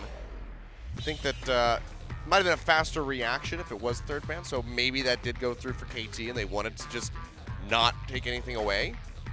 We do know that Camille was intentionally selected on the side of Jin Air, so... Total accident. Again, we got Definitely a confirmation from our producer that it was a pick bug, so does that mean we're going to resume with 2 bans on the side of KT and a first pick Camille? That part remains to be seen. So just getting everything figured out and squared away here so we can enter into a new lobby. Looks like that's going to be made right now, so everyone should be ready to go, and we'll see where we pick up from. Paul's having a power nap. Yep. Just stretching his back. Probably important. Famously did have a lot of injury and back problems over in China. Whenever his back is in question, everyone gets a little bit worried because they do not have a sub, remember, KT Rolster. Yep, not a single sub at all. So can't afford to have Pawn having any issues. But for now, he just gets a nice little lay down. Faces a bit more grave on the side of Jin Air. 0-1 down in this series. Understandably so. Was interesting to see their reactions. It actually seemed like Iksu was the person most perturbed by the 78-minute loss they had against Longzhu back in week 1. And now he finds himself sitting on the bench. Not been his day, either in music video or series form. It definitely hasn't been. Enough stuff for him. We'll see how So-On performs. Again, we haven't seen him in quite some time, so for his sake, he needs to have a bit of an explosive top lane battle here against Smet, because if he doesn't, then he very well could just be back on the bench. We could see Iksu again the next time these guys play. I mean, the only tournament that So-On has ever started was IM San Jose in 2015. He went with Jin Air then, was the starter. Trace was not sent to that event, and Trace was expected to retire, but So-On did not perform, neither did Jin Air at that tournament. That was when GBM had left the roster and Kuzan was just starting. In 2016, they went with Trace, apart from 1 game of So-On in spring. And Iksu has been the starter so far this year. So, again, been with the org coming on 2 years now. So a lot, if they've persisted with him this long, there must be a silver lining or factors we just haven't seen in competitive play just yet. Was some extensive bugs with the client, so just waiting for everything to restart. Yep. This Champion Select music's gone very misleading now that we're getting to the remixed bit. Also just need to make sure that both teams are on the same level of communication as far as what the issue was. So just have to make sure that everybody is ready to go in that regard. Awkwardly on our screens, we're seeing the resume Champ Select. So maybe more issues to plow through. It's the resume Champ Select without any bans. Maybe the picks will go over the bans? This is really weird. I'm not sure what's happening on the client right now. We're seeing how the sandwich is being made. You know, I don't know about this. I don't like it. I really want those picks to go away, Achilleos. I mean, for the sake of an exciting game, I guess I'd be okay with seeing the Cleanse Akali mid. The Kale and Akali coming through. Akali did get bumped up on this patch, so yeah. And Samsung White famously did play Akali in the top lane. That was Looper, another Korean top laner over in North America. Another Elo Heller next to Someday. I guess you could say that, sure. Echo Fox's been bouncing back a bit now. Acadian's been doing a really good job out of the jungle, I have to say. It feels like his supporting crew has some more bright lights than Dignitas. Dignitas have good players, but haven't really been gelling in performance level after an impressive couple of series. All about Cloud9 over in North America. That it is. Been doing quite a bit of work. And Phoenix won. Sure. I mean, that was a roster I wasn't really sure how that was going to go. I mean, good pickups overall, as well as some familiar faces staying on the team, but they've been doing pretty damn good. It's another one of those rosters where whenever you have imports on rosters, you're like, I don't know. And sometimes it feels like the import is just taken on name value rather than slotting into a team. I feel like LPL teams were perhaps the most guilty of this, where they were like, we got the biggest name available, and then it was like, wait, our team dynamic, it doesn't really make sense. I looked at Phoenix One and I was like, this is a roster where knowing these players and how they play, they should gel well. It felt like they had found the right balance, and so far that seems to be ringing true in terms of play styles on that team.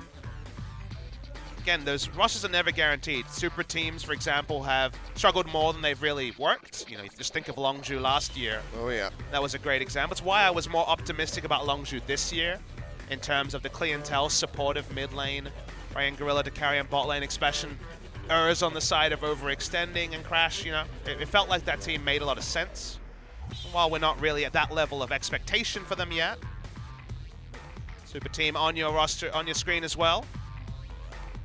Haven't really defined their playstyle just yet, but finally back into pick and ban. All right, here we go. So Zyra banned away. So we'll see if this is a full remake or if they just pick up from where they left off a little ways in. Zyra LeBlanc were the first bans to come out. Malzahar yet again. So we can expect the Rengar and then perhaps the Camille from KT. We'll have to see where things went awry. We'll see if a last ban is afforded to KT. This was the ban that was passed over, so we haven't been informed if the client issues started here or later. Okay, so it looks like the ban was supposed to come through, so Camille is taken off the table, so won't have that one snatched up for so on. That does mean that Kha'Zix is available. I was wondering out loud whether KT would consider giving up Camille if Smeb felt he was confident on the Shen or Singed that have been the more popular picks against Camille and just get Kha'Zix onto the red side. Feels like Jin Air have played against Kha'Zix a lot, but not played as much of it. Lee Sin has been their pick, which was banned away in the first series, and look at the cost here. Been waiting for our first sighting of 7.2 Jace. It will be locked in, most likely for Smeb in top lane, but KT famously have 4 Jace players, and Score, who should probably pick it up for the jungle as well.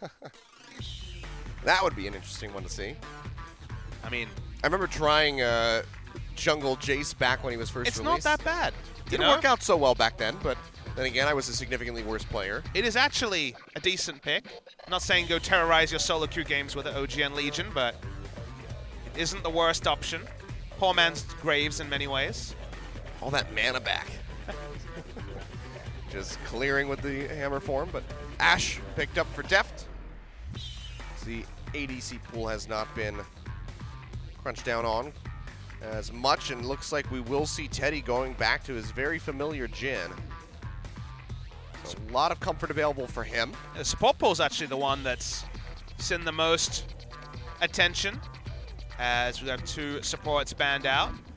Jin Air will not take a support in the first round. That may lead to KT taking something like the Karma and then focusing some bans towards the support pool in the next round. Or perhaps we will see some of these 3rd or 4th tier supports, because you could just see trading of support bans if we do see jungle taken away. So they elect to go for the comfort for Score instead, but likely going to have the Jace versus Maokai top lane matchup, but not 100% guaranteed there. So Jin Air just kind of following KT's draft. They don't want to lead to a double counter pick scenario. That's why they were happy to match the Jace in the first rotation, expecting it to be top lane. Yeah, and could just save that top/mid final pick. Now we're getting to the extended bench, because Karma is banned away. If we do see Misfortune taken on either side, that would be the last of the real top-tier support picks. Tahm Kench, always a potential draft for Jin Air against the Ashe Elise in particular. I feel like the Nami that we saw, hovered in the mispick and ban very well could come out as MF is taken off the board.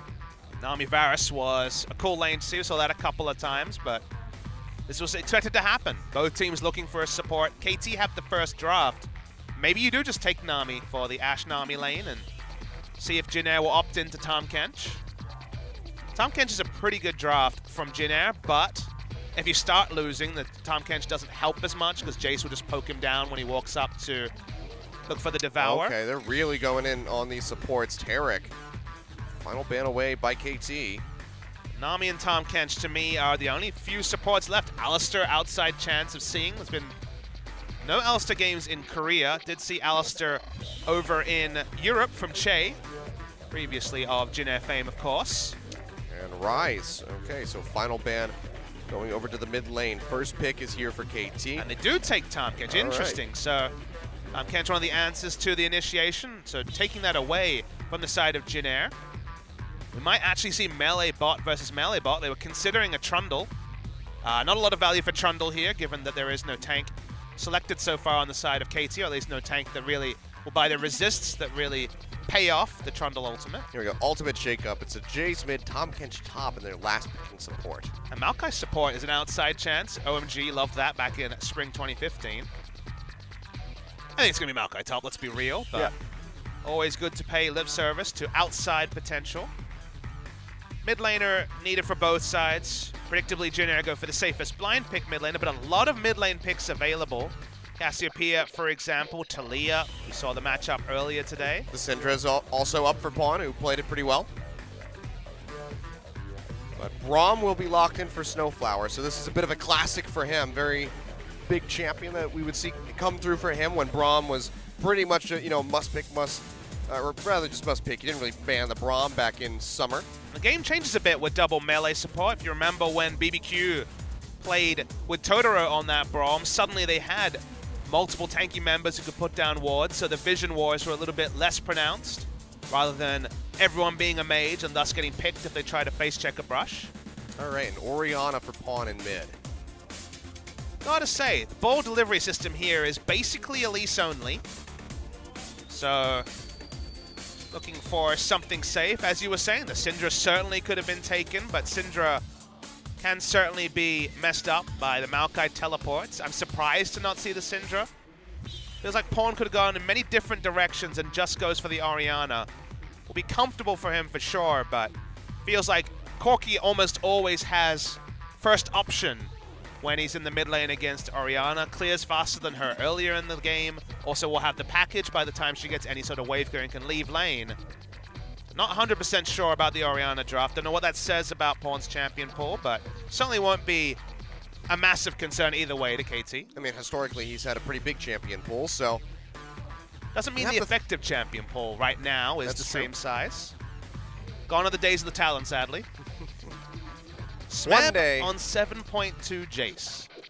This is probably going to be pretty disgusting. I mean, we saw what he did versus Marin in their first game against Afrika Freaks. Granted, he got handed a red buff that really started spilling that lead over to him early on, but we know that he's really well versed on this Jace. And now he's going up against Solan, who has not seen action for a considerable amount of time. Yes, certainly a hard matchup to come back into. KT have been the experts of running 1 to 0 tank lineups, a lot of 0 tank lineups with the Jace top, Corki mid kind of comps. And although they have Orianna this time, very much the same sort of cadence to the comp from KT. I don't expect Score to be going tank Elise, probably going to be going damage. 300th game for Score, looking 2-0 over Jin Air GreenWings. Yep. Definitely like that 300th game to be a win. Another 2-0 closeout for KT. That would be their 4th one, and overall their 5th win. Dropped a single game all season, so definitely on a run of form. Yep, they're definitely in a good spot at the moment, but we'll see if Jin Air can upset that because they were looking pretty good at the start of game 1. Now it all comes down to this. Jin Air, can they find a second win? Can they take us to 3 games, or are they just going to get shut out yet again? Let's go ahead and get onto the rip for game 2, KT versus Jin Air.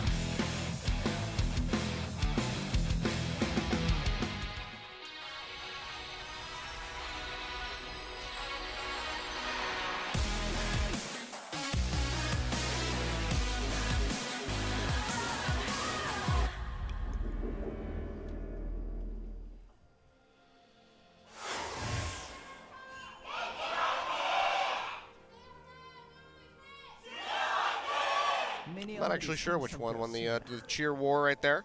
KT the slight edge, but still a nice showing from both teams.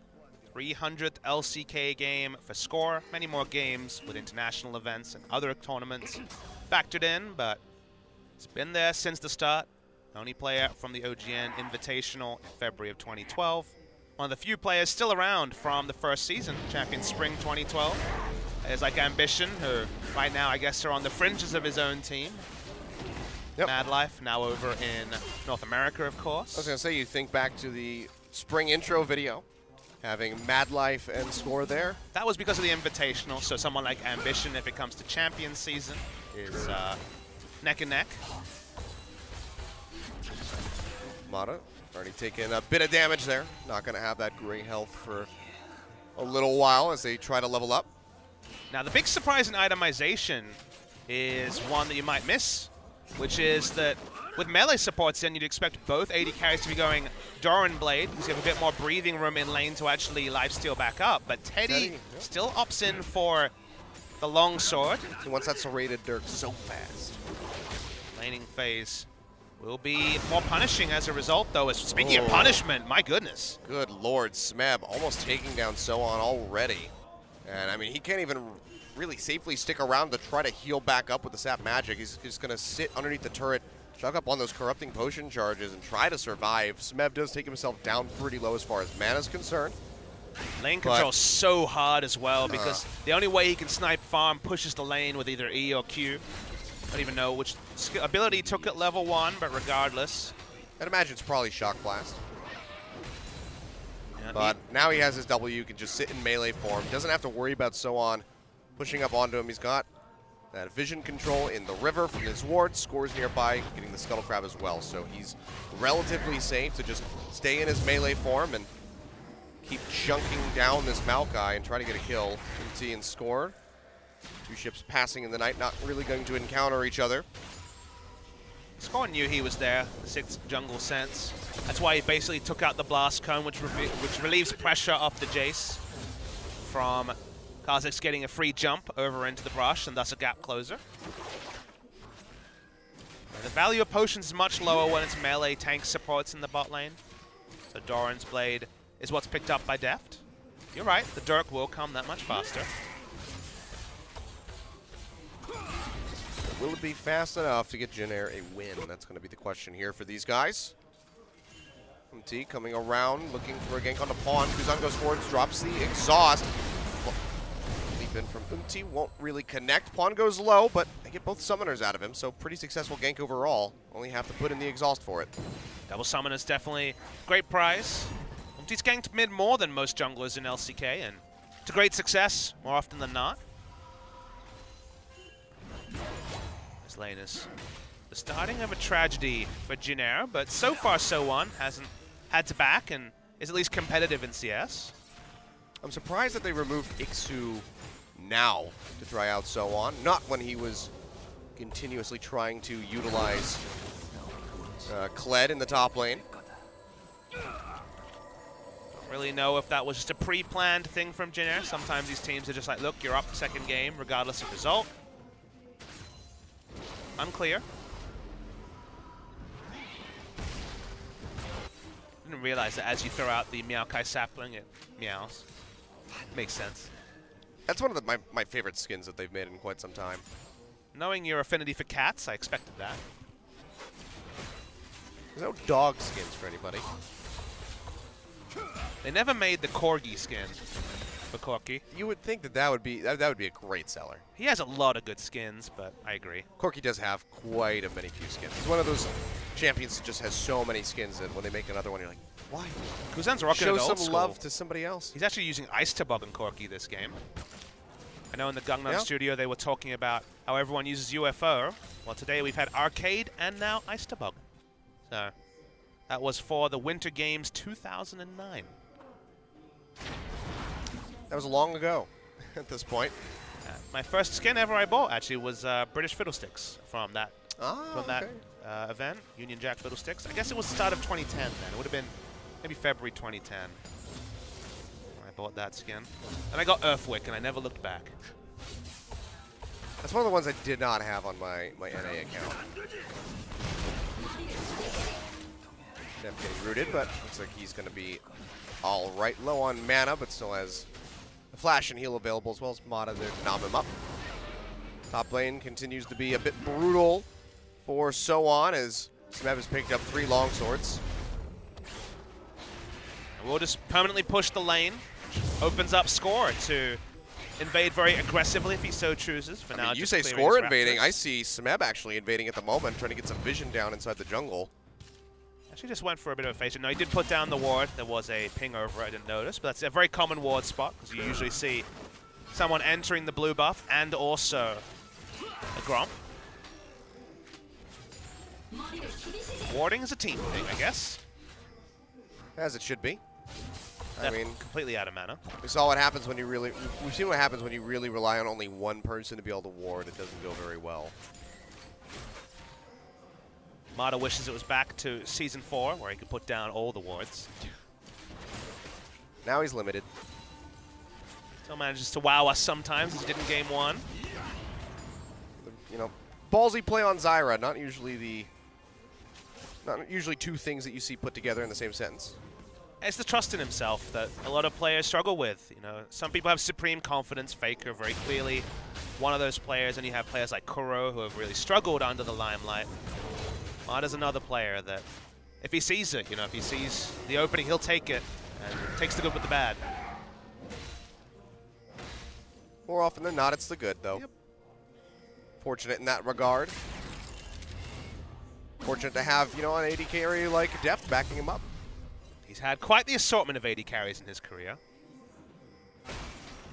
And now Imp is just eating himself to death in China.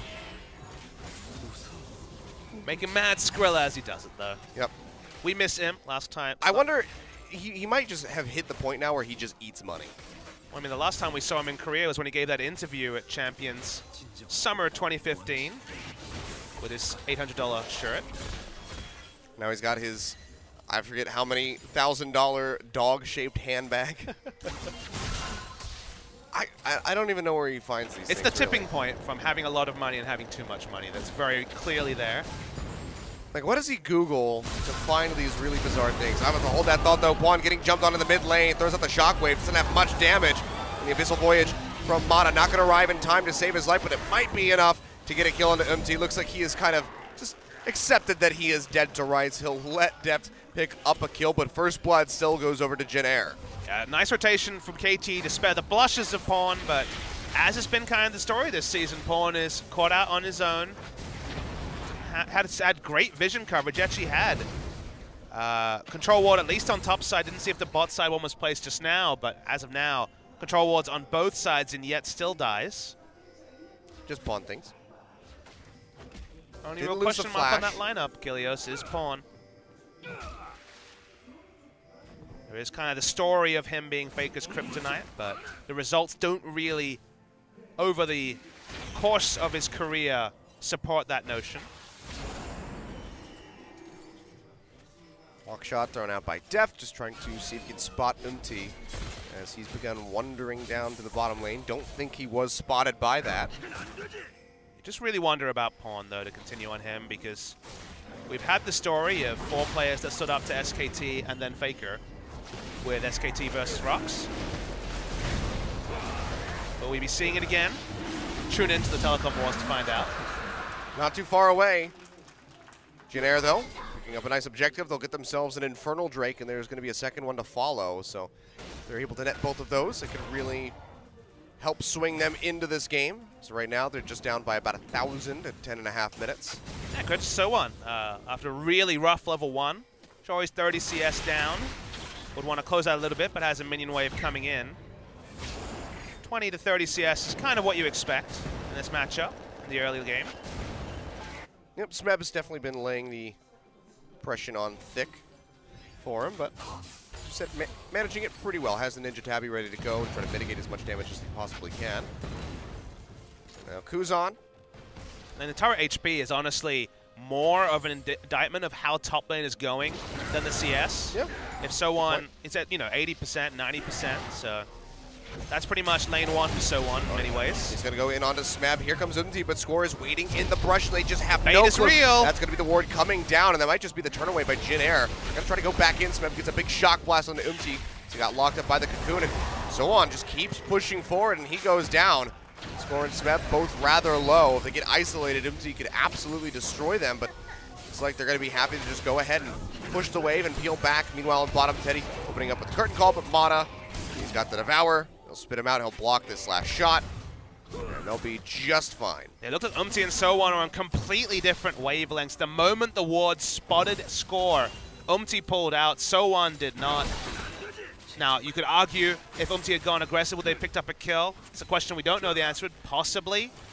Flashes were still up on KT. That seems to be why Umti held back as Snowflower falls low.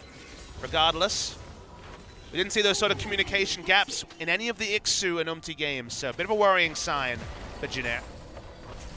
Yeah, for sure. Just really tunneling in on Smeb and Score. Maybe not even looking at his own HP bar. So rough stuff here for So-On. Gonna have to turn that around if they want any hope of taking this to a third game. Score now wrapping around from the back. Umt's there. They're gonna go ahead, turn straight onto him. The Cocoon with the damage just comes right through with a help upon. Big shockwave connecting. Ash Arrow onto Teddy for the killing blow, and KT very swiftly pick up 3 more kills in the bottom lane. It looks like First Brick might be following suit as they proxy this wave, keeping it away from the turret. So the minions will crash. That should just go right over to KT, and they will keep stretching this gold lead. Smeb coming in onto So-On. Pops the hyperdrive, gets a bit of damage in, trying to stack up that black cleaver, but won't knock him low enough to really go in for a kill. Yeah, the moment that Deft took 2 turret shots to stop the recall was definitely the moment where Jin Air understood that they were getting collapsed on, but nowhere for them to go. Should have kind of expected it the moment that Orianna cheated out a mid lane. They didn't.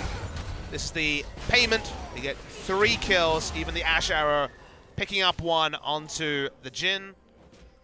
First Brick as well. Gold lead explodes in a way it didn't in game 1. Big advantage to KT Rolster. Yep. And I just love how calm, cool, and collected Score looked there. Not seeing until he rounded the corner and just like, okay, I'll kill you then. It's that sort of situation where you evaluate the scenario that develops in front of you instantly. Let's go back up. Yep. Goes low, but Score's there to threaten. And at this point, I'd be more terrified of the Elise damage than I would of the Kha'Zix. But the best play is pivot killers. That's what you saw from Score. He obviously went into that looking for 2 kills, saw a 3rd one, realized there was no escape route for Teddy and Snowflower, and thus focus on the member in front, kill him during the initial CC, and still pick up the other 2 kills.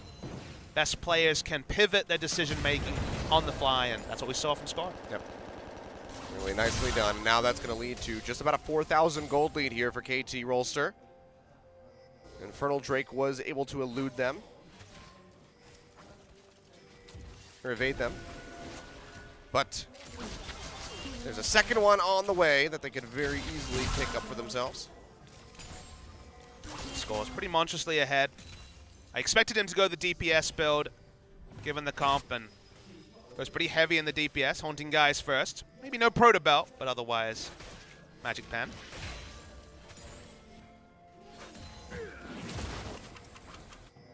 Now things just get slowed down until we see that dragon come up. Jin Air really not in a position to push forward and try to get vision around the area. They have to be quite concerned about the location of Score, which they will spot him out right now. So this could be an opportunity for them to try to push forward, but without a tier 1 turret, still a bit risky. Still a bit questionable play from KT to come back bot lane. They're focusing on they need Orianna to roam down to have the pressure to push in as aggressively on the bot side. They could have just walked with Jace and brute force down. Oh boy, here we go. The top turret. They still end up making a proactive map play. Rift Herald happy that he's finally involved in something. Sad that he's going to die for it. That's kind of how he lives. Doesn't do much killing outside of that one time he got the double kill on Renegades. I mean, he dies. That's true. God, that was a... I almost said something not friendly to the broadcast, but yes, that was a fiesta. I was going to say it was a show of some sort. Cirque du Soleil, or? Yeah. You know, really abstract. Yeah. The dragon comes down, and KT, they're ready to scoop this one up. They clear out the ward. So knowing that Jin Air had vision, they're going to go ahead, peel back a little bit, hold off on taking that objective for a bit. I guess the only reason the Deft continues to enter bot lane is the Infernal Drake being the spawn. The previous time, that was a bit questionable, but this time understandable, given the priority on Infernal Drake. Oh boy, here we go. Speaking of priority, Jin Air, they're going to go ahead and push in on this one. They know that several members of KT are in the area, but they have plenty of damage. They're going to be able to pick it up for themselves, so that's a little bit of a bastion of hope for them. Teddy, however, getting hit by that Ash Arrow, but a good block from Snowflower stops the Tongue Lash from connecting, and suddenly Jin Air, they have 2 Infernal Drakes that'll be stacking up for them as they get items in. So if they do take this to the late game, then we'll have a lot of additional AD and AP to try to swing a lead. I really don't understand. Oh, big really investment here. Yeah, Depth coming forward, doesn't have the Ash Arrow. So just going to be the Abyssal Voyage into a volley. I'm going to take away on the Gromp by the look of this, unless MT wants to go in for this. And there we go, takes it away. It's not really understanding KT's stubborn play around the bot lane after the turret went down. This is the rotation that's finally happening, but Def won't be involved in it. Gonna relieve pressure off mid lane, it looked like, when Orianna took blue, but now is actually re-entering top lane. Yeah, Cocoon doesn't connect, so On's able to walk right back up. Some of these map plays take could that be down to half. Yeah, some of these map plays could be a bit tighter at Kilios, but still do have a big lead to back it up. Yeah, it started off really strongly for them, with Score and Pawn's rotation down to the bottom lane. But now it's starting to slip up a bit. Def coming into mid, trying to clear out this wave, but really has to be careful of the damage that Kuzan can output. You can see right there, chunks him down. A couple more shots would be able to take him out. Not quite in crit range. Now we are in crit range for Teddy on a last hit to go ahead and kill that Ashe. So this might just be KT having to concede the turret. Def is sticking around, still has Ashe arrow. Orianna's walking up. Oh, that's a curtain call, open up. Def immediately getting out of range. Ashe arrow comes through, connects on the Kuzan. Big shockwave on the 3 members will connect, but nobody goes down. TP out from Soan. Smev here to join the party. He's going to get popped up by the Glacial Fissure, but now Soan looks like the juiciest target available to KT. The Cocoon flies straight in through, locks him up, and he will go down. Turret not able to be picked up by Jin Air, and MT is trying to get out as safely as possible. Snowflower and Kuzan both getting away with a sliver of health, but now Umti gets found from the sideline. Score wrapping all around the Raptor Pit, lands the Cocoon yet again, and that's going to be another turret going down. KT looking to take the tier 2 on this push as well. Yeah, some really nice mechanics stopped them from picking up Snowflower in particular, who interrupted the To the Skies Q from Jace with the ultimate. Rank 2 plays right there. Otherwise, Umti's overstay has been pretty significantly punished. Deft was smart to stick around. He knew that Pawn was coming in with some decent ability power and the Wombo. Continue the snowball finally to KT after 3 or 4 minutes of wayward movement. Kuzan goes low yet again. See, Smabby took a bit of damage, but he's still comfortable to go ahead and push right back up in the top lane. Black Cleaver straight into the last Whisper. A very common build for him against whether it's the Poppy or the Maokai. Loves to go Black Cleaver into Lord Dominic's for about as much pressure as can be had in the 1v1 matchup against these super tanks. Yep, while it looks like we won't get a Flame Horizon out from Smeb, at least not yet, he still has a very commanding lead over top of Soan in that top lane. So just about to break 200 CS, currently up by about 40 overall. And look at the CS numbers. Everyone on KT fighting each other for the race to 200. Only Elise is behind, but we talked about Elise often falling 20 to 30 CS behind. It's only 10 in this game. Always hard to judge jungle CS because obviously a 1 kill on a Gromp is worth way more than a kill on a small Raptor, but regardless, clearly it's been a good game for Score on his 300th LCK appearance. Yep. Should be able to close this one out with another victory. 6.7k gold up, 6 kills as well. You wonder where those numbers will hit. 300 games of competitive became easier when we moved to a league format rather than the knockout formats of earlier champion seasons, but no one really knows what the upper limit of age is. 25 he will be this year, is certainly older than the 17-year-olds. I believe Umti and Teddy are right down there around 17, 18. I mean, you never know, there's always opportunity that we could see some of these older players come back. Look at Counter-Strike, right? A lot of old pro gamers there and other esports, but League sure. has always been the young man's game. Even Trace forced into the coach's box now. Lemonation escaped from that. It's true. He went to the coach's box right back into playing. And look how that went. They're doing great. Yeah. FlyQuest making magic. Making magic out of a they're pulling rabbits out of a hat. I did not expect that level of play. Grab out of a hat or wins out of an ass. So on getting jumped on the top. And there's just nothing. And just added pressure on the map. We haven't got this out of top lane turret, which is kind of unthinkable when it was Jace versus Maokai. Finally rotates the turret about 10 minutes later than I would have hoped.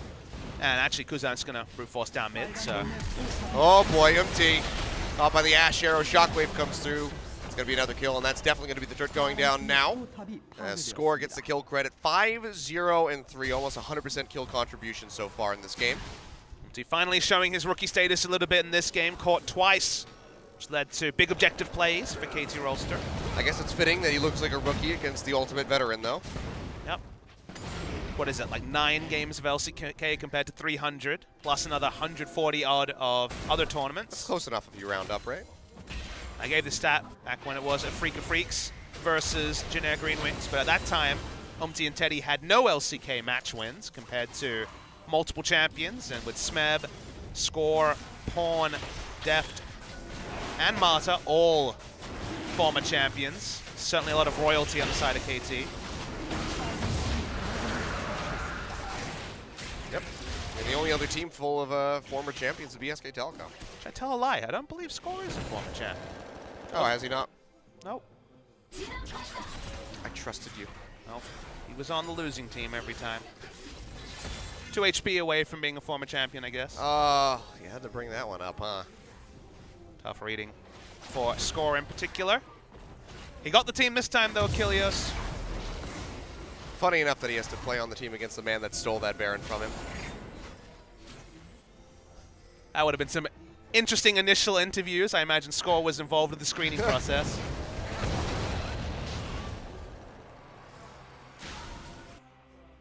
One thing that's eluded him. Yep. It's okay. I'm sure Smeb responded with, I will promise you more than 2 wins if you bring me onto this team. KT in full control here. Oh. That's just brutal.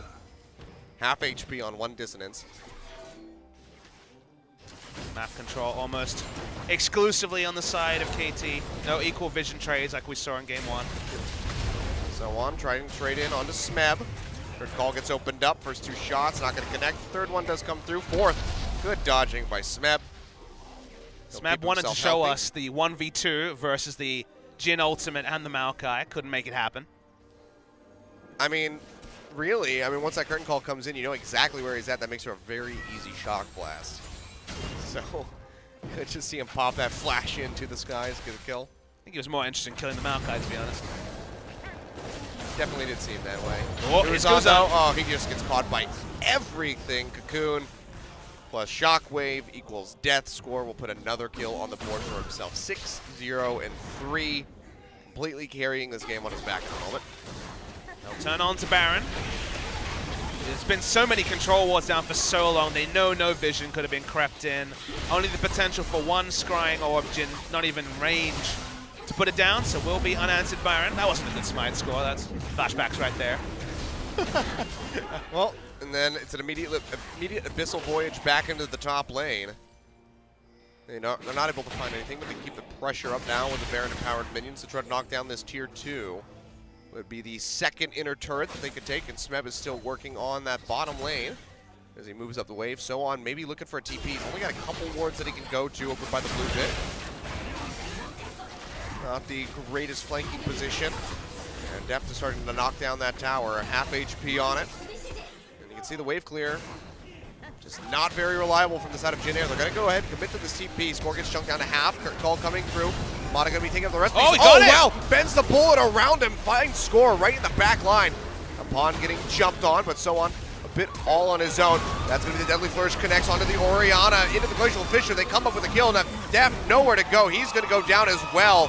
Smeb still in the bottom lane. Nowhere to TP in. Knows that it would have been for nothing. Just knocks down the tier 2, and that's about all he could get. 4 kills, though, spill over to Jin Air. Explosive fight in their favor. Yeah, the moment that the kill came on to Score, no reason for Smeb to teleport in. It was clearly called to keep pushing bot. They thought KT could get out with just a single member going down, but Score into a really nice teleport from So-On, so first noteworthy play for him. I like the Kuzan auto-attack the Blast Cone to stop Mata from just poking himself over, and although Mata was able to get over eventually, was eventually assassinated by the Corki, and all for the cost of just a single turret down bot. Speaking of assassination and Corki, Kuzan alone in the top lane. Smeb just going to smack away at him with a hammer, and comes up with the solo kill. The sole possessor of the Baron buff at this point for KT. Still very comfortably ahead, but what was almost a 10,000 gold lead has now shrunk down just a bit. Baron buff and the Rift Herald buff, so certainly very buff right now. Every time he sees another opponent, he's going to all in them. Yep, that's going to be the Abyssal Voyage coming through. Ash Arrow does connect. They slow him up.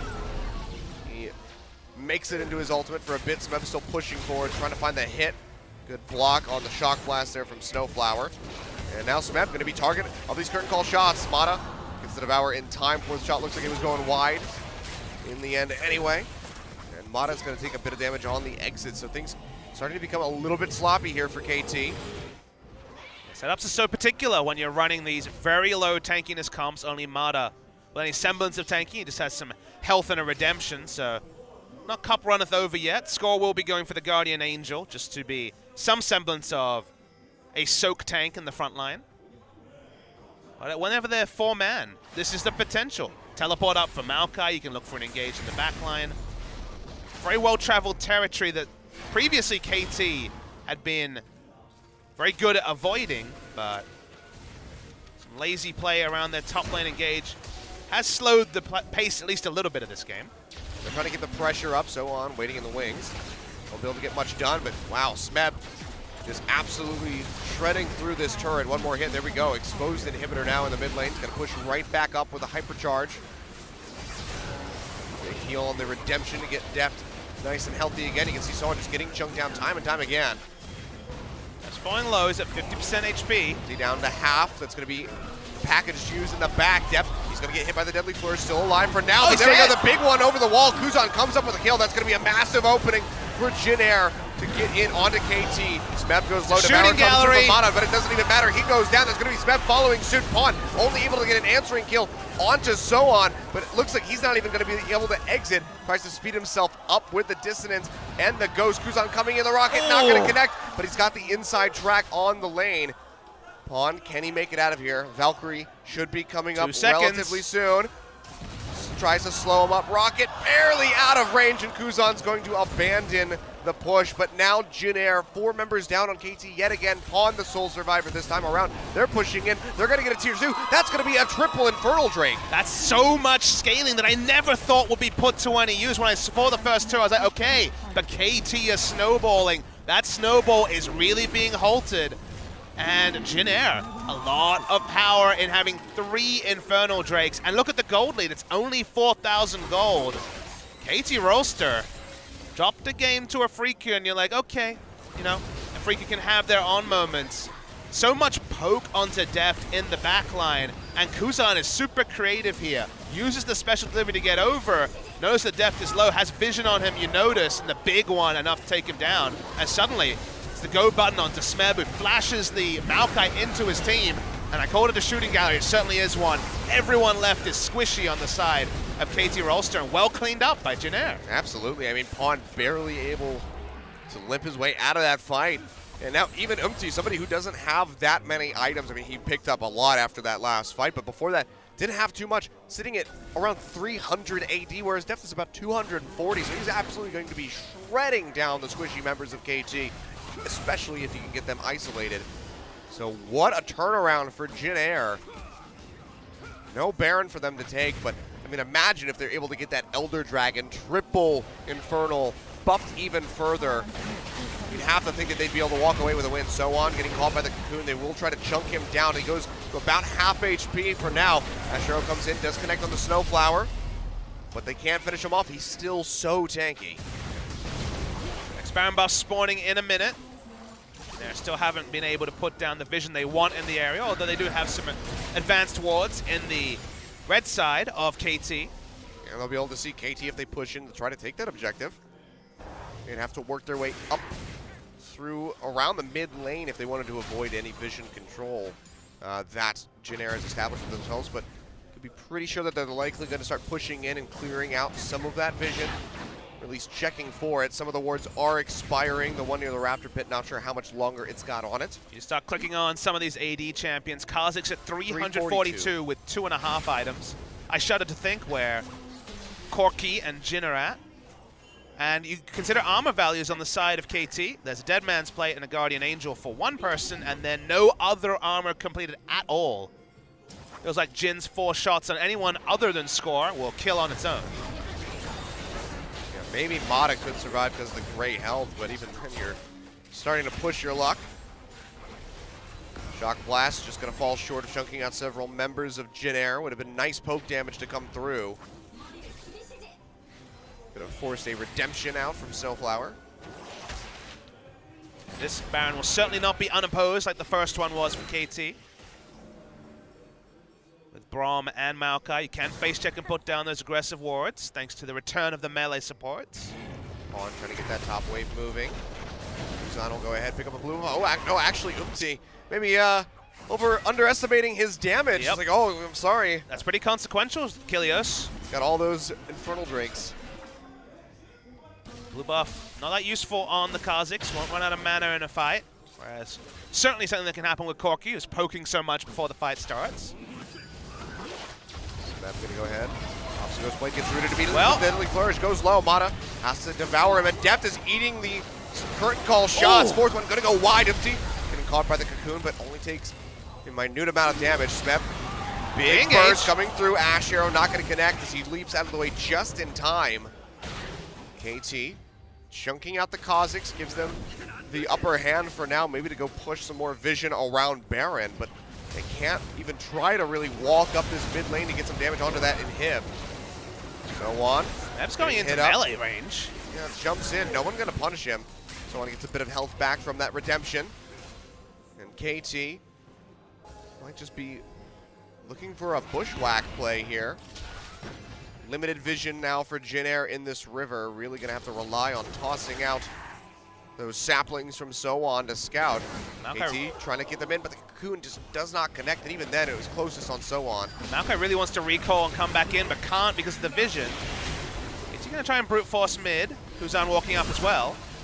They need So On to get his health bar back. He's still very chunked out. This is such a dangerous spot for both teams, but especially KT. You have to think, but oh, Teddy! Oh. He just gets popped immediately. The Shock Blast plus the Dissonance wipes him off the face of the earth, and that is going to be KT saying, okay, let's go straight for the Baron. KTF burst damage their own. Caught out a few times, this time as the other rookie in Teddy exploded in an instant. Oh, and KT no. with Baron buff. What was impressive siege before is now completely out of order. And Jin Air just completely lost. He's out of position. Yeah, down to the bottom lane, gonna have that long recall to get back and try to defend this turret. Could be a double inhib sweep coming through for KT as the one in mid is still exposed.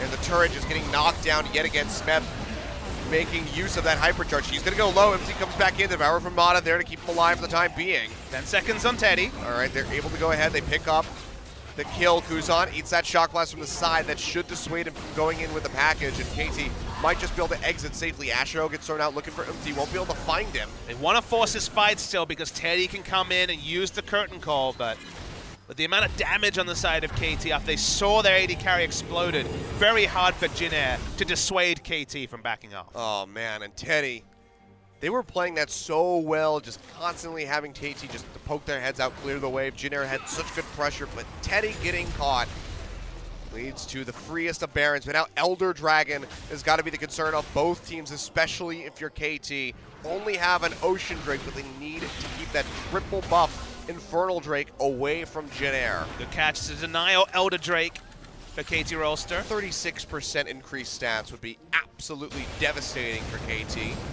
And just like when Siege comps play around Baron too much, just avoid the objective. Just go straight down mid. You've got the Baron buff.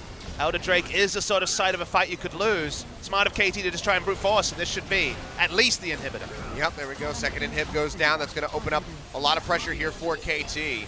As Jin Air is going to have to be stuck in the base, or at least somebody is going to have to be stuck in the base defending those Nexus turrets.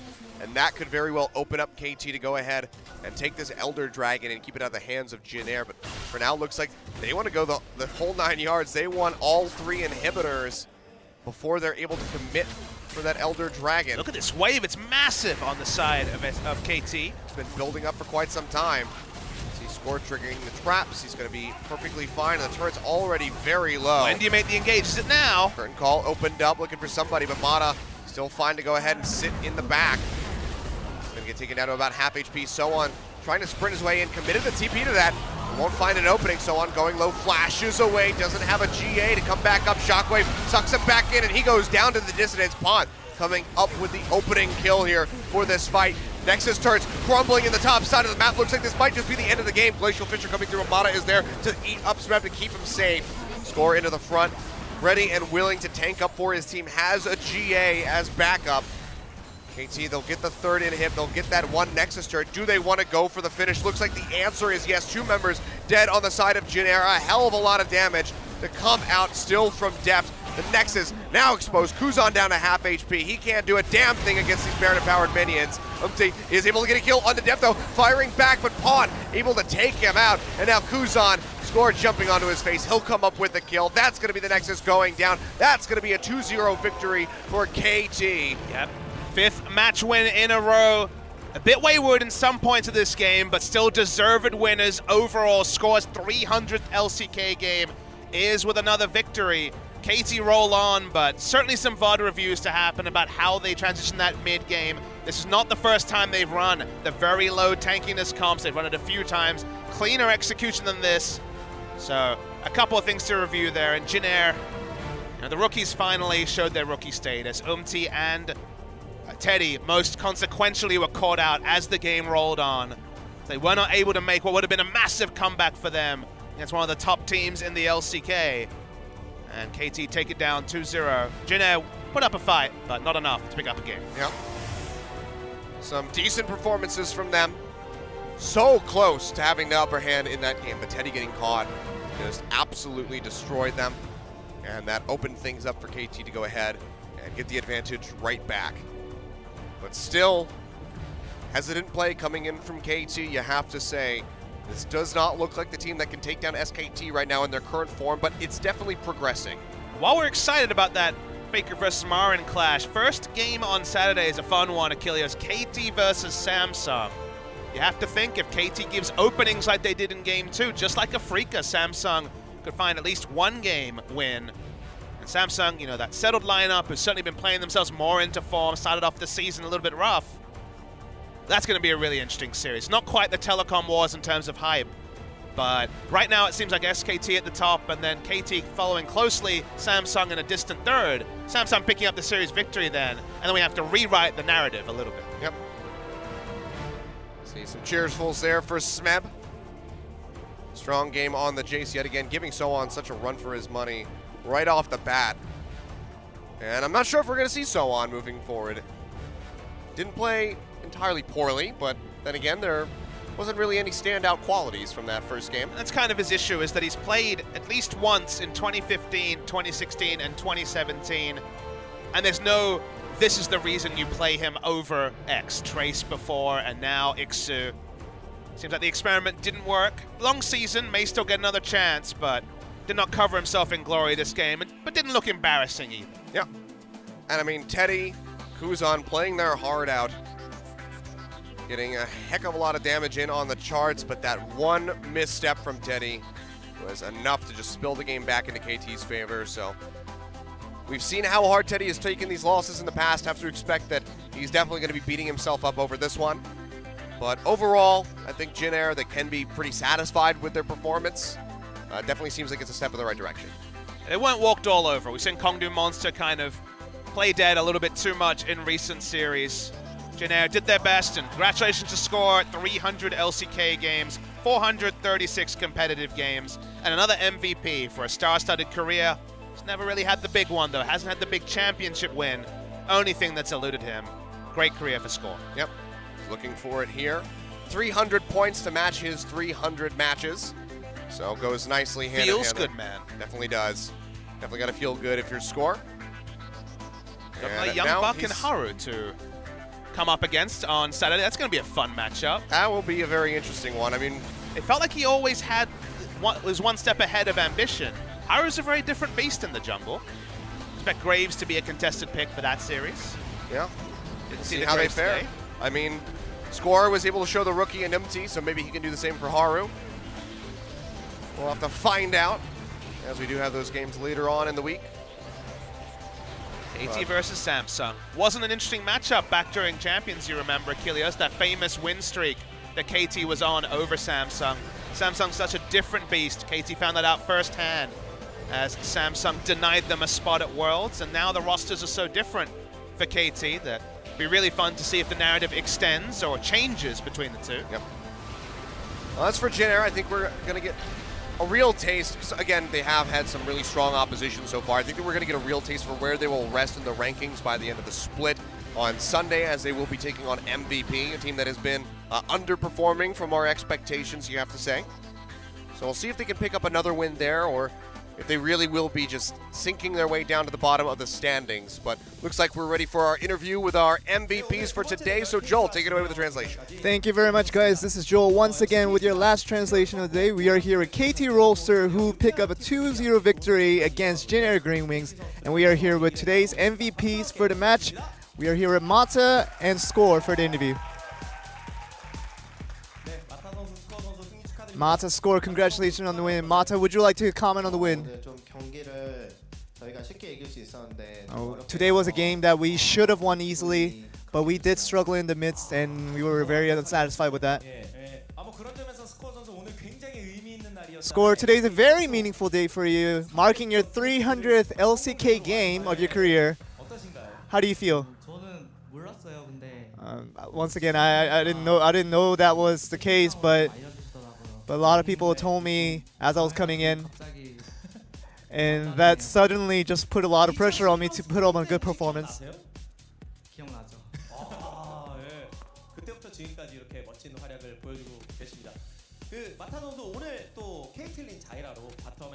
Mata, you showed a very diverse bot lane today with the Caitlyn Zyra. It seems like Zyra should be falling off any second, but people are still constantly choosing it. Why is that so? Aside from Malzahar and Zyra, there's not many support champions that can contribute a lot in team fights. But with picking Zyra, you can always contribute constantly, and that's why the reason I picked it.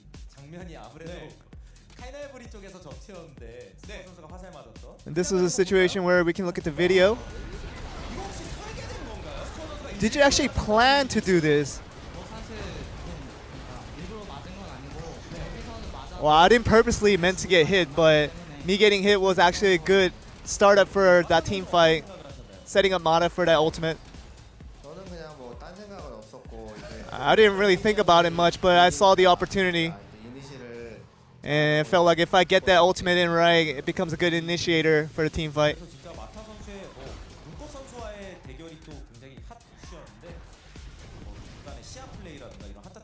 And it seems like that, you know, the matchup against Snowflower is a big deal, but you did so well.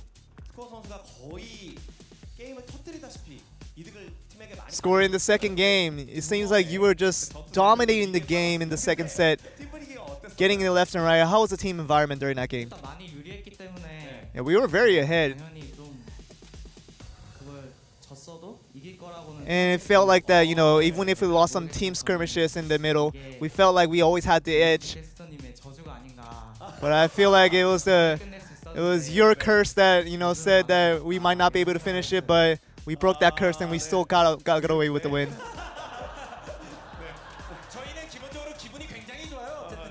We're very happy for you, Score.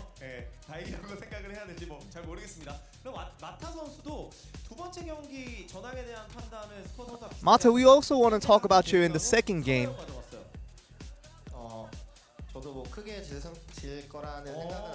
Yeah, I also felt that we were never in a state where we're gonna lose the game, but we always kept our head up. Smeb looked a little furious, and maybe it was just me after the first set. What was that about? I think Smeb's always unhappy. You know, even if he gets the win, he doesn't really look all that happy. But you know, with this craziness that you guys all know, but I just want him to be a little bit more loose.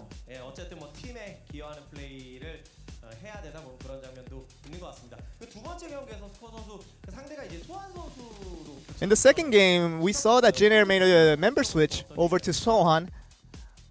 Did you guys prepare for that? We felt like facing up against Sohan, you know, with Smith having a bunch of experience, we thought that picking a stronger champion against him might put on the pressure on him just a little bit more. And that's the reason we changed up the strategy. Right now, you know, all of these things that are going for you score is that you're one of the best junglers in the LCK period. And what are your comments on that? I mean, if you ask me, then what am I supposed to say? But you know, I feel like no matter who the opposition jungler is, I really don't. It doesn't really get to me much.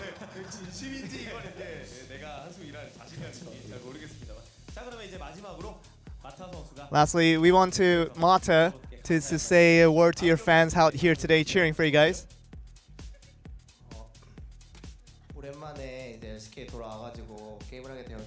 It seems like, you know, I'm back in the LCK, having not played for a while, and we're just really trying really hard and practicing hard so we can get to that performance level that we want to. And that seems to be the end of the interview. Back over to you guys. Thank you very much, Joel. So, yeah, you know, trying to reach that level that they want to be at, the level that is required to be, you know, a big opponent against SK Telecom T1. Are they there yet? Doesn't seem that way. SKT just seem to be a step above everybody else at the moment, but KT, there has been some progression. There's definitely a lot to look forward to when it comes to that telecom war. So hopefully we get the most intense, close series possible when it comes to that on March 2nd. And there's something to be said about peaking at the right time. So we're still very early in a long season. We'll be double round robin, of course.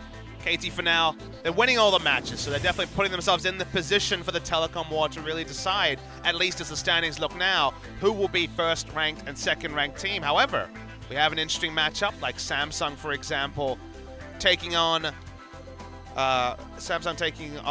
in the next matchup KT, which is going to be a really fun one. That might actually solidify the true contender for SKT. Top three very likely to be those three teams. And tomorrow, first matchup MVP versus Kongdu. Kind of going to be a test for MVP, who've been, as you said, on more struggle street recently, and Kongdu have been in free fall. And then a fun one, Afrika versus SKT. Storyline makes for itself. Marin versus Faker for the first time in a long time. Should be a lot of emotion on the Rift for Game 2 at least. Oh, for sure. I mean, I can't wait to see this one come through. I mean, first we had Smeb versus Marin, now we get Faker versus Marin. Should be a very interesting game. Then on Saturday, as you mentioned, KT Rolster versus Samsung. So going to be their first really competitive match. You have to think that they are going to go through. Longzhu is maybe the next closest, and then Afrika.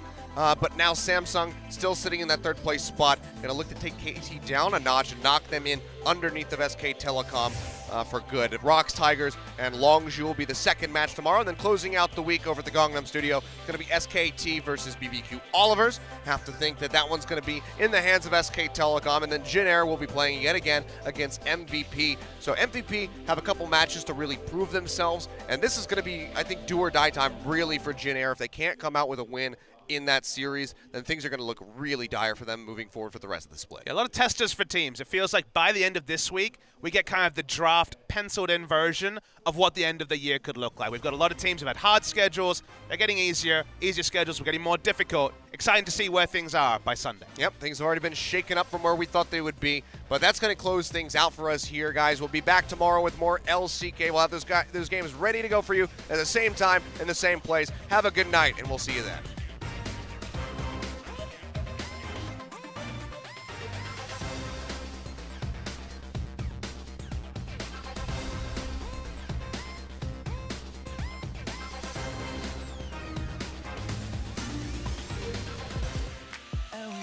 Just need a little something to hold